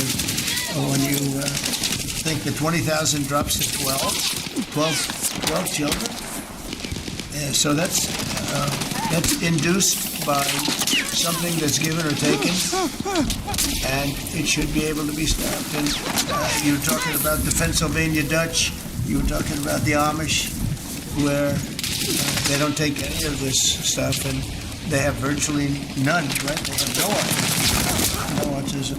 So we're doing something very bad. Somebody's been given some bad things. Other countries, by the way, we have 82 vaccines that we give simultaneously. And I'm a vaccine believer, by the way. I believe in the polio vaccine. I believe in a lot of vaccines. But when you give 82 vaccines in a shot to a little baby that hasn't even formed yet, it's a lot of vaccines. And in Japan, they give a much smaller number. In Germany, they give a much smaller, like 28 vaccines. That's a lot, too. But 28 is a lot different than 82. So, but I would say on the Tylenol, don't take it. And that will be, I think it's going to be a big factor. I think it'll be I think it'll be a very good result, and I hope we're going to be able to see that result in the not-too-distant future, because certainly people have heard us loud and clear. That's why I bring it up again. That's why I asked you to talk about it, because this is a horrible thing. And if you don't take it, I mean, you have to tough it through sometimes. There are other things you can do, but you have to tough it out. It's easy for me to say. But I think you're going to see numbers that will be so, it'll be so significantly improved, and maybe fully improved. I mean, there's something there. There's something going on, and we have to address it. And so I'm addressing it the best I can as a non-doctor, but I'm a man of common sense. Okay, any other questions? Yeah, please. Mr. President, a lot of people are calling to give you the Nobel Peace Prize after this peace deal that you managed to achieve in the Middle East. First of all, your opinion on that, and I was wondering about your trip to the Middle East, if you can tell us if you're considering to speak at the Knesset of the Israeli Parliament. Well, they asked me to speak at the Knesset, and I've agreed to. If they would like me to, I will do it. It's the first time a president has ever done that, so that makes it very interesting, right? Yeah. But yeah, so I will do it if they want me to. They have asked me to do that. Thank you. Families of hostages are out in the streets in Israel dancing and crying tears They're of all joy. dancing in the streets right now. They're dancing in the streets. They're so happy. Everybody's happy. They're dancing in the streets of Arab countries, Muslim countries. I've never seen anything like it. Everybody is happy. It's been really amazing. Thank you. President Trump, on the international peacekeeping force that's going to be deployed to Gaza soon, do you expect that Pakistan, Turkey, other countries to contribute forces? Is that the kind of going up? And also, the shutdown, it seems like in the House there's a majority support for a temporary extension of the Obamacare subsidies, perhaps minus the funds for legal immigrants. Is that how you see the deal to end the shutdown happening? Well, I see the deal just getting extended as we continue to talk, but we're willing to pay because we're paying. It's very simple. We're paying. And the Democrats are the ones that cause this problem. And it's a big problem for them. They have a lot of break in their ranks. But so I see that, I think that'll get worked out. But we want to get back before we do this. We don't want to have a gun held to our head. We don't like that. And the public doesn't like it either. So we want to get back. And I think it's going to work out. I think it's going to work out very well. It's something that shouldn't have happened. This was supposed to take place before the election. This was supposed to take place on September 28th before the election. We shouldn't even be talking about this right now. This is actually something that shouldn't have even happened. Yeah, please. Mr. President, looking ahead, what guarantees Hamas disarms and that Israel doesn't resume bombing? Well, the first thing we're doing is getting the hostages back. And that's what people wanted more than anything else. They wanted these hostages back that have lived in hell like nobody has ever even dreamt possible. And after that, we'll see. But they've agreed to things, and I think it's going to move along pretty well. What is phase 2? Well, I'm not going to talk about that because you sort of know what phase 2 is, but there will be disarming, there will be pullbacks, there will be a lot of things that are happening. I gave you a whole list of 22 different things that will take place. And I think it'll take place, and I think you're going to end up with peace in the Middle East. But we have to get our hostages back. And we weren't going to do it at the end. We're going to do it at the beginning. We said we want them at the beginning. We're not doing it. We got the hostages back. We did, as a group, with Steve and Jared and Marco and me and all of us. We got the hostages back. We got many of them back. Many, unfortunately, were dead. But we got many back that are now living with their families, with their parents in many cases, and with their husbands, families, wives.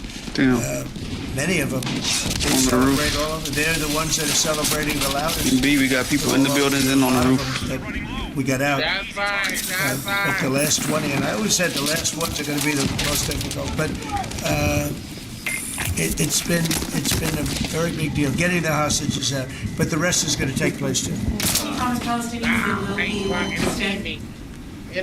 Well, they know exactly what we're doing. We're going to create something where people can live. You can't live right now in Gaza. The place it's a horrible situation. Nobody's ever seen anything like it. So yeah, we're going to create better conditions for people. Yeah, Mr. President, just leaving, what kind of security guarantees is the United States going to make? Well, we're going to work with very wealthy countries that love people, frankly. I know them very well. They love people, but they love Arab people, and they love Muslims, and they love, I think right now they love everybody, and they're immensely wealthy, and they're going to be involved in putting up money, and for them it's a small amount of money. For somebody else it's a large amount of money, but you know, these are the wealthiest countries in the world, and they'll be very much involved in making it as good as possible. Go ahead. On what? I don't have a view. I'm going to go with what they agree to. Behind enemy. Mr. President, Behind enemy line. Dang! I had him. The fuck just happened? That BB may go a little bit out of whack. Look, that's politics. It could be. I don't know. I think he's very popular right now. He's much more popular today than he was 5 days ago, I can tell you. Right now, I think maybe people shouldn't run against him. 5 days ago, it might not have been a bad idea. No, BB's become, this has been a very good thing. I don't think he did it for that reason, okay? But I think just looking at an analyst would look at this, I think BB should be very popular right now. Yeah, please.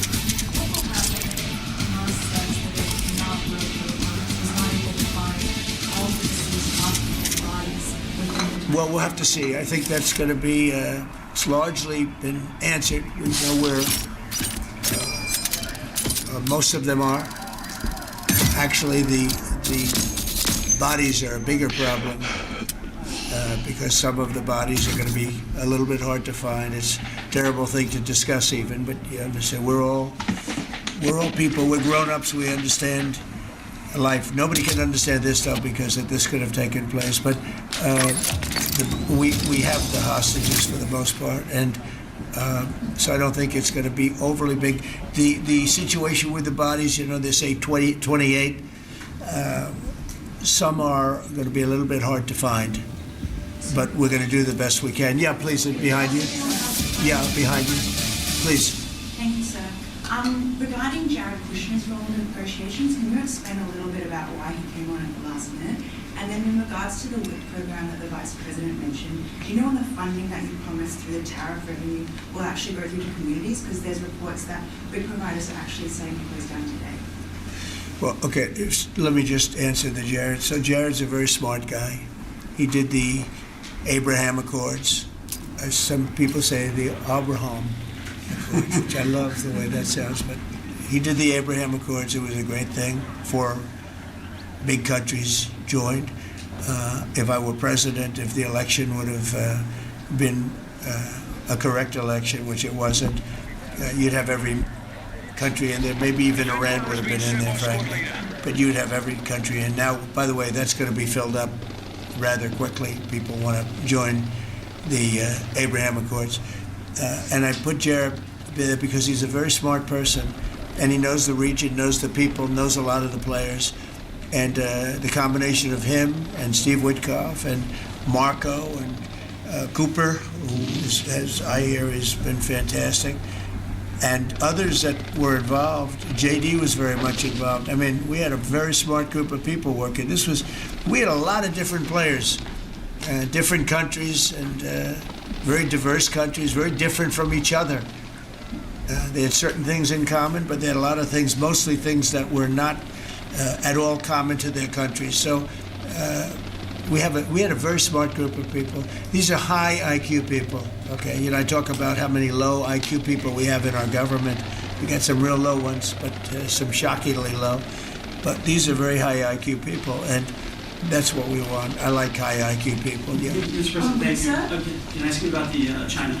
You're meeting with the Chinese controls on rare earth minerals. And they've stopped buying soybeans from the U.S. What do you hope to get out of that meeting now with President Xi? Well, we'll see. I mean, I just heard this a little while ago before we came in, so I haven't been briefed on it. The export. I mean, look, we have the ultimate export. We have import, and we have export. We import from China massive amounts, and you know, maybe we'll have to stop doing that. But I don't know exactly what it is. Neither do you, neither does anybody. It's a little bit soon. I just heard about it. So Scott and Howard will figure that out, and I'm sure we'll be able to handle it. Can I ask you about the soybeans? What is the plan to help farmers? Is it direct checks? Is it tax? Have you sorted that out? Well, what happens with soybeans is we're going to see more and more, I think, opening up, and part of the reason that we'll be he's got things that he wants to discuss with me, and I have things that I want to discuss with him, and one of the things is soybeans. I had a great deal with China where they would buy $50 billion worth of our farm product and manufacturing and other things, but farm product. And it was going along well. Then when the election turned out to be a rigged election and we had the wrong guy get in there, he didn't do anything about it. I used to call up President Xi every 2 weeks, or I'd call up people in China, say, you got to keep going, you're not buying the amount that you agreed to. And this went on for, ever since we signed the agreement. It was a great agreement. So they used to do 15 billion, and I got it up to 50 billion, 50, and it was great. Then when Biden got in, they just never adhered to the agreement, and nobody in Biden's group, as you can imagine, did anything about it. So it just sat there for 4 years, and they didn't adhere to the agreement. And it's hard to go back after 4 years of nobody calling them, but I used to call them every 2 weeks. I'd say, you're a little low, or I appreciate it. Oftentimes I'd say, thank you very much. You are totally adhering to the agreement. But we had an agreement they would buy $50 billion worth of our product, mostly farm product.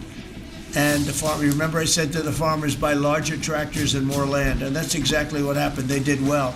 But we do suffer. I'd like you to discuss that maybe for a second, Brooke. Very quickly, by the way. But would you just talk about how Biden let us down? Biden, every single thing, every problem the farmer has is because Biden didn't do anything for 4 years. Go ahead. No, I think that's right. This president has been unequivocal in his support of the farmers. First of all, in term one, we worked on it so hard and opened up markets, but especially this term. But here's what everyone has to understand. The farm economy is in a very uncertain time. But that isn't because of the current trade negotiations, although certainly the China part is part of that. But we inherited a slew of issues. First of all, as the president said, when we left Trump 1, we had an agriculture trade surplus. When we came back for Trump 2, it was a $50 billion ag deficit. That isn't everything, that's just agriculture. The second part is the cost of inputs for our farmers increased on average between 30 and 38%, but that includes fertilizer, it includes fuel, it includes interest rates, it includes labor. All of this came about under Joe Biden, a 47% increase in the cost of labor that now Secretary Chavez-DeRimmer and Noam and I are working on. Fuel is coming down, thank you. Interest rates, thankfully, are coming down. A 73% increase in interest rates for our farmers. They couldn't get loans to make sure that they could move forward. So that's all really, really important. And I think we have to realize what the president's commitment is this, that we're moving into an era of rural prosperity, of a golden age for our farmers in rural America.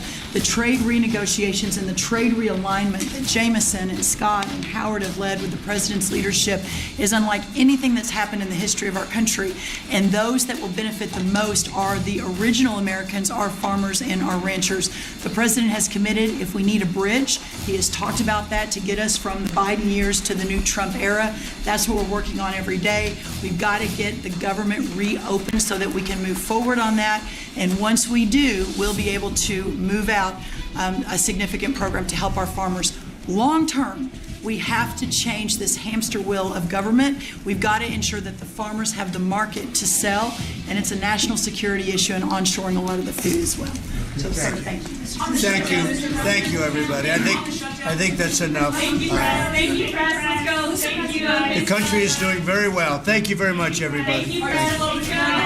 Thank you. They be kicking niggas out. Thank you very much. I was just dealing with people from the Middle East, Arab people and other people on the potential peace deal for the Middle East. Peace for the Middle East. All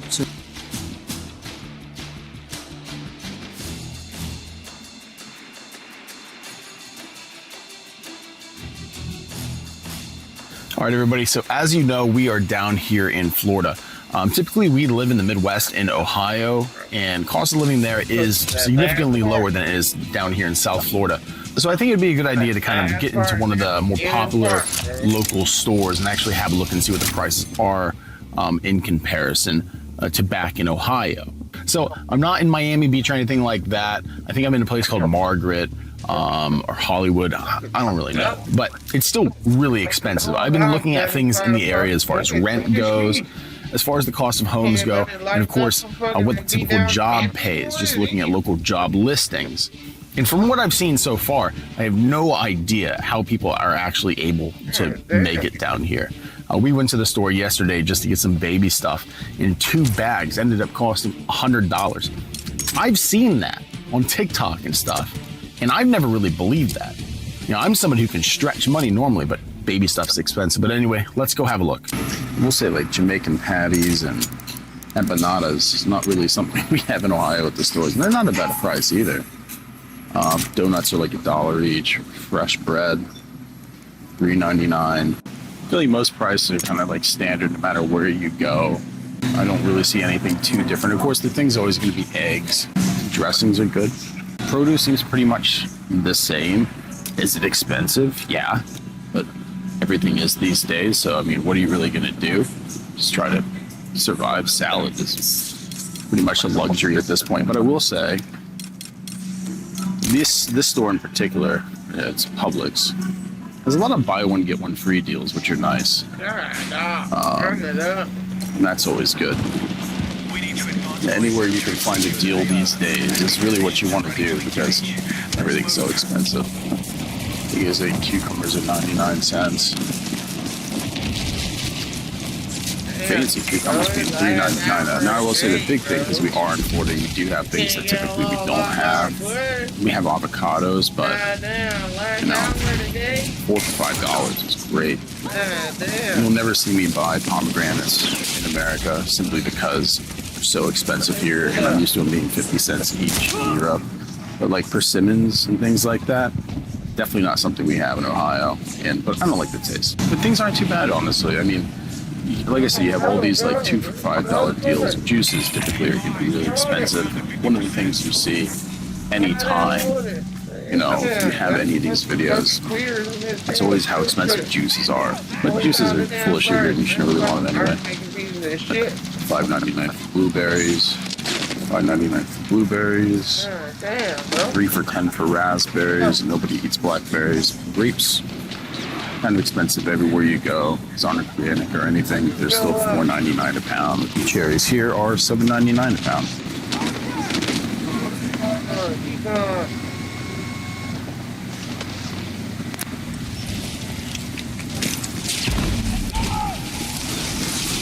And this is more my aisle because I'm just a giant fucking kid at the end of the day.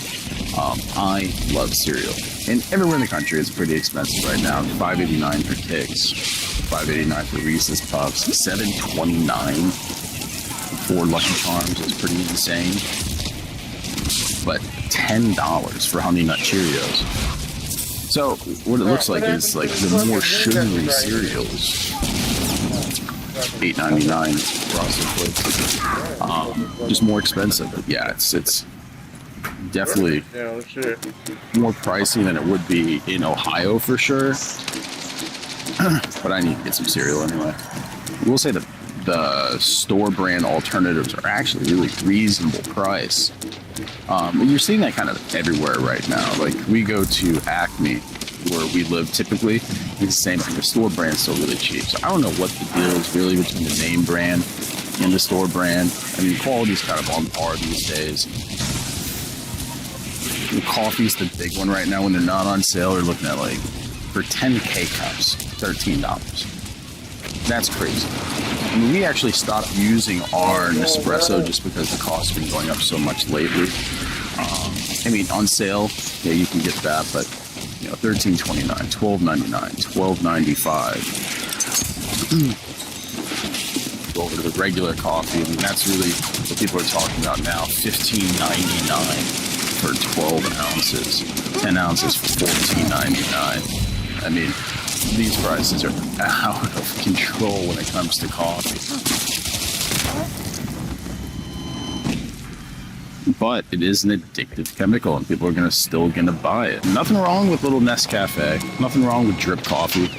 You know, maybe turn in the Keurig for a while, guys. And Jesus, $21.99 for Folgers. All right, things have gotten a little more expensive, that is for sure. Milk prices here definitely a bit crazy. I mean, $4.69 for a gallon of store brand milk. That's a lot. Yeah, this is definitely where things are starting to change here. I mean, $8.99 for a pound of ground beef. That's pretty nuts where I'm from. That's pretty expensive. Pre-made patties, $6.99 for 2. I mean, it's pretty crazy. And just in general, like, look at this ribeye, right? $27.99 a pound. We recently have been doing a lot of our meat shopping in the Amish country, in Ohio. And I mean, you're talking about some of the best ribeyes you can possibly get, and they're like $6.99 a pound. $6.99 a pound. Some of the soft, I mean, it's like eating a mushroom. That's how soft it is.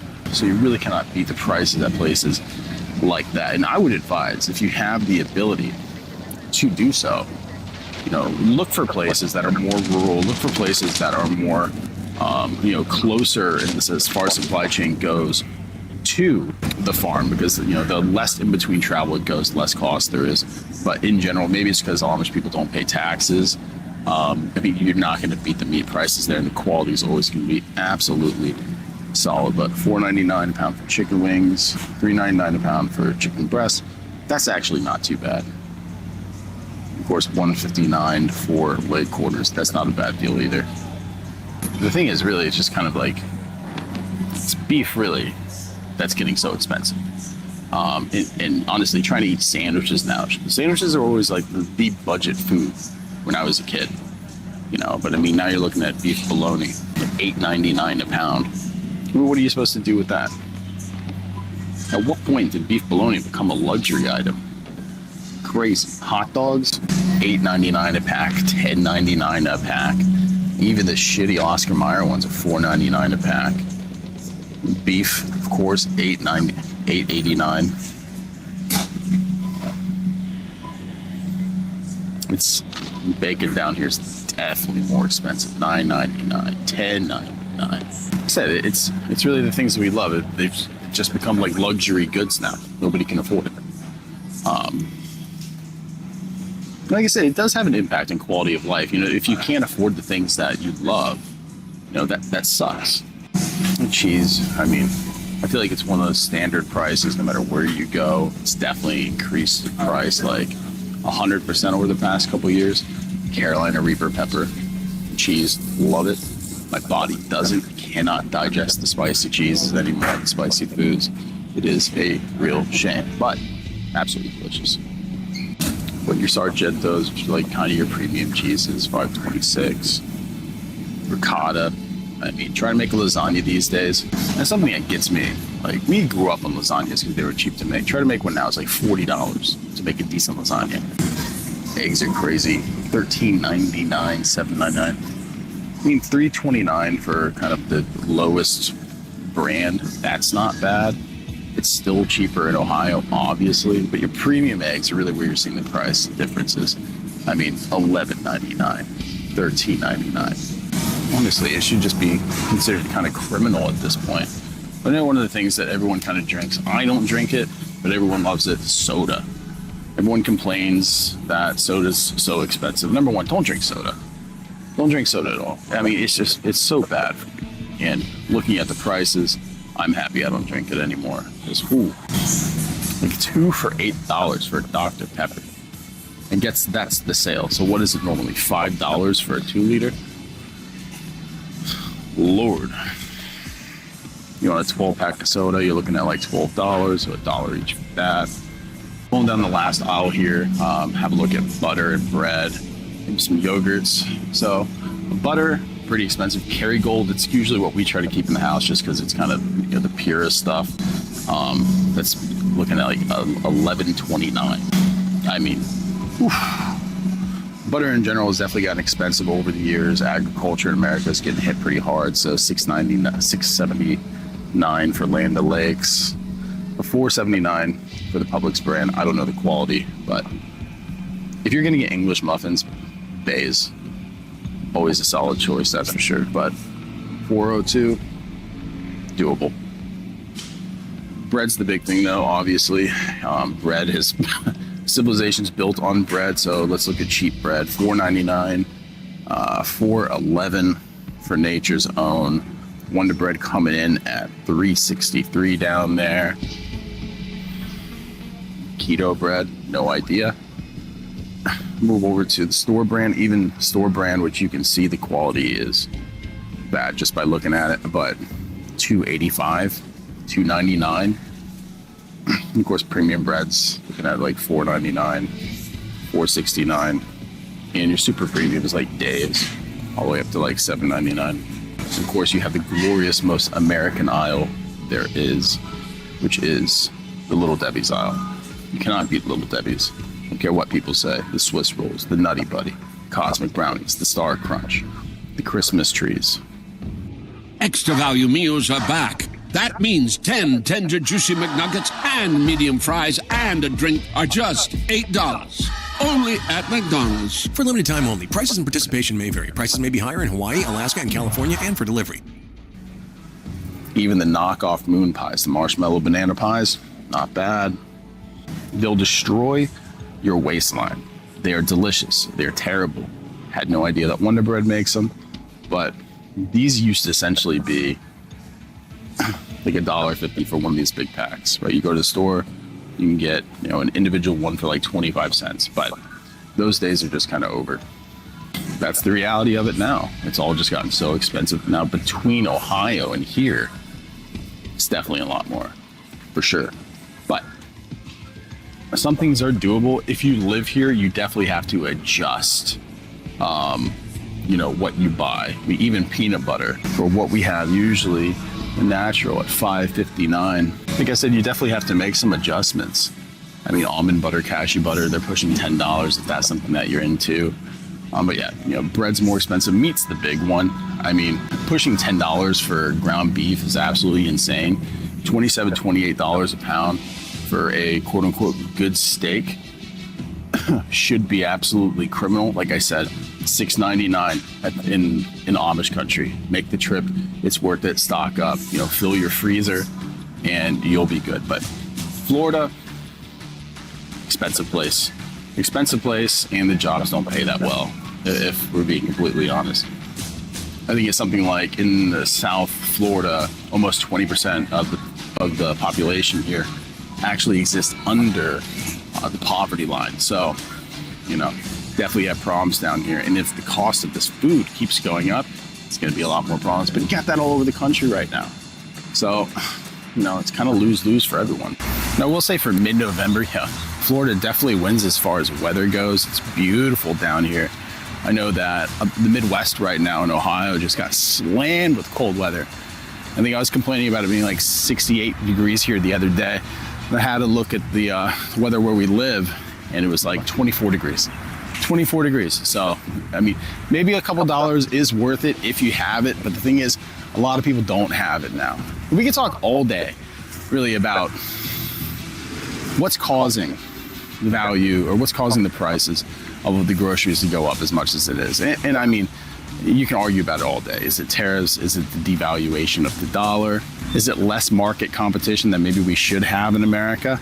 Yeah, I think it's a lot of all these things kind of put together. But the fact is, it is getting a lot more expensive, and people just cannot afford it because the wages just aren't really meeting the increase of cost at this point. And at some point it has to break, really. If we're really being completely honest with ourselves, it's gonna have to break at some point. So, well, it's a beautiful place, Florida. There's massive inequality here. It's super expensive.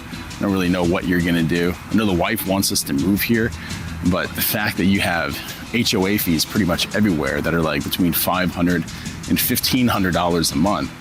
I mean, you'll never actually own your house. Even if they do away with the property taxes, which are gonna really hurt a lot of kind of the local funding and infrastructure in this place.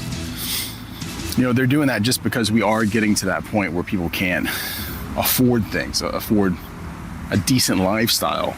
in America, and especially in places where the costs are so high, like here in South Florida. But I don't know, tell me what you guys think, how these kind of compare to the cost in your area right now, because I know it does differ from region to region. Like I said, definitely a lot cheaper, a lot easier to find good deals in the Midwest for sure. But let me know what you guys think. We're going to be getting out, kind of looking at more stuff, you know, talk about the infrastructure, look at prices and different things. Kind of experience some different places since we are here in Florida for a bit. But if you have any ideas, drop it down in the comment section. If you're still here at this point, like and subscribe. Think about becoming a member. It's nice to have the sun on the face, nice to get out of the car and not be in the office, that's for sure. The palm trees do make for a pretty good mise-en-scene, that's for sure. But, you know, think about becoming a member, make a donation to the channel, always great. You know, before we really turn in for the day here, I just really want to say, you know, if you do find yourself in the position where the cost of food is getting really, really high, and it's kind of hard to handle as far as your finances go, you know, do not hesitate to go to a food bank. Do not hesitate to look for a helping hand, because they are out there. To find food banks in your area, all you have to do is just a quick Google search. Go on to Google Maps and just look it up, and they're gonna pop up everywhere. Food banks are, honestly, they're a lot more common than you think. A lot of the people that you actually know or that are in your social circle, you know, might be on food assistance right now, especially if your community is heavily on fixed income, or the location you live at just generally doesn't have the highest paying jobs. You know, people are struggling right now. So don't hesitate, don't feel guilty, don't feel any kind of shame if you need to get a little bit of help. You know, sometimes we have to suck up our pride and do what's best for us, do what's best for our family. You know, even if it does kind of hurt, even if it's something that, you know, we didn't think that we would ever have to do. Sometimes you just have to do that to take care of yourself. And when you do that, and other people say that, hey, it's okay, maybe people who are struggling, who are a little bit prideful and are afraid to go out there and actually get the resources that they need, it'll give them the bravery, it'll give them the courage to actually do that as well. So you never really understand that, you know, by helping yourself, by doing the things that you know, usually you wouldn't, can actually embolden other people to do the things that can help them as well. And that's why these social safety nets, things like EBT, SNAP, the food banks, you know, local pantries, you know, these things are so important, and we have to donate when we can. So please, you know, if you are doing fine, if you're like, you know, I'm not suffering at all, in fact, I don't know what people are talking about, maybe think about doing a donation to a food bank. You know, maybe think about just donating an hour of your time on a Saturday to go get some food and take it to a food bank and genuinely help out some people who really need it, Florida. But we love you guys as always, and really take care. Have a good one. Enjoy the weekend. Plane overhead, but we appreciate you as always. You have a good one. We are listening in here, but we do see a Homeland Security Secretary, Kristi Noem, now taking to the podium. Let's head to that now and listen in. Our roadways safe again. For so many years, under the last administration, we saw individuals that were here that were illegal aliens in our country get driver's licenses in sanctuary states, go forward and get commercial driver's licenses as well, and enter our roadways. And recently, we've seen a trend of us recognizing the crashes and the lives that they are perpetuating and happening on our roads across this country. In fact, I'm standing here today with many people who can speak to what they are seeing with these CDLs and these drivers, with these illegal criminals and aliens that are in our country, and the danger that they present each and every day to the families that live in the United States.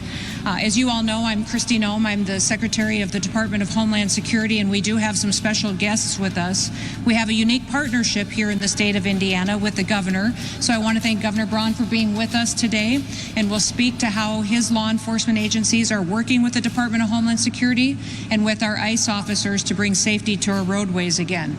I also am thankful that he has his superintendent here, Anthony Scott, and thank him for his leadership in providing providing some of the efforts that you'll hear about the cooperation today as well.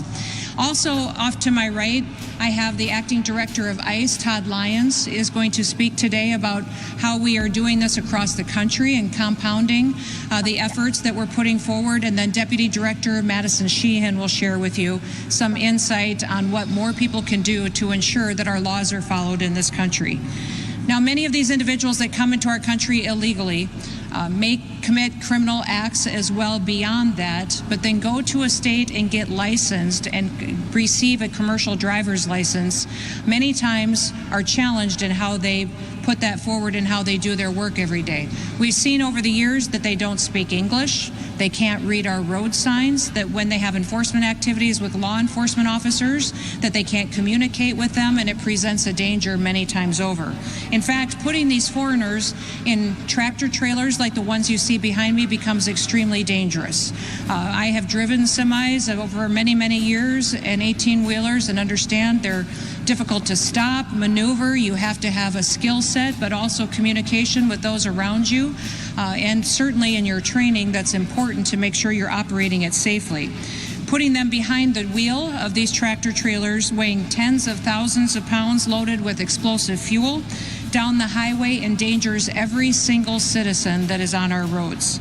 Today, these individuals will speak about some of those incidences that we've seen, but also what we're doing to clean up this activity and those dangers every single day.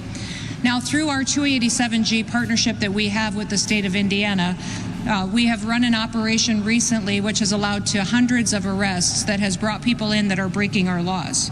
Through that partnership, 223 illegal aliens have been arrested and taken off of our roads. Of those, 146 of them were drivers.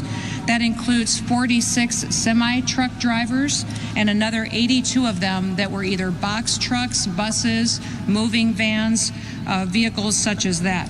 The CDLs that were issued to those individuals were issued from over a dozen different states. Many of those individuals could have been licensed in a state somewhere and received their CDL in another state, but overwhelmingly, these individuals have come from sanctuary states such as California and Illinois and New York. If you are here driving on our streets illegally and our highways, you are endangering our citizens and your days are numbered. I want to thank Secretary Sean Duffy from the Department of Transportation for all of his work, too. You've seen him focus on the effort to get these individuals off of our streets, and I want to thank him for doing that and implementing new policies and regulations that will keep our citizens safe. Too many families across this country have felt pain and been victimized and lost loved ones because of these illegal drivers. Just earlier this month here in Indiana, we saw an illegal alien from Serbia and Montenegro was operating his semi-truck without a valid commercial license. He swerved into oncoming traffic and killed Jeffrey Eberly. In August, Indian illegal alien killed 3 people in a reckless driving highway incident in Florida. And I think most of you remember the news coverage from that, but the devastating impacts of that loss. That CDL had been issued in California by Governor Gavin Newsom. Just last week, another Indian illegal alien killed 3 Americans on a highway in California. He was intoxicated behind the wheel of his truck. Every single time one of these individuals gets behind the truck, on the wheel of a truck, they are in front of a deadly weapon that can kill other Americans as well. Behind me, you will see 4 different placards of individuals that we're talking about today specifically. These individuals are some of the worst that we've been able to arrest under Operation Midway Blitz. The first one I'll talk about is from Mexico, and this individual was convicted of felony cruelty towards a child. He was also previously found to have possessing a fraudulent driver's license as well, and guilty of that and convicted. The next one is a criminal illegal alien from Mexico who was convicted of vehicle theft and apprehended for possession of a controlled substance. The third individual that you'll see in front of you today is a criminal illegal alien from Nicaragua. This individual was charged with a DUI, then assault with a deadly weapon, possessing narcotics that are for sale, and transporting drugs. He also was convicted for disorderly conduct and prostitution. Another illegal alien from Colombia in front of us, which is the fourth individual I'll talk about today, has an active criminal arrest warrant for theft out of Texas. During these targeted operations that we've conducted in Indiana, we've also arrested several other illegal aliens with wide-ranging criminal histories. 6 of those individuals were convicted of assault, drugs, selling drugs, prostitution, and operating while intoxicated. 5 of those individuals were arrested for drugs, theft, and burglary, and 5 others were arrested for battery, child abuse, domestic battery, and driving while intoxicated and fraud. You can see from the work that these partnerships build on, that we work with other states such as Indiana and Governor Braun and his team, that many dangerous, criminal, illegal aliens are taken off of our streets, that our laws are upheld, and that Americans are protected because of the operations and the work that's being done.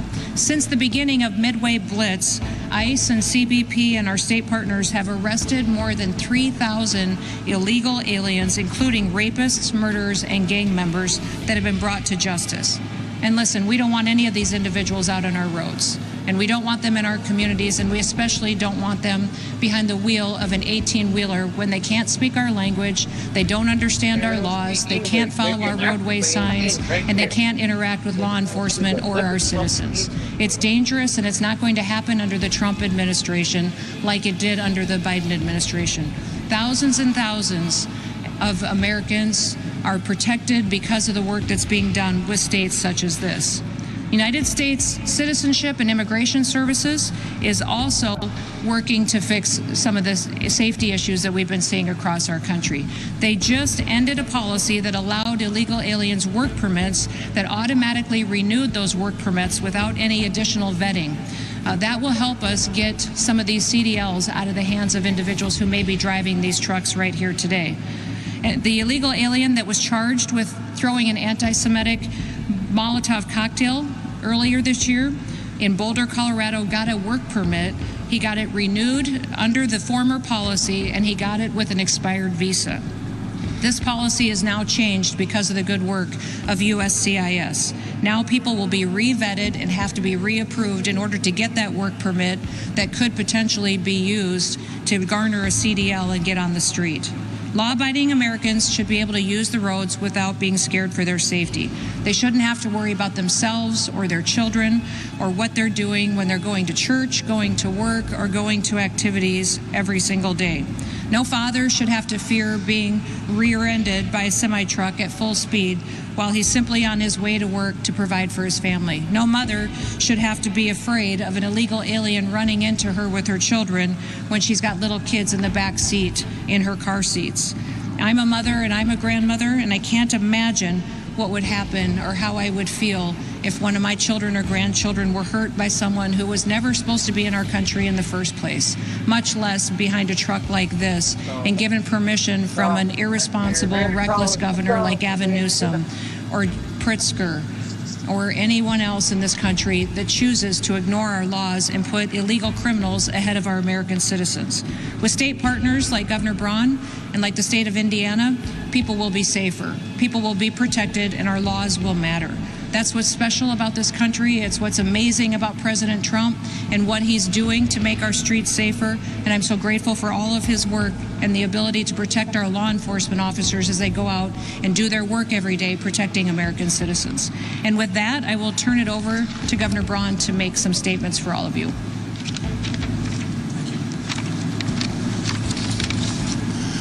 Thank you, Secretary Noem. You know, it's ironic that after serving 6 years in the U.S. Senate, grappling with all these issues, coming back as governor of the crossroads of America, and I want to thank you, the administration, for looking to Indiana on something that probably is impacted more by this than any other state. I mean, when many of the major interstates come through your state, you probably have more of them per square mile, you're going to end up with more issues disproportionately. Irony, I ran a logistics and distribution business for 37 years. And CDLs take a lot of effort to get them, and when they're handed out like places like California and others have, it puts everyone in peril. The other irony to the whole discussion, and we're doing it right in here, is talking about redistricting. The places that have housed the illegal immigrants as being sanctuary states, sanctuary cities, it makes representation disproportionately in their favor. And then when you're doing stuff like this on top of it, it's a double whammy.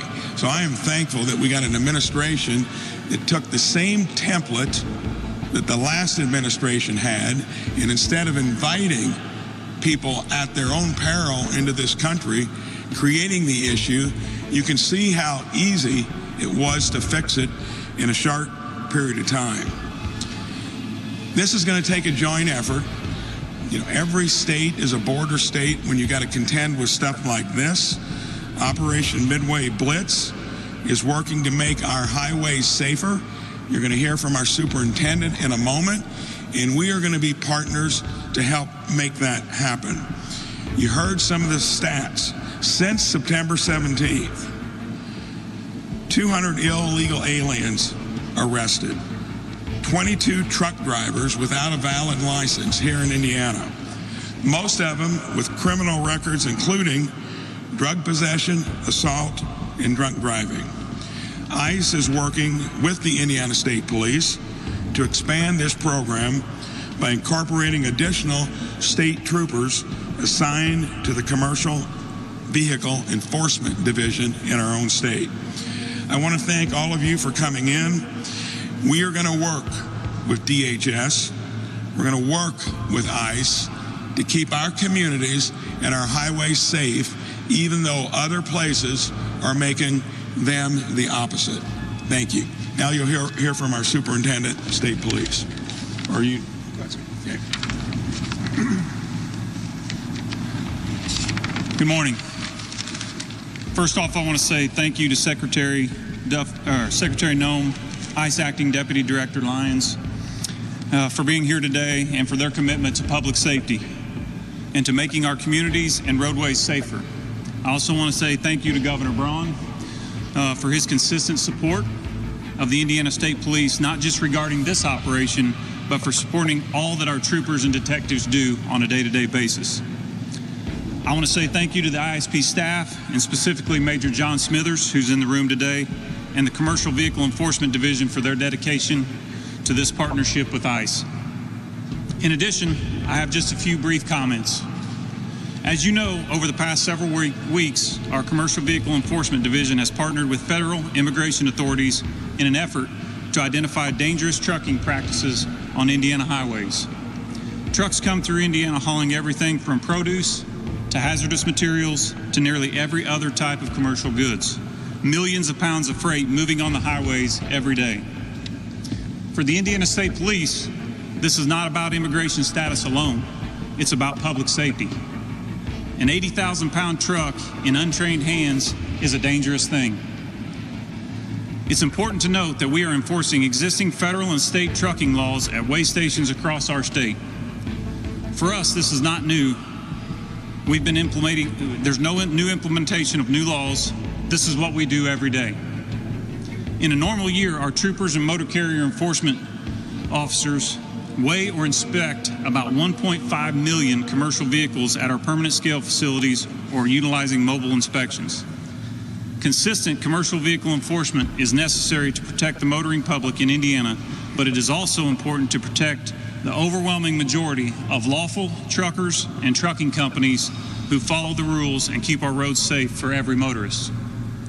So Indiana's troopers and motor carrier inspectors will continue to enforce federal and state commercial motor vehicle laws while at the same time supporting our federal immigration partners in their efforts to keep Indiana safe. Thank you. Good afternoon.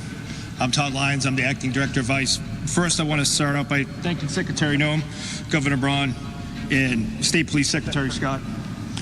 When ICE launched Operation Midway Blitz in September, we were out to rid the sanctuary status of Chicago. The governor said it best when he said that every state's a border state, and we believe that. You know, we knew the problem existed beyond the city borders of Chicago. ICE protected Chicago when local leadership failed.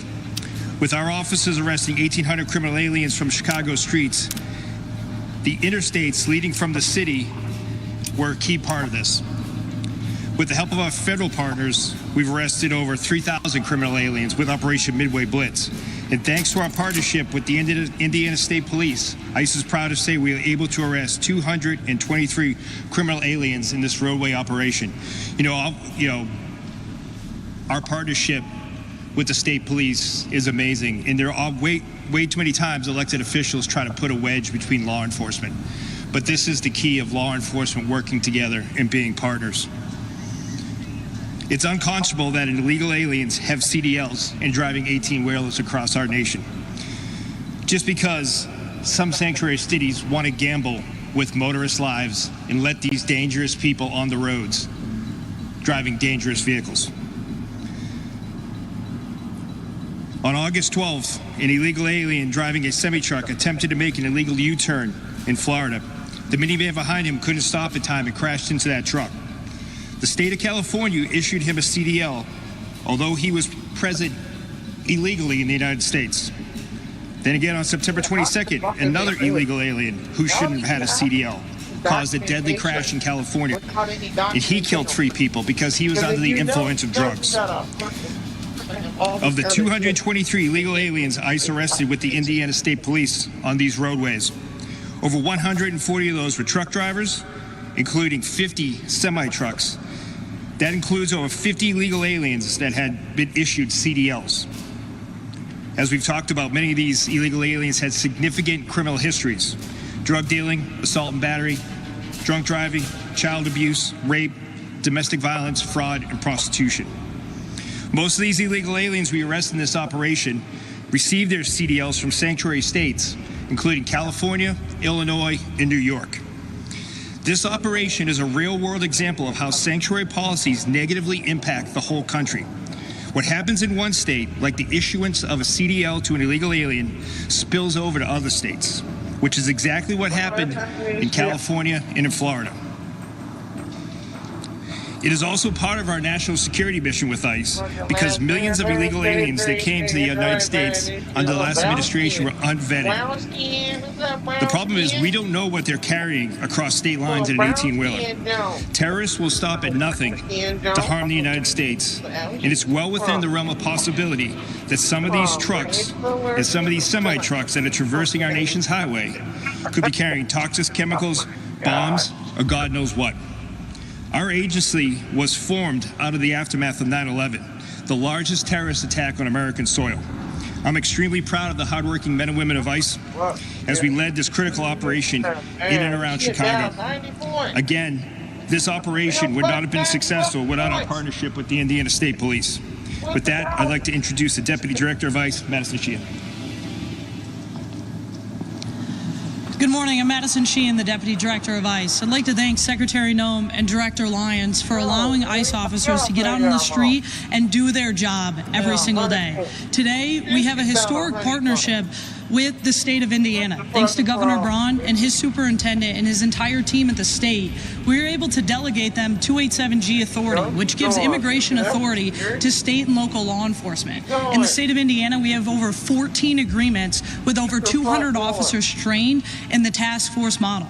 Thanks to President Trump, we were able to expand the 287G program to a task force model that allows us to walk beside state and local officers as we conduct arrests in the places that they know that the worst of the worst are. And the state of Indiana understands the risk of having semi-trucks on the highway with people who don't know how to drive them and don't know how to use them. And so being able to go in and partner with the state of Indiana in this historic way, thanks to the One Big Beautiful Bill that was passed, we are now able to then provide reimbursements to the state of Indiana for the work that they've done and the time that they've dedicated to the men and women of ICE to be able to do this every single day. Governor Braun has seen firsthand the significance of being able to walk beside ICE, to make sure that we're removing the worst of the worst from his community, to get people off of the streets that should have never been here in the first place. Thanks to Secretary Noem and Director Lyons, the men and women of ICE are able to go out every single day, work beside the state of Indiana to be able to do this. And this is not the first place that we're doing this, and it won't be the last either. We'll continue to work throughout the country to make sure that we are doing our jobs to put the American people first. Governor Braun and Superintendent, I'd like to thank you for defending the homeland, for choosing to put the American people first and the state of Indiana first. With that, I'd like to turn it over to Secretary Noem. Thank you. Well, thank you, and thank you to everybody who's here today to focus on this important operation that we're utilizing to make our roadways safer across this country. I think awareness to this issue really came to the forefront when that accident happened in Florida, and we saw that illegal alien take the lives of 3 individuals who were just out on the road enjoying their family members that day and lost tragically their lives because of someone who didn't understand our laws or didn't have the respect to follow them, and certainly wasn't supposed to be here in the first place.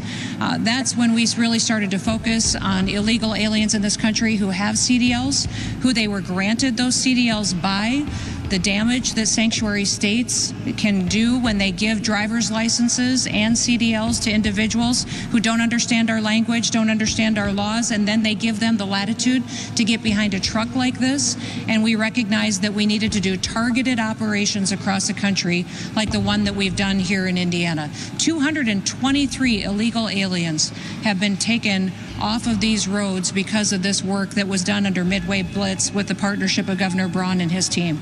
We're so grateful for that. But it's not just happening here in Indiana. In fact, in Oklahoma, we've had an operation going the last few days. Over 250 illegal aliens have been arrested there by making sure that we're checking who's driving these trucks and if they should have a CDL in the first place and if they're following the laws in this country. Listen, our job every single day at the Department of Homeland Security is to keep the American people safe, to protect our homeland and to defend our homeland and to enforce our laws. We don't pick and choose who our laws apply to. They get applied equally to everyone, and we always put American citizens first because that's what our Constitution guarantees us. We are so grateful that we have a president who understands and respects the law, that lets our law enforcement officers go out every single day and do their jobs. Completely different situation than what we saw under the last administration. Our ICE officers, our CBP officers, our highway patrol, our local law enforcement officers are so thankful that they get to go out every day and do a work that keeps their families safe and keeps their communities safe. And we're so grateful that we have partners like we do here in Indiana that will continue to allow us to do this good work. What we've seen in attacks on ICE officers is unacceptable. The 1,000% increase in attacks on them is unacceptable.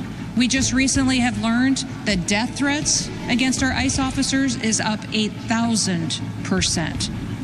Now, I'll remind you, every single ICE officer has someone who loves them, has a family member, someone who cares that they come home at night. And death threats against them, people who want to kill them, have increased by 8,000%. What I would encourage all of you today is to go focus on telling the story of a law enforcement officer. Go thank them for their service. Go support their family members. Be grateful that we have communities that are safe. And spend at least 5 to 10 minutes today thinking, what would you do if we did not have law enforcement officers in our communities and in our states and in our country keeping us safe? What would this country look like if they didn't get out of bed every day and go to work proud to put on that badge, to put on that uniform, and to go fight to make sure that everybody can live safely and can have a future that they can be proud of in the greatest country that ever existed? So with that, I will open it up to any questions that you may have. Yes.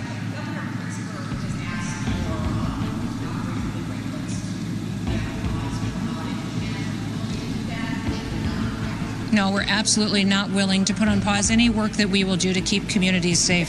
The fact that Governor Pritzker is asking for that is shameful, and I think unfortunate that he doesn't recognize how important the work is that we do to make sure we're bringing criminals to justice and getting them off our streets, especially when we're going to send all of our kiddos out on the streets and going to events and enjoying the holiday season.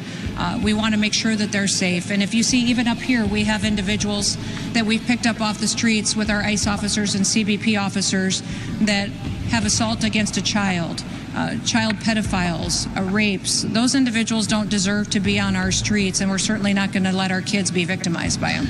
All right, boys, I'm back. I fucking have to get out of this. According to who? Okay, yeah. What time is it anyway? Oh, yeah, it's over. They're fucking done. I'm fucking done for the We week. absolutely every day are focused on arresting the worst of the worst and those individuals that have been targeted for their criminal activities. But remember, if you come into our country illegally, you are breaking our laws. You are committing a criminal activity. And many times when we're out there on the streets making sure that we're getting these criminals off of our streets and out of our communities, that there are individuals that they are with that we also are making sure that they should be in this country. And if they aren't, then we're making sure that they get their due process and they're removed and returned to their home countries. The one thing I would remind every single person in this country is someone who is here illegally has the opportunity to go home voluntarily. That if they get on the CBP Home app, we will give them $1,000 cash when they get home and buy them a plane ticket to get there, and they will have the opportunity to come back to America the right way. If they wait until we detain them and pick them up off of our streets, they'll never get the chance to come back to the United States of America. Yes. I'm down and down. I know, right? I'm like, I got it hanging in the devil. I'm ready to what I'm like. Violent crimes, I can get that for you. I'm not sure we have the statistic on violent crimes, but they're breaking our laws, and if they're here illegally and they have a criminal record as well, all of those individuals will be focused on to remove from our country.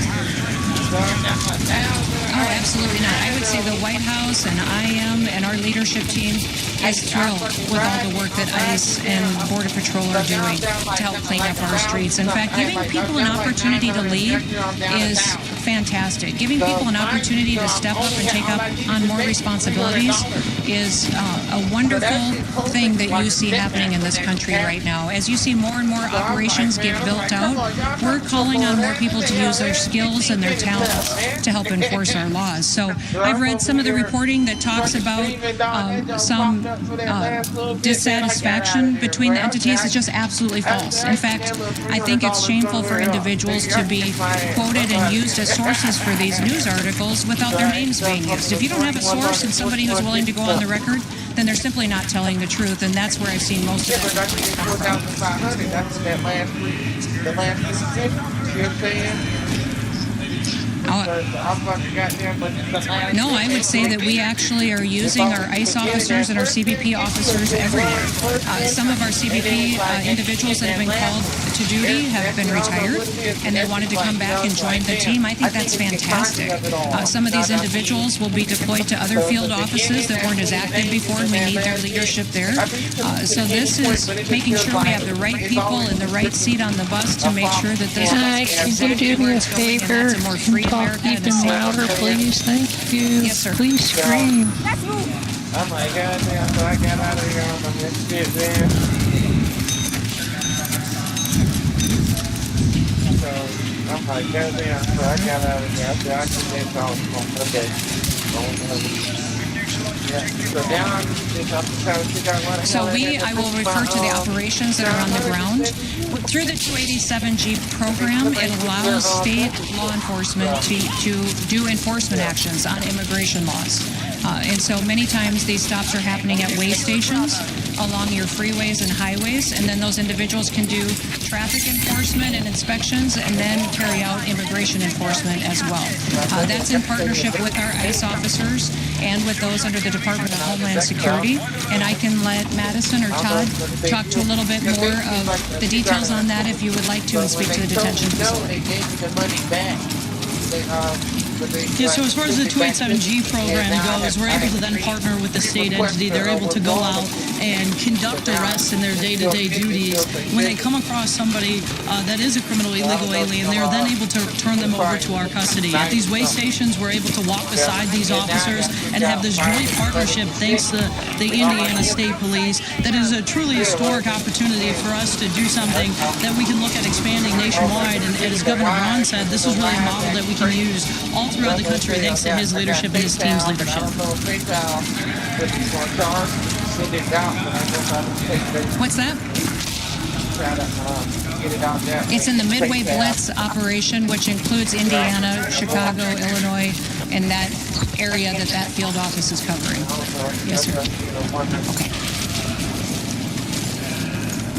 Yeah, man, I was fucking nervous. I'm like, man, come on, bro, because that $1,050, that's a whole other $1,000 I gotta pay for Monday. That's close to $300. You know what I'm saying? So I was like, God, man, that's what I No, said, when you fuck talk this about color. people that have left this country using the CBP Home app, those who voluntarily left, those that we have actively detained and deported, that number is over 2 million people since the Trump administration has come into the White House. That is an incredible, record-shattering number of individuals who were here illegally that are now gone. And when you think about the ripple effects of that, the amount of resources that frees up to focus on the American citizens, it's remarkable the good work that President Trump has been able to do. I would say that by the end of this year, those individuals who have been detained or arrested and deported will be over 600 to 650,000, and then we include many more that are still voluntarily going home on their own as well. No, those that are turned away at the border are not recorded in those that are detained and arrested. You know, the Biden administration, was very corrupt in how they recorded their arrest numbers, and every single person that they interacted with at the border, they counted as an arrest, even though they facilitated them into this country. We aren't doing that. We're being honest with the American people and letting them know the facts of who in this country has been detained and who it is that we're removing back to their home countries. Yes.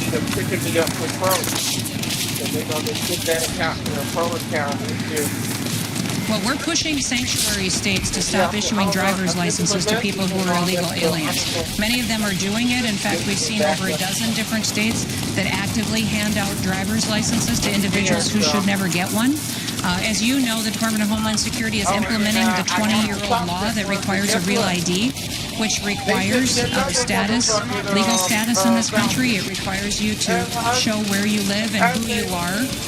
That real ID is implemented in many states across this country, but some of these sanctuary states, such as California, New York, Illinois, are not doing that. And that's allowing those individuals then who are here illegally to go get licensed and get a commercial driver's license and then get behind a truck like this that soon becomes a weapon if they don't know how to operate it properly. One last question. Thank you. So it's like that kind of thing where you should be doing the best ever. And the market is still the market. So everything is, it's not fucking God. You know what I'm saying? Like, you can't control it. Well, we can get that for you. Those are individuals that have been detained, that we've interacted with, that were here illegally, committed crimes, or had final orders of removal issued against them, and then are in the process of returning back to their home countries. So think of that. Thousands of individuals that were committing crimes, that have broken our laws and come into this country that shouldn't be here, that because of the good work of our law enforcement now, will be returned back home to their home countries. And remember, many of these countries are thankful to have them back. Their economies have changed. They have an ability to provide them with training and jobs and housing and are welcoming them home. We have great partnerships internationally with dozens and dozens of countries who are helping us to facilitate this movement back home. So we are grateful for that, but we're going to continue to do it. If you remember, the last administration has brought in 15 to 20 million illegal people into this country and facilitated an invasion over our southern border that we not only stopped when President Trump came into office, but now we're going to remove those individuals out of our country and make sure that we're putting American citizens first. We will not talk about that. We will keep it going, and we will continue to operate, and we'll continue to do this work until there are no longer anybody out on our roads and in our communities that's here illegally. Thank you. I can't hear you. once you have a baby and then that baby breathing There's like no that, American that baby citizens that have been arrested or detained. We focus on those that are here illegally, and anything that you would hear or report that would be different than that is simply not true and false reporting. Thank you, everybody. Have a great day. Making babies over and over again. The baby has like whatever. I thought it was an amazing meeting. He's a great leader. Leader of a very powerful, very strong country, China. And what can I say? We have it was an outstanding group of decisions. I think that was made. A lot of decisions were made. It wasn't too much of them down there. And you come to the conclusion on many very important points, and we'll be handing that to you in a little while. There's a lot of different things. Many of them very important. We're in agreement on so many elements, large amounts, tremendous amounts of the soybeans and other farm products are going to be purchased immediately, starting immediately. If you notice, President Xi authorized yesterday for China to start, did you know that, right? So they're buying in very large quantities of soybeans and other things, which I appreciate. That was a very nice gesture. And many other things like that. We, on fentanyl, we agreed that he was going to work very hard to stop the flow. It's a very complex subject. It's used for lots of different reasons, including anesthetics. But he's going to work very hard on it. Precursors. And I think you're going to see some real action taken. I've agreed, as you know, I put a 20% tariff on China because of the fentanyl coming in, which is a big tariff. Based on the statements today, I reduced it by 10%, so it's 10% instead of 20% effective immediately. I believe he's going to work very hard to stop the death that's coming in. It's the opposite effect. I don't know why it's complex because of what fentanyl is, what precursors do. That's one thing you can see a big difference. We've had discussions on many of the elements that you're talking about all the time. You're asking me questions, and most of those things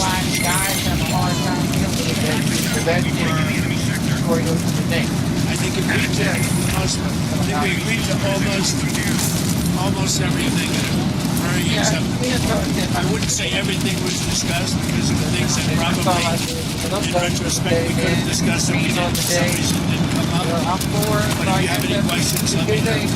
Chips, sir. Did he agree? Did you agree to sell any more down? Chips. And he's going to be. They're going to be talking to NVIDIA and others about taking chips. And we make great chips. NVIDIA is the leader. And I'll be speaking to Jensen from NVIDIA, but they're going to be discussing that with NVIDIA to see whether or not they can do. I said that's really between you and NVIDIA, but we're sort of the arbitrator or the referee. It's a little rough up here. These guys are a little rough. Just to clarify, sir, that is the downgraded Blackwell chips. You would authorize those to be exported? Not the Blackwell. We're not talking about the Blackwell. That just came out yesterday. They ramped it up. A lot of chips. A lot of chips. And that's good for us. How soon do you think you'll be able to sign an actual Come on. You know what you do? Yeah, come on. Let me just, stand right over here. Yeah, hey everybody, thanks. Just making a point of the chips. The president was saying there's so many chips we already sent to China, but chips, etc. And as he said, NVIDIA will talk to China and see what's possible. The Blackwell chip imports were discussed. We focused on export control to China on rare earths. We're going to keep those flowing through the platform. Major stumbling blocks that are left now to work through, and how soon do you think you could sign a trade deal with China? I think pretty soon. We have not too many major stumbling blocks. We have a deal. Now, every year we'll renegotiate the deal, but I think the deal will go on for a long time, long beyond the year. We'll negotiate at the end of the year. But all of the rare earth has been settled. And that's for the world. I mean, worldwide. because we should be really saying this was a worldwide situation, not just a U.S. situation. So we continue to produce the rare earths and buy the rare earths and everything else you see from other countries. But China is that whole situation, that roadblock is gone now. There's no roadblock at all on rare earth. That will hopefully disappear from our vocabulary for a little while. Is that a one-year pause on the policy they announced? It's a one-year agreement, and we'll extend it after a year. And what will It's a one-year deal that will, I think, be very routinely extended as time goes by. What will your new They're not going to impose the hard controls that they proposed. President Trump, President Xi came to the Will your new tariff rate on China's goods be once again? Other than what we have, there's tariffs remain exactly the same. 55%. It's about, it was 57, now it's 47.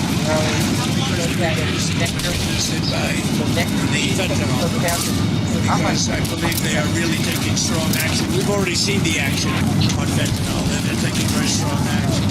So we reduced to 10%. So that November date is gone when it was going to go up again. Yeah. Okay. That's right. So That's all. on fentanyl, they've agreed there are a variety of precursors. You may recall that actual fentanyl was scheduled by China in the president's first term successfully. There's precursors that take whatever actions they need to control that. If they can control rare earths, we know they can control the precursors. And President Xi, I think, was very strong in saying he was going to enforce laws internally. And of course, we'll watch that. And we'll He's work going to be very strong in enforcing the fentanyl, everything having to do with fentanyl and regulations internally, including taking very strong measures against those that don't obey. And a variety of other tariffs still remain. Section 301 tariffs from the original, a variety of Section 232 tariffs.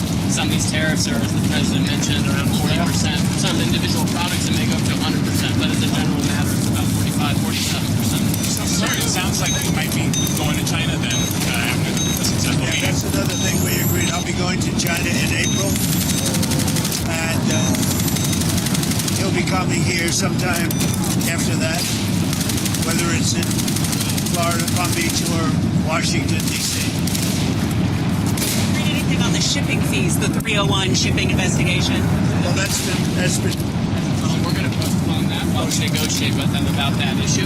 We're trying to rebuild shipbuilding. The Koreans just agreed to invest $150 billion in shipbuilding. So we think But that's no longer an issue. the war in Ukraine or Taiwan come up. We discussed that, and we discussed basically these are rough winds in Asia. I must tell you, this is a rough flight. We could have waited an hour, maybe. It's a little tough. These are tough conditions for interviews. You know, they're going to be watching Trump. They're going to say he didn't look too good. He's got the shakes. I don't have the shakes, but people are going to think I do. Ukraine came up very strongly. We talked about it for a long time, and we're both going to work together to see if we can get something done. We agreed the sides are, locked in, fighting, and sometimes you have to let them fight, I guess. It's crazy. But he's going to help us, and we're going to work together on Ukraine. It's not a lot of he's been buying oil from Russia for a long time. It takes care of a big part of China. I can say India's been very good on that front. We didn't really discuss the oil. We discussed working together to see if we could get that war finished. It doesn't affect China, it doesn't affect us. And I'd like to see it done on the basis. I don't like to see 6, 7, 8,000 young people, mostly young people, for the most part soldiers, be killed. It's not costing us anything. In fact, we make money, and I don't even want to talk about making money. I don't care about making money in that case. But, we send weapons to NATO. They buy full price. They buy the weapons. They give us whoever, but I think they give them probably to Ukraine for the most part. And we discussed it. We discussed something. We're going to work together to try and get the war with Russia and Ukraine solved. What about the Taiwan issue, sir? Taiwan never came up. It's not discussed, actually. This didn't come up that you thought might come up. You mentioned you didn't get to everything. We had a long meeting. as you know, but a lot of things we discussed in great detail. A lot of things we brought to finalization. A lot of finalization. I thought it was a great meeting. I think it was a very friendly meeting. It was a good meeting for two very large, powerful countries. And that's the way we should get along with the large, powerful countries. Your Truth Social about nuclear testing. What about resuming nuclear testing? What prompted you to do that right before the meeting? It had to do with others. They seem to all be nuclear testing. We have more nuclear weapons than anybody. We don't do testing. You know, we've halted it many years ago. But with others doing testing, I think it's appropriate that we do also. Details around the testing, sir? Like where, when? It'll be announced. You know, we have testings. It'll be announced. Did Israel give you a heads up before they bombed Gaza? And is it still a ceasefire if they're stopping? It is. No, they had a sniper, and one of their soldiers were killed, and they did retribution. So we'll see. But yeah, it is ceasefire. It's back to ceasefire. But is that Romania to draw down U.S. troops in Romania. Yes, I mean, I could tell you about it, but it's not very significant. It's not a big deal. Sir, which countries do you have in mind when you say you want to send a signal? What a rough ride this is. The interviews are tough enough without you like being threatened. You guys okay? That camera guy's very steady. We're going to look real bad today on television, I'll tell you. I think that, it's pretty much, I think we've discussed mostly what we've said, pretty comprehensive. We're going to issue a statement on some of the details. But overall, I guess on the scale of from 0 to 10, with 10 being the best, I would say the meeting was a 12. I think it was a 12. I think very importantly, just the whole relationship is very, very important. I think it was very good. Especially coming on the heels of the successful trip. We're in Malaysia. You signed a peace deal for Cambodia and Thailand. Critical mineral deals with all our allies. So many successful meetings. And so many meetings made for our country with literally hundreds of billions, trillions of dollars have come into our country over the last 4 days, represented by this meeting. But trillions of dollars, where Toyota is going to build plants, $10 billion worth of plants, and I could go over so many different companies coming in. They're pouring money into the United States. So beyond even this meeting, this was an unbelievable trip, and I hope you're glad you were a part of it. It was big. Every country, Japan, I mean, you look at South Korea, Japan, and so many other countries that we met there. They're investing tremendous amounts of money in the United States, like money that we've never seen before. So are there investments from China in the U.S., additional investments, anything like that? They have investments, and they will invest. And China, I think they feel very strongly. They congratulated me on the tremendous success that we've had, because there's never been a country that has had so much money come into it for purposes of investment, for building, for auto plants, for AI, etc. So he was very strong on congratulating me for that. Any additional investment or outflow? That's what Did you ever get through to Kim Jong-un about setting up a meeting to see we never were able to talk because I was so busy. And really, this is why we came. I think it would have been maybe disrespectful to the importance of this meeting if we did that. So I'd come back.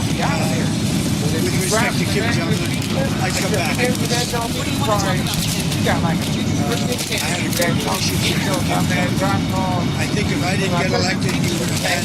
If Hillary came in at the time, he doesn't like too many people other than me. If you want to know the truth, I think he would have had a big war. Could have been a very bad war too. Sir, with the nuclear announcement, just one more on the nuclear announcement. Do you worry that we're entering a more risky environment when it comes to nuclear issues? I think we have it pretty well locked up. But we have more than anybody. But I see them testing. I say, well, they're going to test, I guess we have to test. I'd like to see a denuclearization because we have so many, and Russia has Russia's second, and China's third, and China will catch up within 4 or 5 years. I think de-escalation would be, they would go denuclearization would be a tremendous thing. And something we are actually talking to Russia about that, and China would be added to that if we do something. Thank you all. It was a great success. It was a great honor. I mean, he's a tremendous leader of a very powerful country, and I give great respect to him, and we appreciate the fact that he came from this meeting. Thank you very much. Anything on Canada? Anything on Canada? We had a very nice conversation with him last night. We really did.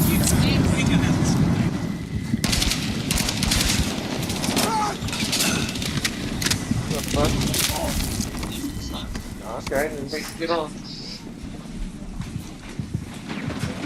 I guess enjoy your bus ride. Thank you very much. It's a great honor to have the leader of Argentina, a place that I love, I've been to, and one of the most beautiful places in the world, president, and I really want to thank you very much. He's MAGA all the way. Make Argentina great. I heard about him when he was campaigning, and even before his campaign, he's a great economist. And he was saying a lot of very correct things, and he was very much in a conservative mode. And I heard all about you as you were running and even before you were running. Because as a tremendously talented economist, you were getting a lot of good write-ups. I appreciated that, but he was make Argentina great again. It worked. I actually sent him some hats for his early part of the campaign, and then he called me. He wanted a lot more, and I said, "When does it stop? When will it stop?" And it stopped with him winning, and he's become very popular, and he's on the verge of a breakthrough. I think he's really on the verge of tremendous economic success, and I know that Scott Bessent is helping, and our great Scott is doing a job, and he feels very strongly about it. And Scott, do you want to say just a couple of words about that, please? Yes, sir. The president is fighting 100 years of bad economic history and policy, and is both presidents. Both. We're fighting bad. I thought he was talking about the U.S. president when he said that. And there's a midterm election coming up. We think he's going to do quite well, and then continue his reform agenda. Mr. President, as you said, President Obama had a big opportunity during his term, which he wasted. Many governments in Latin America went center-right, and the U.S. ignored them. We're not going to ignore our allies. It is economic strength. We're using our economic strength to create peace, just as you've done all over the world. And it is much better to form an economic bridge with our allies, people who want to do the right thing, than have to shoot at narco gunboats. So we think that this is an opportunity for the Argentinian people, and President Milei is the one to do it. He's got a great cabinet. He's got a great team who we've worked with over the past weeks. And the election is coming up very soon, and it's a very big election being watched by the world, because he's done an incredible job, but with that comes some pain. And they have some pain, and now they're coming out of it. I think the victory is very important. Your poll numbers, I hear, are pretty good, but I think they'll be better after this. And, you know, our approvals are somewhat subject to who wins the election, because if a socialist, or in the case of New York City, a communist wins, you feel a lot differently about making an investment. I think, Scott, you'd feel that if somebody that has no chance, in other words, if somebody wins and has no chance of ever having a great economy because of that philosophy, you would put a halt to what we're doing. Yes, sir. We're confident that President Milei is going to do well. We've been criticized by a couple of American Coronas, Senator Warren. And she That's a compliment. She has no idea what she's saying. The nasty, horrible senator. Other than that, I like her very much. Yes, and she and her protege in New York, Mandane, who I don't even think he was Corona for the communist Stalinismo. So we stand with the president and what he stands for, and the hope for the Argentinian people. And President Trump, just like you, he carries the young people.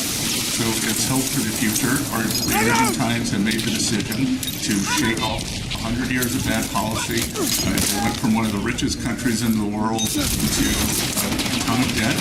And I think that with the bridge the U.S. is giving them and the strong policies, that Argentina can be great again. Please, go ahead. Gracias por esta recepción. Me siento muy honrado, muy especialmente en este momento en el que, digamos, gracias al gran liderazgo suyo del presidente Trump, ha logrado la paz en Medio Oriente. No solo este gran logro que ha sido alcanzar la paz en Medio Oriente, sino lograr el retorno de los 20 rehenes vivos. Además, quiero también felicitar por esa labor y por entender, digamos, la amenaza que es el socialismo del siglo XXI en todo el mundo, y en especial en América Latina, la labor de Marco Rubio.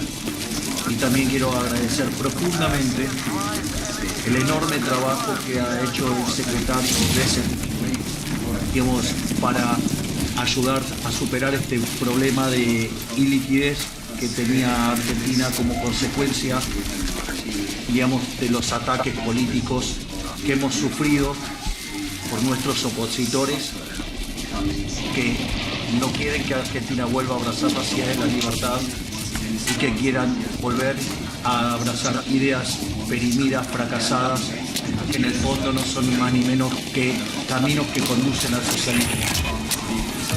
Así es que, en primer lugar, muchas gracias por recibirme, muchas gracias por lo que están haciendo por el mundo libre y muchas gracias al secretario Bessel por la enorme tarea que ha llevado a cabo y que, digamos, nos permite tener una ruta para poder transitar tranquilos y hacer lo que los argentinos de bien necesitan, y que creo que va a ser un buen caso para mostrar al mundo que las ideas de la libertad funcionan y generan prosperidad.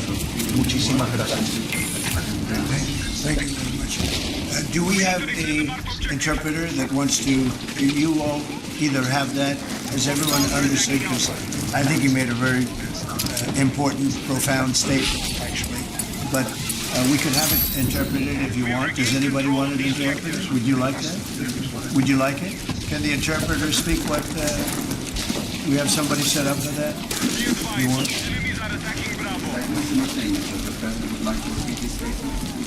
No, that's okay. We'll leave it that way. So, it's an honor to have you here. And I just want to tell you that your career has been an amazing one, and it's going to continue with the election. We're going to endorse you. I'm going to endorse you today. Fully endorse you. People in Argentina like me. A lot of people like me. I'm even surprised myself. But we had a great week. We had a great weekend. We had a great period of time in the Middle East. It was very comprehensive. It went very rapidly, and I think it's going to lead to something that's going to be unrecognizable, certainly for the Middle East. What's taken place in the last few days, people can't believe. I've never seen anything like it. I've never seen the love and the spirit. And I've done a lot of things. I've done a lot of deals. I've done a lot of political deals where countries come into line or whatever. But I've never seen anything like this, the level of love. And it has to do with the mystique of the Middle East, I think. If I did other countries, I did 7 other settlements of wars, complete settlements of wars, and it was very well received. But this is something I've never seen anything like it. The media covered it very fairly, and even which we have a lot, they actually covered it fairly for a change. And I appreciated that. We have to get back to that. It's so important. But I just want to say it's a pleasure to be with you, and we're going to have lunch, and we'll take a couple of questions from the news, and I'm sure they'll be extremely non-hostile and friendly. Like JD went through a very friendly interview with George Slobodanowicz, who was nice enough to pay me $16 million last time we came. He had to pay $16 million to me, which was good. It was worth it. It was worth having somebody lie. If you get $16 million, that's good. But JD had a very nasty person interviewing him, and you can't let that happen. Just as inappropriate to cut off a highly respected vice president of the United States mid-sentence. I guess it's one way to win an argument. That was the only way he was going to win the argument. So it was pretty inappropriate. I want to tell you that. So thank you very much. Do you have something there? Yes. Oh, good. Thank you. Sí. Quería darle.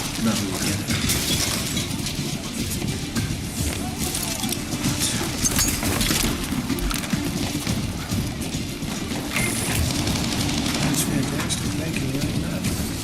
And when he did this letter, Mr. President, your settlement in the Middle East wasn't done.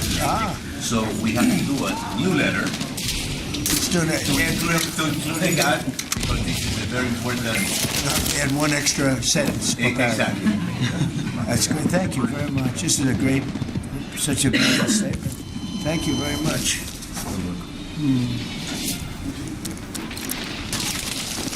That's beautiful. Mr. President, how is this Argentina? Why don't we talk about Argentina first? And then go ahead. How is Argentina going? Mr. President, how is this China in Argentina?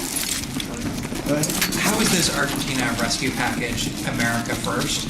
And is this rescue package meant to help President Milei's party in the coming election? No, it's really meant to help a good financial philosophy where Argentina can, after 20 years of disaster, because it was very successful at one point, and it can be again, like Venezuela. Venezuela was very, very successful, and now it's a dictatorship. So when we can help our neighbors, we're making tremendous progress in South America. South America, Marco was telling me, he's like our great expert here. He really knows it. You were telling me that so many of the countries are coming our way, and we had a few years ago when I just came back. So I've been here now almost 9 months. But when I just came in, I was amazed to see how poorly we've done. We lost so many, and one of them was Argentina. Would be lost if he wasn't there. And I think he will be there because the people recognize he's done an amazing job. He took over a real mess. So did I take over a mess. I took over a mess by, the Biden group. And Obama he started it. I'll tell you, Barack Hussein Obama started it. Could you give a couple of words on South America? You were telling me so well yesterday how well we're doing. Go ahead. Well, first of all, we have now 8 or 9, 10 countries, Argentina being foremost among them, that have aligned with the United States on issue after issue in international community events all over the world. They're, in fact, these great allies like Argentina, but I can go into others, Costa Rica. I don't want to leave anybody out, El Salvador. But I think one of the more promising developments is later this month there'll be an election in Bolivia after 25 to 30 years of anti-American hostile government. Both of the candidates running in that election, in the runoff election, want strong and better relations with the United States and another transformative opportunity there. But so I think this is important. This is our hemisphere. It's where we live. And having strong neighbors such as this. And great progress has been made, really. And we'll make more. Absolutely. Over the last 9 months. Really over the last 9 months. Yeah, please. Mr. President, from Argentina, Buenos Aires, do you imagine soon a free trade agreement with Argentina? Would it be possible soon? Yeah, it will be. Well, we're going to discuss some of it today. But no, we want to help Argentina. And we want to always help ourselves. But we want to help Argentina. And one of the ways we can do, they have great product. And we used to do a lot of trade, and then if you look at what the Democrats, well, they didn't know. They didn't know. Honestly, they didn't know what they were doing. But a lot of that trade disappeared, and they have great product. So we will be trading with Argentina, and it'll be helpful to them, and it's helpful. It's good for us also. Mr. President, is China trying to draw a wedge between the U.S. and Argentina by buying soybeans from Argentina and not U.S. farmers? I would say so. China likes to draw wedges. I mean, I guess that's natural.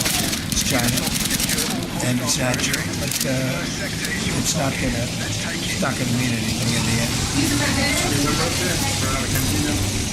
Should Argentina end the China swap and drop trade I don't think you should be doing business much. You can do some trade, but you certainly shouldn't be doing beyond that. Certainly shouldn't be doing anything having to do with the military with China. And if that's what's happening, I'd be very upset about that. Yeah. You understand that stuff? Right? You do understand. Mr. President, what about the swap? Because it's so important for Argentina, the swap. Okay, go ahead. The central bank. The American assistance is not predicated on the swap with China being closed. Any reporting to that effect is incorrect. But you said that Argentina has for China from your business or from your exchange. The swap is so important for Argentina. No, I was referring more to ports, military bases, observation facilities that have been created in Argentina. Than the swap? More than the swap? More than the swap. He was referring to that. Yeah, behind you, please. Yes, President, for Argentina, what's the benefit for United States in helping this way Argentina? Just helping a great philosophy take over a great country. Argentina is one of the most beautiful countries that I've ever seen. And we want to see it succeed. It's very simple. I mean, we don't have to do it, but it's not going to make a big difference for our country, but it will in terms of South America. If Argentina does well, you're going to have others following, and a lot of others are following. You have countries in South America that 2 years ago would have never even been thought of to go as democracies or as just countries that want to do fair and balanced trading. And now, you mentioned Bolivia, but there are numerous other countries that are coming our way. And Brazil, as you know, I had a very good conversation with the president and met him at the United Nations before I went up to speak, and then I found that I didn't have a speech because I had no teleprompter. They turned off my teleprompter purposely. It made it impossible for me. But it didn't silence me.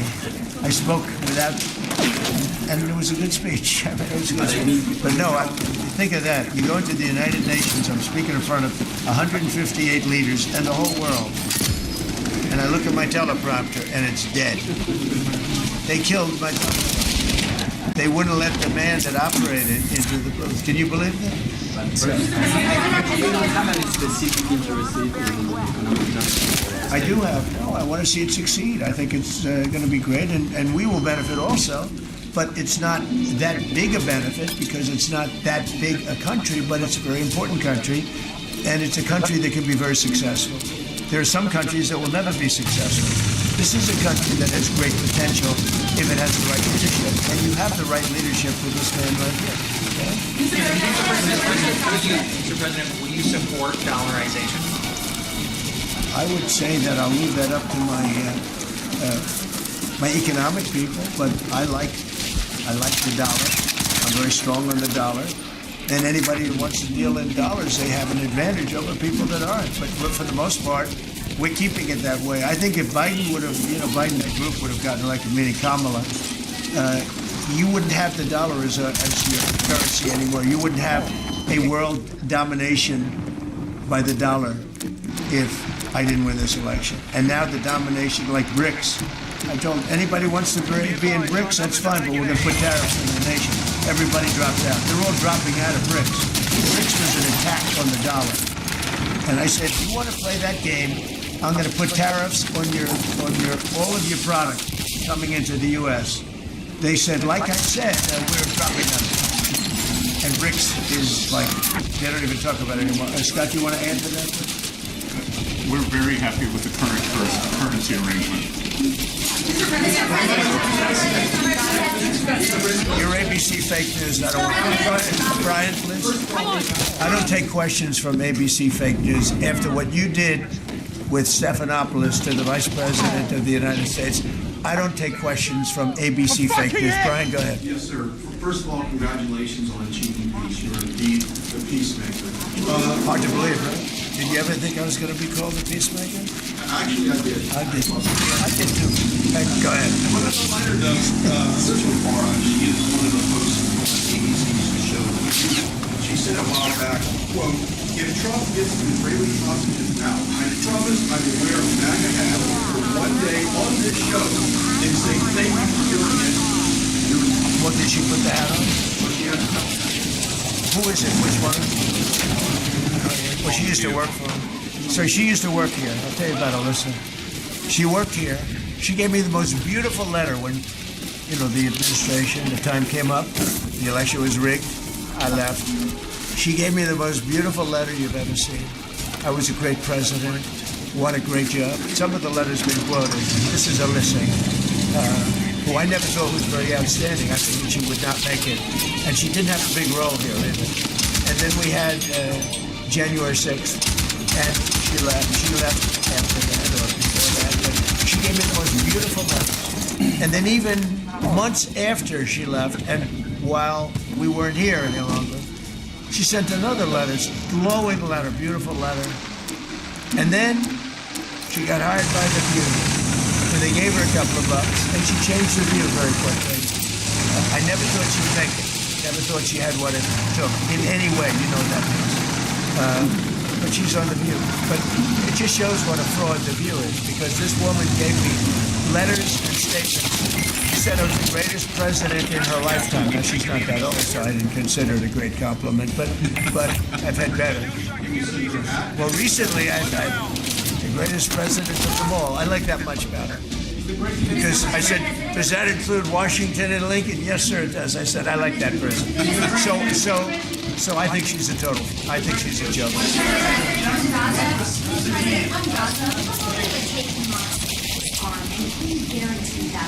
Well, they're going to disarm, and because they said they were going to disarm. And if they don't disarm, we will disarm them.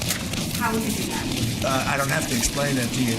But if they don't disarm, we will disarm them. They know I'm not playing games. Now, we did something monumental. We got the hostages back. That was the first thing we had to do. Above all else, get the hostages back. Now, they misrepresented because we were told they had 26, 24 of dead hostages, if we can use those terms. And it seems as though they don't have that because we're talking about a much lesser number. But that's a very tough subject. I want them back. That's what they said. I want them back. Also, they said they were going to disarm. And initially speaking, they needed, they did take out a couple of gangs that were very bad. Very, very bad gangs. And they did take them out. And they killed a number of gang members. And that didn't bother me much, to be honest with you. That's okay. We had a couple of very bad gangs. It's no different than other countries. Like Venezuela sent their gangs into us, and we took care of those gangs. We have Washington, D.C. is one of the safest cities in the country. It was one of the worst cities in the country if you go back just a little while ago, right? Now it's safe. You can walk to work. Isn't it nice? But we have told them we want to disarm, and they will disarm. And if they don't disarm, we will disarm them. And it'll happen quickly and perhaps violently. But they will disarm. You understand me? Because you always, everyone says, oh, well, they won't disarm. They will disarm. And I spoke to Hamas. And I said, you're going to disarm, right? Yes, sir, we're going to disarm. That's what they told me. They will disarm or we will disarm them. Got it? Okay, What next. is the deadline for this? Sir, you say quickly, but what is the deadline you're going to put on that? A reasonable period of time. Pretty quickly. A reasonable period of time. Congratulations on the peace you achieved in the Middle East, first of all. And the question is regarding Argentina. Does continue... Are you from Argentina? I'm from Argentina, yes. I like the Argentina. I like them much better than ABC. Than ABC fake news. Me too, sir. Yes, sir. U.S. support for Argentina depend on the results of the upcoming legislative elections and the ability of the government to pass long-lasting reforms to the conflict. Well, I think if they don't do that, we're not going to be around very long. Scott, can you handle that one, please? We're confident that the President's party will, and the coalition will do well in the election, and this aid is predicated on robust policies and going back to the old Corona's policies of what calls a U.S. rebate. It's a great question. It's a little like New York. You're reading in Argentina about New York. We have a problem. We have a communist who's 33 years old, doesn't know a damn thing. Practically, he's never worked a day in his life. And he sort of caught on. And I'm not going to send a lot of money to New York. I don't have to. The money comes all through the White House. And if they're going to be sending us stupid policies, communist policies, which is proven for thousands of years doesn't work. We don't have to prove it again. We're not going to ruin one of our great cities because we'll make that great. We will clean up the crime in about 30 days. It took 12 days to do Washington, D.C., so New York is bigger. And Chicago, we've already made a lot of progress despite fighting from the government, but Chicago's doing great. Memphis is doing really great. We have great support there from the political leaders. They said, please come in and clean up crime. And we love it. We've in 1 week, Memphis is so good. It's so much better. We'll have it within a month. We'll have that into a safe city again. And all of these cities, we want to clean them up. We don't like that opposition. But if somebody's going to be a communist mayor of New York, it's a fluke if he gets there. A lot of failed people that he's running against. You have inferior candidates or something, because it's impossible to think that New York City can have a communist mayor. He's a communist. He's not a socialist. There's a big difference. He's a communist. He's down and dirty. He's a communist. He hates police. He wants to get rid of all police. How can a policeman? He hates Jewish people, and yet he's got Jewish people supporting him. He hates Jewish people.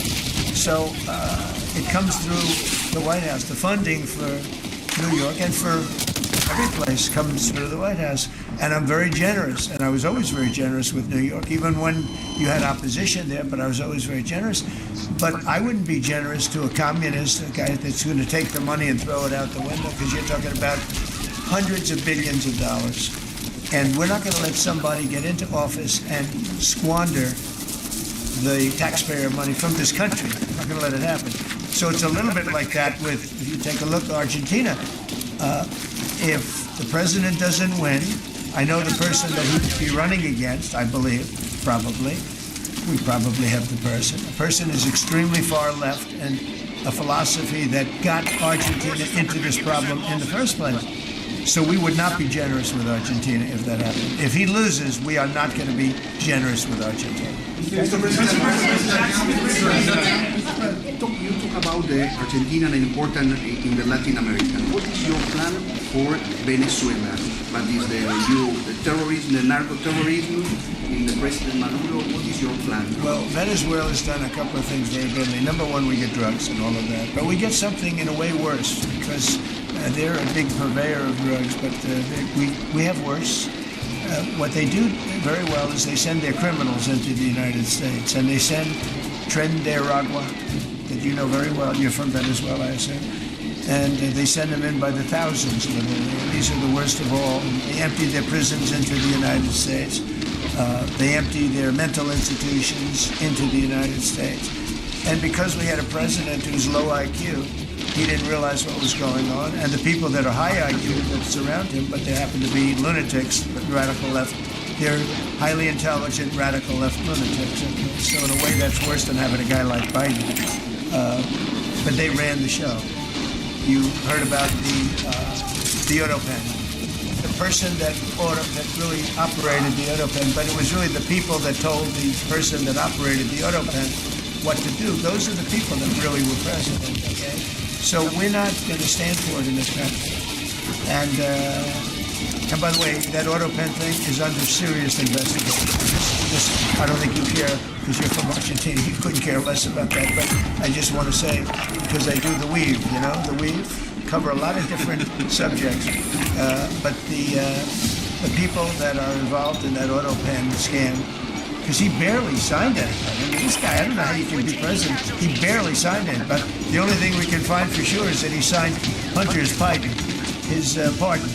Hunter's pardon, I like that. That's a combination. So we're going to work very much with the president. We think he's going to win. He should win. And if he does win, it will be very helpful. And if he doesn't win, we're not going to waste our time, because you have somebody whose philosophy has no chance of making Argentina great again. Steve, go ahead. Steve, go ahead. You said Hamas assured you that they would disarm. Was that a direct conversation or through my people? Through my people, at the highest level. What's your advice? And it was meant for me. What's your advice for President-elect in Argentina as a political leader? My advice is to hold strong to his principles, because he's right, and he's proving that he was right. He's got one problem. He's got people that are giving him tremendously bad press, even though they know it's wrong. He's got to hold true to his principles because he's going to win. He's going to win. He's doing the right thing. Everybody knows he's doing the right thing, but you have a radical left sick culture. It's a very dangerous group of people, and they're trying to make him look bad. I believe he's going to win out. China? Well, you have to be careful with China. Everybody deals with China. They have to deal with us too. We have to be careful with China. Look, I have a great relationship with President Xi, but sometimes it gets testy because China likes to take advantage of people, and they can't take advantage of us. But we have a fair relationship with China, and I think it'll be fine. And if it's not, that's okay. You have to do and go where the punches are thrown. You got to put up the blocks. We have a lot of punches being thrown, and we've been very successful. Look, we have the most, I think we're the most successful we've ever been as a country. We have now close, I've been saying 17, we have, I think, close to or maybe even exceeding $18 trillion going to be invested in the United States. That's more money than ever invested in any country before. Even countries with much bigger populations like India or like China, nobody's ever had $18 trillion invested in the country. We have, and that's because of November 5th election, because I won. Oh, if she won, you'd be negative. You'd have people getting out of the country. This country would have been in a major depression. If she won, we would have been 1929. And they'd like to see that anyway. That's why they keep the government closed. They have a shutdown based on nonsense. They want to give away 1.5, think of it, they want to give away $1.5 trillion to people that come into the country illegally. And as you know, the borders now are closed. But when they hear that they get the greatest health care package in the world and they have no money, but they're living okay in another country, they head up and they start forming caravans and they try and come into our country. But the big problem is they want to give health care to people that should not get health care.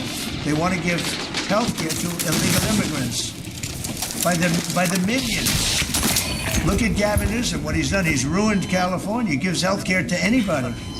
And I guess they do it for votes. I actually think it's bad politics, but I guess they do it for votes. So I'm with this man because his philosophy is correct. And he may win and he may not win, but I think he's going to win. And if he wins, we're staying with him, and if he doesn't win, we're gone.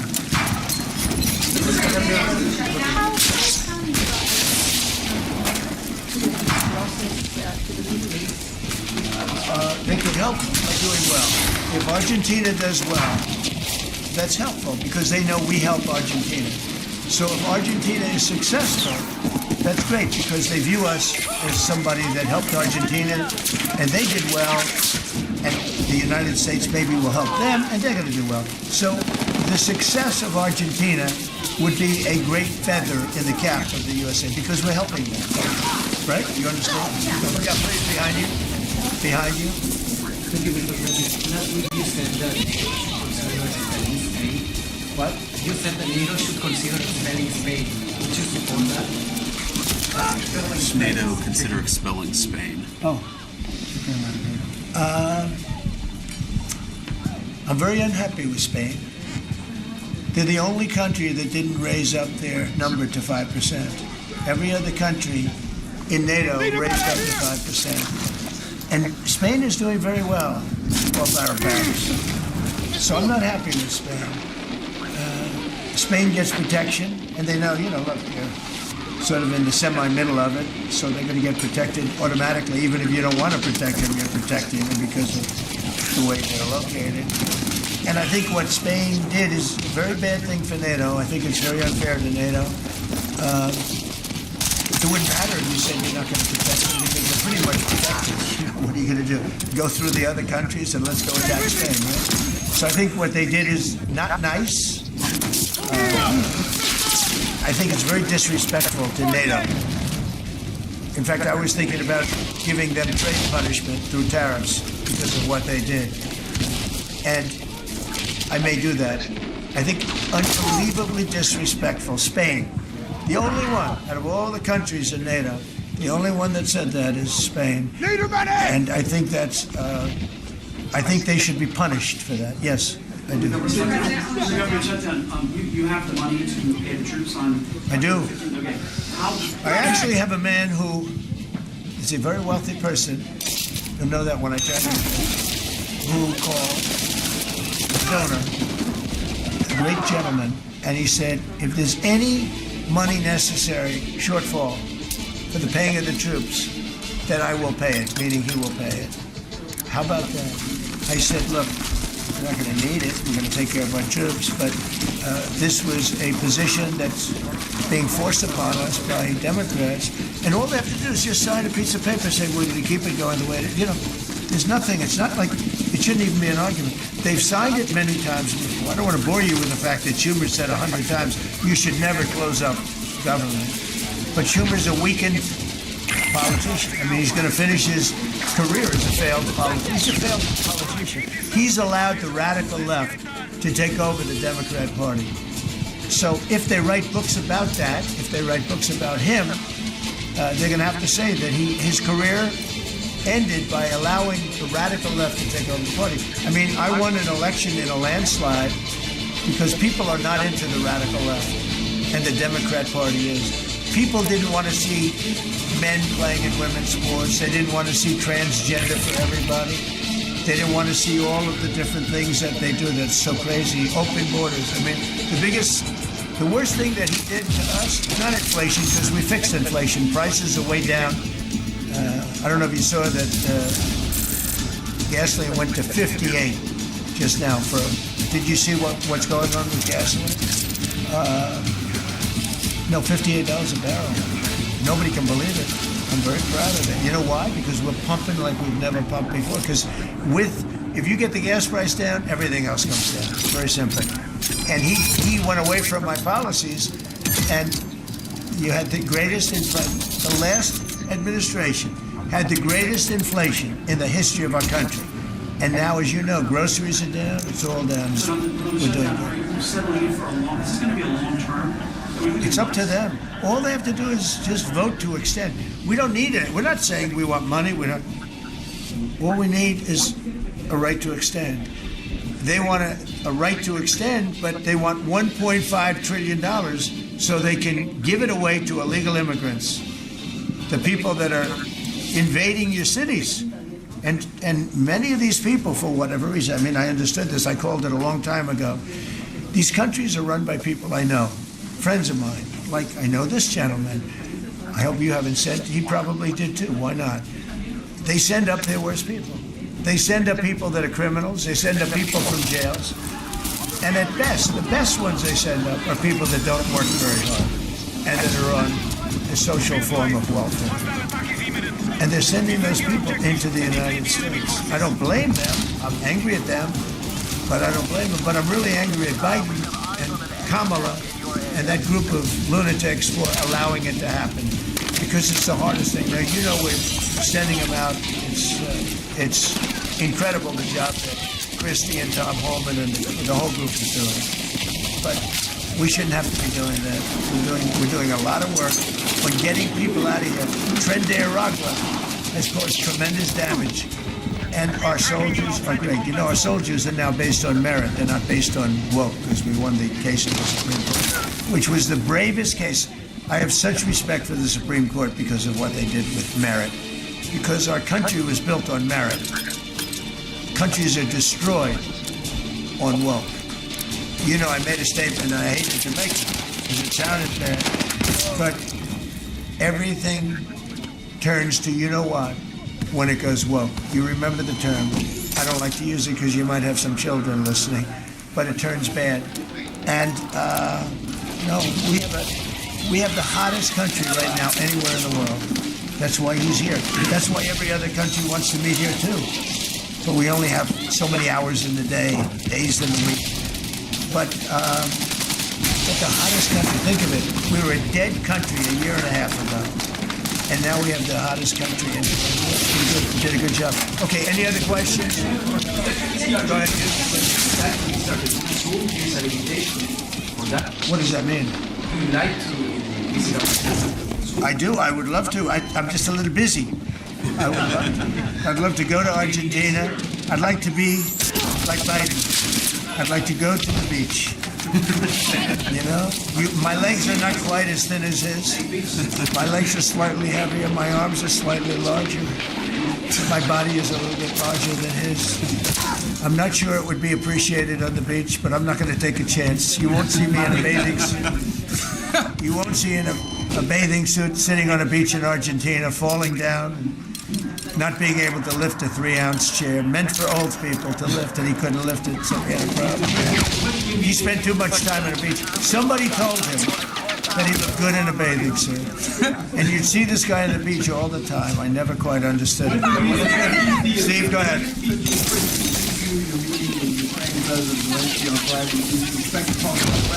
Yeah, no, we have an interesting meeting going. And look, I'm very disappointed because Vladimir and I had a very good relationship. Probably still do.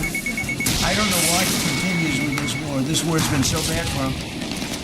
He's going into 4 years of a war that should have beaten. He should have won that war in 1 week. He's now going to soon be into his 4th year.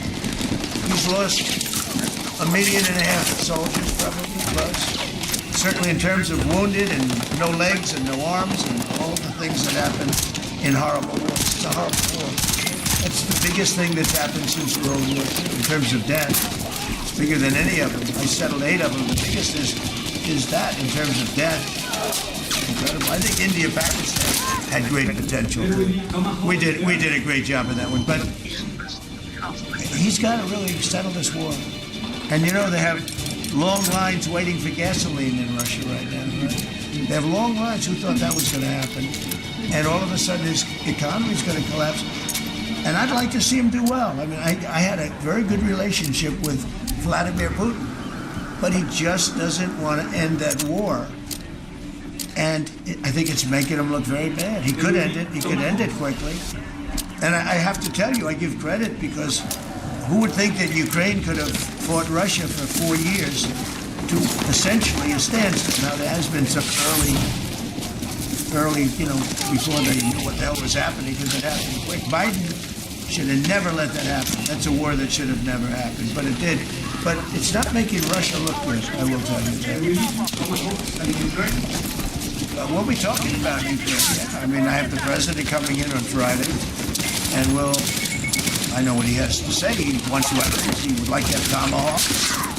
Everyone else wants tomahawks. And we have a lot of tomahawks.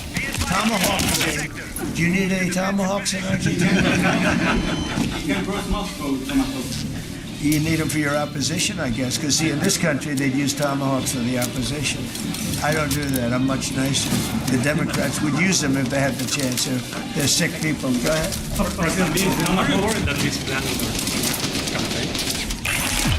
Anything can happen. Anything can happen. You never know. That's why I say Putin should do something about the war, because so far it's turned out to be very bad for him. But anything can, so this plan can fail, sure can fail, but it's got a better chance, I would say, Scott, it's got a better chance of success than failure. And if it's successful, it's an unbelievable success. It can transform your country into greatness. It's got a great chance. We'd like to give it a chance. Anything can fail, but we'd like to give it a chance. And we think, because he's made so much progress, I mean, the work that he's done over the last 4 years is incredible. And it would be a shame to lose that progress. He's very close to having a big success. Mr.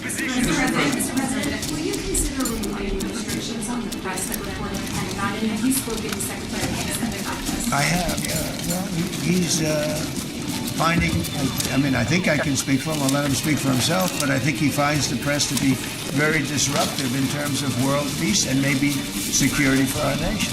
The press is very dishonest. Not you, but the press is very dishonest. Do you have something to say, Peter? Well, I very much appreciate the question, because it was interesting to watch, get a chance to go along on the historic trip of Middle East peace, which our generation of veterans never dreamed would be possible. So you would think that the Pentagon press corps of all press corps would be front and center across the board on wanting to give credit to the president for forging this kind of peace, and instead what they want to talk about is a policy about them, which simply says maybe the policy should look like the White House or other military installations where you have to wear a badge that identifies that you're press, or you can't just roam anywhere you want. It used to be, Mr. President, the press could go anywhere, pretty much anywhere in the Pentagon, the most classified area in the world.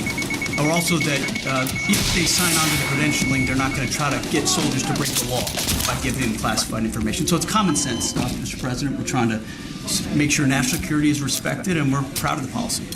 You know, we have an option here to, as you know, the press years ago moved into the White House. It used to be across the street. We could move them. You're lucky I'm president, because we could move them very easily across the street. They used to be there. They would have more room. We have a beautiful, nice space. You can sit all by yourselves and have fun. Instead, you walk around the White House talking to anybody that can breathe. And, you know, but I find that when it comes to war, and now our great Department of War, with some great people over there, I think it bothers me to have soldiers and even, you know, high-ranking generals walking around with U.S. on their sleeve, asking them, because they can make a mistake, and a mistake can be tragic. They can do it innocently, too. They can, you know, and they're not press people. They don't really deal with the press, so they're not really necessarily good at it, although I think it's mostly instinctual one way or the other. You're either good at things or you're not. But I could see you being bothered by that. So you have them in an area, and you treat them fairly, but they're not allowed to go into much like the somebody's office and sit with them for 10 hours. Yes, sir. Yeah, I can understand. Mr. President, Boston had some street takeovers that we saw. I've been a worker, a tribe with the mayor of Boston, and they have a World Cup, several World Cup games. There's several World Cup games. It could. We could take them away. I love the people of Boston. I know the games are sold out. But your mayor is not good. They're worse than her. At least she's intelligent. Some are extremely low IQ. Those bother me more. She's intelligent, but she's radical left. And they're taking over parts of Boston. That's a pretty big statement, right? We could get them back in about 2 seconds. All she has to do is call us. We'll go in and take them back. But she's afraid to, because she thinks it's bad politically. She could take them back, too. The Boston police are great. I mean, I know them. They love me. She'll never tell them to go after Trump, because they love me and I love them. And I got a tremendous police vote and military vote and fireman vote, all of them. No, I think she is hurting Boston. The answer is yes. If somebody is doing a bad job, and if I feel there's unsafe conditions, I would call Johnny there, FIFA, who's phenomenal, and I would say, let's move it to another location. And he would do that. He wouldn't love to do it, but he'd do it. Very easily he'd do it. And this is the right time to do it. If I thought Boston was doing something that was going to cause safety conditions for the World Cup, I could say the same thing for the Olympics, because we have events that are in different locations for the Olympics. It's based in LA. If I thought LA was not going to be prepared properly, I would move it to another location if I had to. On that one, I'd probably have to get a different kind of a permission, but we would do that. Gavin Newsom, he's got to get his act together, because had we not gone in at the beginning of my term, had we not gone in with a very strong, powerful force, they would have lost L.A. Now, you already lost 25,000 houses to fires. You got a big scar right in the middle of the city. And that should have never happened, because they should have had the water flowing in from the Pacific Northwest. Well, all they had to do is open up the valves. He didn't want to do it. And he didn't want to do it. He says for environmental reasons. I don't believe that. But, for some reason, he didn't want to do it. Lost 25,000. You had no water in the fire pumps. You had no water in the sprinkler systems in the ceiling. There were no houses. Normally the things would go in. You might not have lost 2 houses.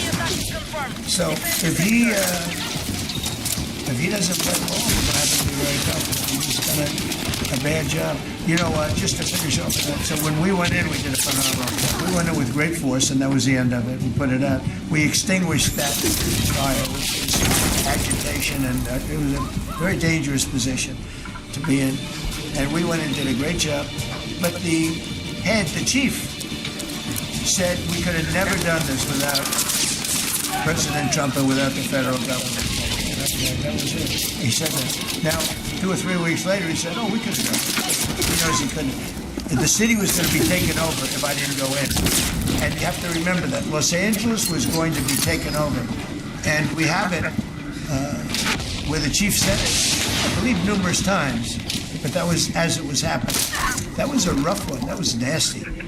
And if we saw a situation like that, yeah, we'd be forced to make the move. Boston better clean up their act. That's all I can say. Go ahead. One more question. Mr. President, talking about yeah, any urgency in the shutdown the next week, 2 weeks, or would you be fine if it stretches into November and then toward the holidays with folks not getting paid? Well, you know, shutdown, we've had many shutdowns. And this is a shutdown that couldn't have happened. A group of people brilliantly decided to make it after the election. I said, thank you very much. In other words, give it to Trump instead of Biden. So it shouldn't happen. And likewise, debt ceiling shouldn't have. But the big, great, big, beautiful bill solved the debt ceiling problem for them. Is there a point where you would reach out to... No. Here's what's happening in the shutdown. Honestly, can I put it in plain words for you? And yours, like I said, you all understand, but a lot of people don't. The Democrats are getting killed on the shutdown because we're closing up programs, Democrat programs that we were opposed to. So we're being able, and they're never going to come back in many cases. So we're being able to do things that we were unable to do before. So we're closing up programs that are Democrat programs that we wanted to close up or that we never wanted to happen, and now we're closing them up. And we're not going to let them come back. The Democrats are getting killed. And we're going to have a list of them on Friday, closing up some of the most egregious, socialist, semi-communist, probably not full communist, we're saving that for New York, but semi-communist programs, and we're closing them up. We're not closing up Republican programs because we think they work. So the Democrats are getting killed, but they're not telling the people about that. I say it, nobody, well, I haven't said it probably as bluntly as I just said it, but so we are closing up Democrat programs that we think that we disagree with, and they're never going to open again. Thank you very much. Thank you, everybody.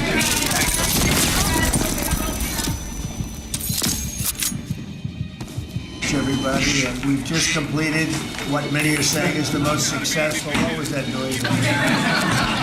Must have been the alarm.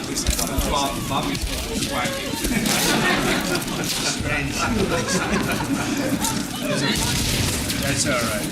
We've just completed what many consider to be the most successful first 100 days of any administration in the history of our country. And we're just getting started. Things are happening that are amazing. And I would not say it if it weren't fact. In a few short weeks, we've achieved the most secure border in American history by far. 99.9%, which is a number that nobody thought was doable. Biden thought you had to go back to the legislature to get legislation passed in order to create a secure border. You didn't. You just had to have the right person and the right people working it. Congratulations, by the way, and to Tom. For 2 months in a row, we have set the all-time record for the lowest number of illegal border crossings ever recorded. The number of illegal border crossings released into the United States is down 99.999%.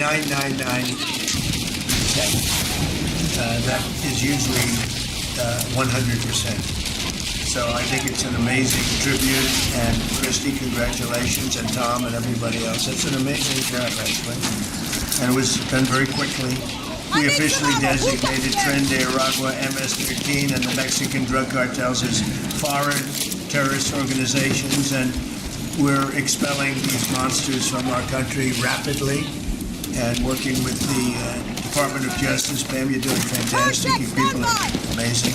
We're having some judge problems, and everybody's reading. We're having some judges that don't like, killers, murderers being thrown out of the country, so I don't know what their problem is, but we have a little difficulty. We won on the basis of a great border and of getting criminals out of our country. That was why we won every swing state. We won by millions of votes. We won everything. Every metric we won by a lot. It was a massive victory, and we won, I think, largely because of this issue. I put this issue as number one issue, and they don't want us to do what we're supposed to do, and I don't think that can be. And I hope the Supreme Court is going to fully understand what's going on. We have to get the criminals out of our country, and that's the basis under which we won the election. Core GDP, and this is, you probably saw some numbers today, and I have to start off by saying that's Biden. That's not Trump, because we came in on January, this is the quarterly numbers, and we came in and I was very against everything that Biden was doing in terms of the economy, destroying our country in so many ways. Not only at the border was more obvious, but we took over his mess in so many different ways. Core GDP, removing distortions from imports, inventories, and government spending, was up plus 3% when you add it. We had numbers that despite what we were handed, we turned them around, and we were getting them really turned around. Gross domestic investment was a whopping 22%. Now, that is a number that people are coming in as numbers. For instance, I just walked in, I heard Samsung is now, because of the tariffs, they're going to build massive facilities in the United States. If we didn't do the tariffs, they wouldn't be doing that. So it takes a little while to get those facilities built, but they're coming in with big, big numbers. They're all coming in with big numbers. We have more money being spent than at any time in the history of our country. We're up to close to $8 trillion, I think I can say. And really, it's going to be a lot higher than that. Those are just the ones that we know about. 8 trillion. I'm not going to say, but I'm not sure if Biden did $1 trillion for 4 years, 1 trillion. But we're at 8 trillion for 2 months, because let's give us a pass on the first month. We were sort of getting a little bit used to things, right? But after 2 months, we have $8 trillion. There's never been a number like that. And that includes chip companies, car companies, every form of manufacturing, high-tech companies. Nobody's ever seen anything like it. So $8 trillion. I can talk about gross domestic product, gross domestic investment. I can talk about a lot of things, but to me, the biggest numbers, the kind of numbers that are, and these people are coming in. Our Secretary of Commerce spent the weekend. He went down to Arizona to see what was happening with the biggest chip company in the world. And he said, Howard, you've never seen anything like it. You want to just describe what you saw? So they're investing $165 billion in 1,100 acres in Arizona, and they're building the highest tech chip manufacturing, semiconductors, and 4,000 employees. American trade craft, right? Technicians doing every kind of work. The classic foundation of America is building it. They had 14,000 people. They're expecting 40,000 people to build the rest of their plants and to employ 20,000 people for the rest of the time. And this is all driven. You never saw a sight like that. And this is all driven by your tariff policies. No chance this be happening without you. It's going to be about 40% of the chip market from that one section, and this is the biggest chip maker. They have 99% of the market. They come from Taiwan, and unlike the CHIP Act, which was done by Biden, where they hand everybody billions of dollars, the thing they don't need is money. They got plenty of money. What they need is an incentive to come in, and the tariffs, they're building because of the tariffs. Without the tariffs, and I'd like to say they're building because of November 5th, the election, and the tariffs, but I'm going to be a little more blunt. They're building because of the tariffs, and November 5th gave them the tariffs. So it's amazing when you look. And these are not companies that go out and say, well, we're going to build, we have to go get our financing. Let's go. Like we would, in New York, everybody would look, you'd get a building site, and then you'd look around for money, you'd look around for financing for 6 months, you'd get your financing. You'd build your building, the market would be good, you'd make money, the market would be bad, it wouldn't be so pretty, you'd have to negotiate, blah, blah, blah. This is different. These people have so much money, they don't know what to do. I asked Howard, did they finance it? No, they do it through cash. And they say that site, and they just started, you know, they just announced it like a month ago, and they've already started. He said, I've never seen a site like it so big. So, you know, you're talking about essentially a $50 billion building. Now, if you build a warehouse for $50 million, that's a big warehouse, Scott. But a $50 billion building, that's a lot. They're building the electric, they've become a utility. And I'm giving them the right to become. They're going to build their own electric, they're going to build their own electricity, which they need tremendous amounts of electricity. They're going to build it themselves. Anything they have left over, they'll hook that into the grid. But the grid is old and they're unreliable and bad things can happen to grids. I said, if you want, you can hook into the grid, but that's a little bit risky. Or you can build your own electricity and become your own utility. And they, I think in all cases, are deciding to do that. So it's very exciting, and we have a lot of things going. We took over on January 20th. These are quarterly reports. We took over on January 20th. The tariffs haven't kicked in yet. I know that, and I don't want this to happen, but I know that China is doing very poorly right now. I just saw some reports coming out, and I don't want that to happen to China. I like the president a lot, President Xi. I don't want it to happen. I was actually saddened to hear it, but they are getting absolutely hammered in China. And, you know, they're sending boats, the biggest boats in the world, carrying cargo like nobody's ever seen before. These are the biggest boats in the world, biggest cargo ships in the world. And they're coming and they're turning around in the Pacific Ocean.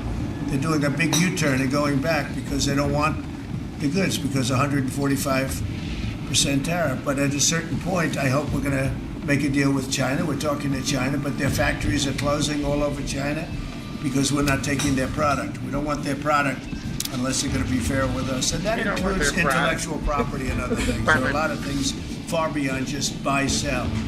So we'll see what happens. But, you know, I was not, because somebody said, well, were you happy? I said, I am not happy. I want China to.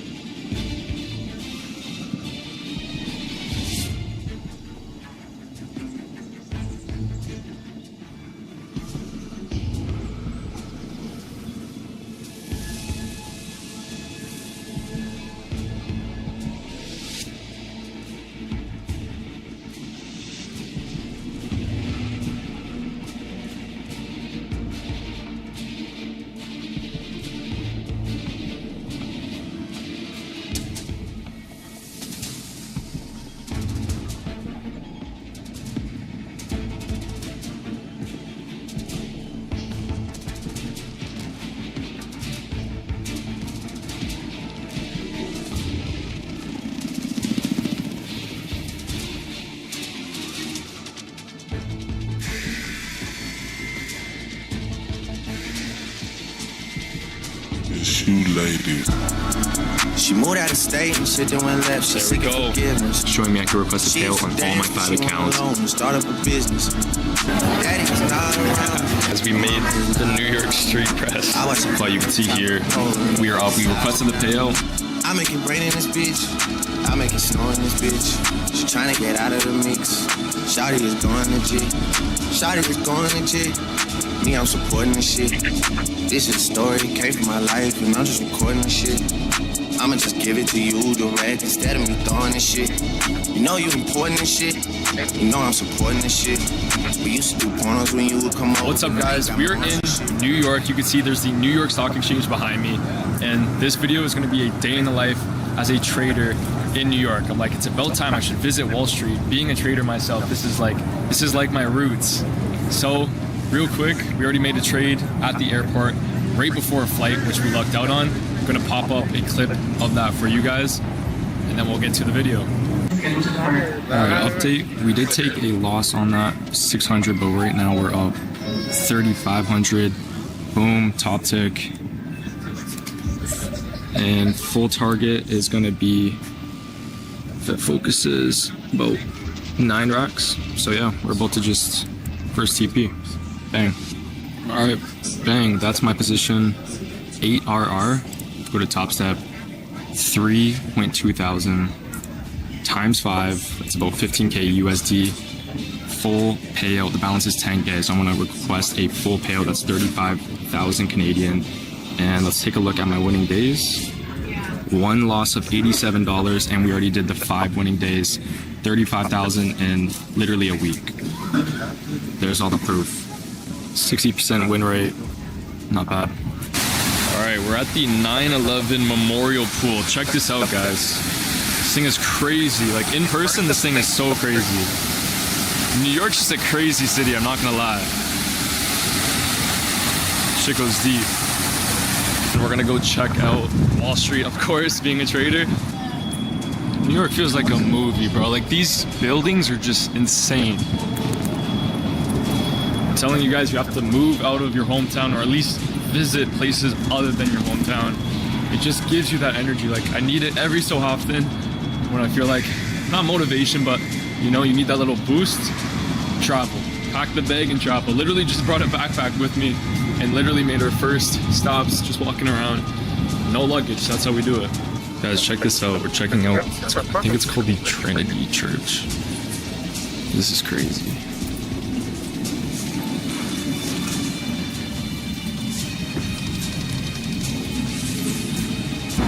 Guys, that church was beautiful. Said a quick prayer. You always got to remember to always be grateful and thankful for what you have. And that's how you continue receiving more. All right, we made it, Wall Street. Look what it is, guys. New York Stock Exchange. If it wasn't for that right there, we would not be up 70,000 this week. So definitely had to come check it out. I came here to let them know I'm taking another 70K next week, and a week after that, and a week after that. So, well, we made it, guys. All right, there we go. All right, we just got the Speedience in. It is much larger than I expected. So thankfully I have a very handy husband and he's gonna put this all together for me, so. All right, we popped into a random bagel shop. It's called Liberty Bagels. Bro, these bagels are sick. I'm not gonna lie, they have a bunch of cool options. Probably gonna go with the Works up there. Try that one out. Bro, they got like colored bagels. Straight diabetes, not getting these ones, but it's kind of cool. All right, guys, check out the bagel. This thing looks gas, not even gonna lie. And it's massive, bro, like the size of my hand. It's like a whole burger. And check this out.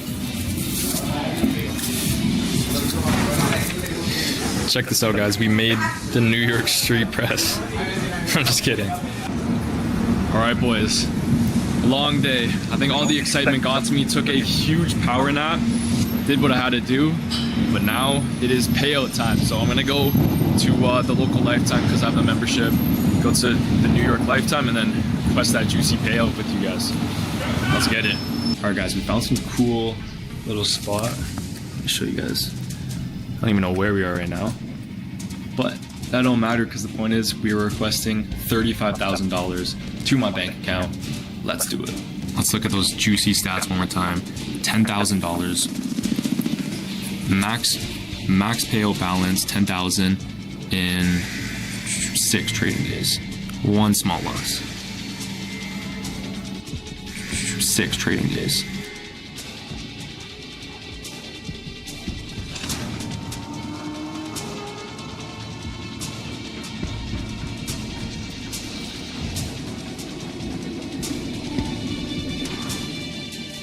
One small loss. Bang, all copy traded. Guys, look how cool this is. I go on top step payout, showing me I can request a payout on all my 5 accounts. This one is a little bit messed up. I can only request 4,300. I messed up the copy trading in the beginning, but still profit, still pretty much 35,000. I will take that. All right, quick update, guys. You can see 5 payouts all submitted. Top step, remove the funds. Now they just have to approve the funding. Boom, boom, boom, and then they're going to be sent. But you can see Top Step does have a 90-10 profit split. So the first 10,000, boom, boom, 5-5, full to me, and then they do take 500, 500 right there, and then another 500. So there's that profit split of 10% for these ones. But yeah, pretty much a $35,000 Canadian payout. The nice part for me is that, yeah, when I come to the US, everything is 40% more expensive. But when I'm trading on futures and talking about Canadian money, oh, he threw it out there, nigga. Get your Canadian bacon. Get your Canadian bacon off my fucking screen. Like, bro, that's 25,000. Nigga slicing it up and shit. You ain't supposed to be talking about that shit. Rule number 1 is don't talk about Fight Club, nigga. See, them niggas getting money, but they still squares. You can't not be a square. You can't pay for that. That shit ain't that shit in the blood, nigga. You cannot be a square. You a square. You a square. If you was a square from the start, you was a square from the bitch start. You know, you was a square. See, these little square ass niggas getting money, but they act like that shit make them not square. You still a square. You still a fucking square ass nigga. That square nigga ass, but I still beat your ass. Damn, what can I get a booty cam? Give me booty cam. Nigga, I still beat your motherfucking ass. Like Kimbo. Oh, motherfucker, what? But I still beat his ass. Money booty. Get the booty. Give me booty cam. Can I get him the booty cam, nigga? Still mop his ass though. Still mop his young ass for talking slick. Starting a fashion brand shouldn't feel impossible. Other print-on-demand platforms claim to... Hey guys, welcome back to Ranger Survival in Fieldcraft. Amanda, what I have for you today is my go bag. Stand by. Alright guys, so I've got my go bag here and I had to change up some of the items because I live in a different area now. I live in a rural area and I have to travel to the city and urban environment for work, and it's going to be about 40 or 50 miles one way. So that's a lot of driving, it's a lot of movement, and that's just the life I live at the moment. But I needed to change up my go bag so I can grab this if I have to ditch my car, and it's going to provide for my most basic needs. But the worst case scenario that I'm going with is having to make that on-foot movement for 40 or 50 miles. So I want a lightweight kit as well. Moving at an airborne shuffle pace, 15-minute mile or so.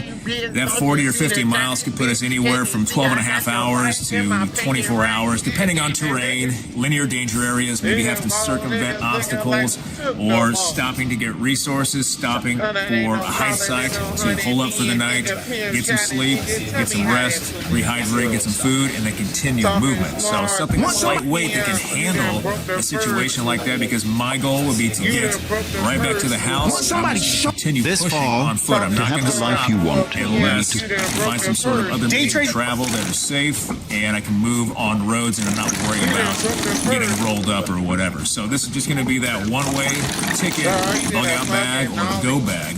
And so I've got my bag set up. I'm going to show you some of the items.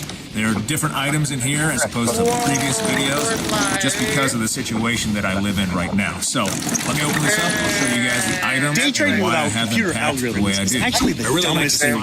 There's a reason why 85% of all stock trades are done through algorithms. That's why I signed up for these daily trade alerts from the stock prediction engine called Orc. Their algorithm actually searches as well as day trading without rural area. We can pull down vegetation and actually shove it through. These little straps are all over this backpack to give it a little bit more camouflage. The black and gray are subdued colors. It can help blend into the environment, especially if we use that micro terrain like I was talking about, or stay in thick vegetation and only move in open areas at nighttime or when it's safe. So we can use this in an urban as well as a rural setting.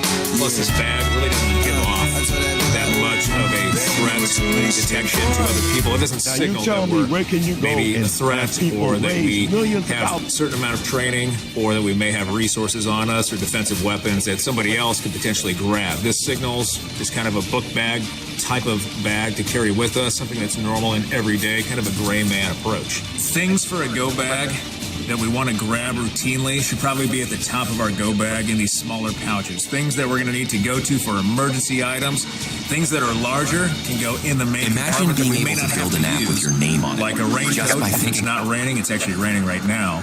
We wouldn't have to grab it right away, so we can put it in the large compartment. But these smaller pockets we're going to go to for more routine items. And the first one is just right up top here, this little guy. And this actually has our land navigation kit in it. So that fell out is just a binocular.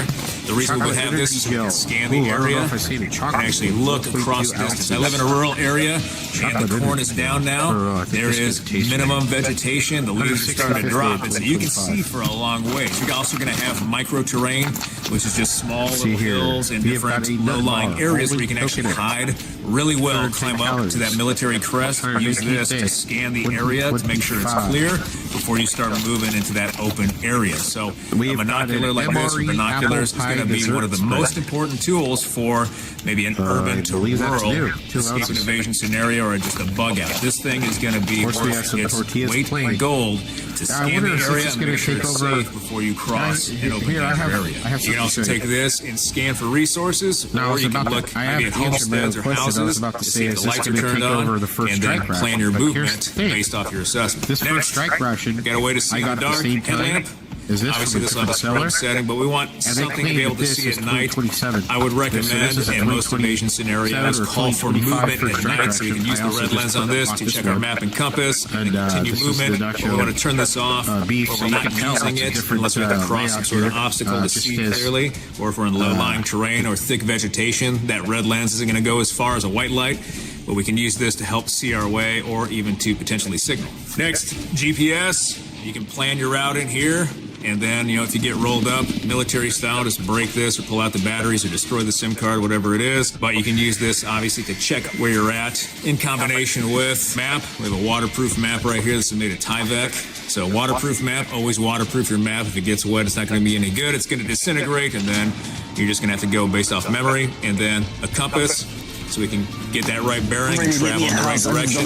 Use this as a backup or a confirmation check with your map. 2 is 1, 1 is none, and you want to have as many lane navigation items as possible, especially traveling over a very long distance, like 40 or 50 miles. The Atlas APC is a military vehicle that you can buy as a civilian. If you happen to have any interest in this, I'll put a link to their website in the description down below. Let's get right into the review. One other thing that's also at the top that we're probably going to want.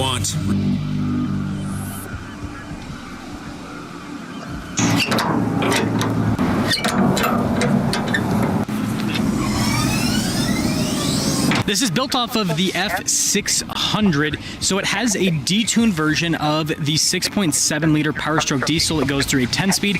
It produces 330 horsepower, 825 pound-feet of torque. It's been detuned for long-term reliability.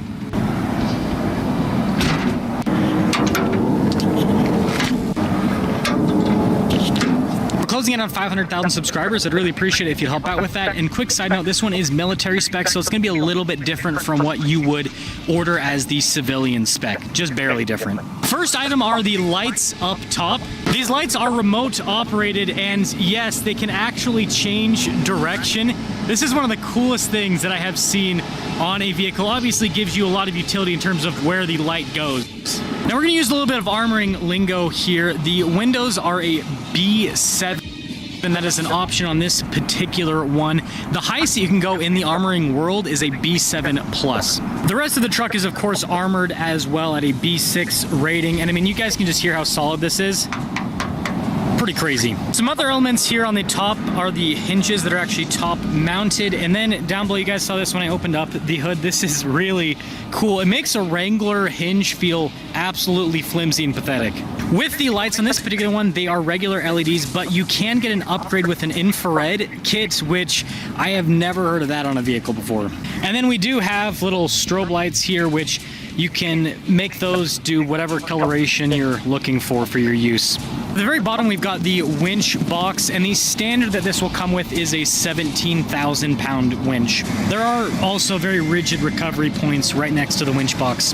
I reviewed a lot of armored vehicles over the years, and a lot of people always ask me about front end protection with the vehicle. This front end has been designed to make it very difficult for a bullet to get through. Not only are these angled right off of the bat, and you can see these ones are angled downwards, but it's actually a little bit of a maze inside, so the air can flow right through. But when it comes to bullets, I mean, the bullet basically has to change directions Looney Tunes style if it wants to get all the way through. That will cap things off for the front end, so let's head over to the side now. 335 by 80 by 20 is the tire and wheel setup, so these are 41s, and these are run flats. So if someone decides to shoot the tire, you still have roughly 50 miles of driving range with the flat. Now this is the old version of their suspension kit, so we're not going to focus too much on it, but this is built off of the F600, so you've got a solid front axle and then a coil sprung. Around the side here, we do have a step system, so you've got the first step right there, and then you can see the secondary step. There's a handle for you to grab to help with getting in. There is another handle to grab inside the vehicle, and you could also use this, I guess, to hold on to the side of the vehicle as it is moving, and you could be on the step. And then there's another handle in the back door area too. And this is an interesting sequence, so you can actually grab onto these or put your foot onto these, and then there's a handle up top that'll help you access the roof. And since we're talking about the roof, one way to access it is through this hatch. Now in a normal vehicle, this is called the sunroof. In this, it's the gun roof. It'll also give you access to the spare tire that is up top. So again, you can use the handle system, or you can pop out through here. And well, you better have some muscles, because taking a 41 off the roof, that's going to be heavy. Now back to that little sunroof gunroof situation. This thing is so solid. Again, you've got the B6 armoring, but man, it is actually, like, just pushing this down, you actually have to use force, so it gives you an idea of the weight. So now take us to the rear suspension. So this is why this is built off of an F600. Giant stack of leaf springs, meaning this can carry a ton of weight, aka the armoring. Around the entire side of the vehicle, you notice all these storage containers. These are attachments onto the vehicle, and that's because what they call the whole of the vehicle is actually one solid piece. So when you look at the entire side profile, you're looking at the whole and then a bunch of attachments on that. And if that wasn't cool enough, they actually put things in a little bit of a V shape, so that if someone throws a bomb underneath the car, it'll go out away from the car rather than towards the car. If you thought that was all, there is more. So push in here, and we've got a little gun port. Very quick and easy actuation there, and there's more on the side. Moving to the lower section of the truck, we have an anti-tamper exhaust, so someone can't throw a bomb or something down the pipe. That wouldn't be good. And then the fuel tank is also armored as well. A lot of the lighting elements on the exterior might look pretty familiar to you. They use lights that are going to be very easy to replace, like they're mass-produced lights on this particular one. And there's also these little kind of cages over the lights. Those can also be placed over the windows, so you can imagine if someone was throwing a brick at a riot-type vehicle, then it wouldn't go and hit the window and instead hit the cage. As we pop that back, you notice that V-shape I talked about earlier to help with pushing the blast away from the vehicle. And this is actually a differentiation between this and a SWAT vehicle. A SWAT vehicle will just be a box where it'll go straight across, whereas this has that tapered V. This one has this bar with lights, but there are a bunch of different accessories that you can add to this. For example, you can go exhaust, fan, ideal for rescue kits. Quick look at the seats. You can see this actually covers Meet the next torch pioneer but yeah, I mean, these are just regular Ford seats. You'll actually see a lot of the Ford switchgear up front. I mean, you even have the Ford logo on the steering wheel. This isn't your typical weekend gear. It's a even the gauge cluster is just regular Ford, which is completely fine because it's analog. That's going to be reliable. Its highlights include full-size spring-loaded rescue shears, and this is my POV. Just sitting here on my Ford Sync system while I'm getting shot at in the battlefield. That is, I mean, you could be rocking some tunes in this. Well, pretty stuff's happening. And yeah, you got all the regular controls down below. Of course, it has a 2-speed transfer case as well. It even has trailer brake controls. It's got the tow mode. There's more USB ports down below. You still have the Ford Alien stuff, and of course the bench seat, so you've got that separate in the center. Very nicely labeled, but this is for the MT-20 offers durability and a comfortable grip without sharp edges. In real rescue work, the shears cut through tough materials effortlessly, and the ability to replace worn parts means the tool stays mission ready for years. It's bulkier and heavier than your average pocket multi-tool, sure,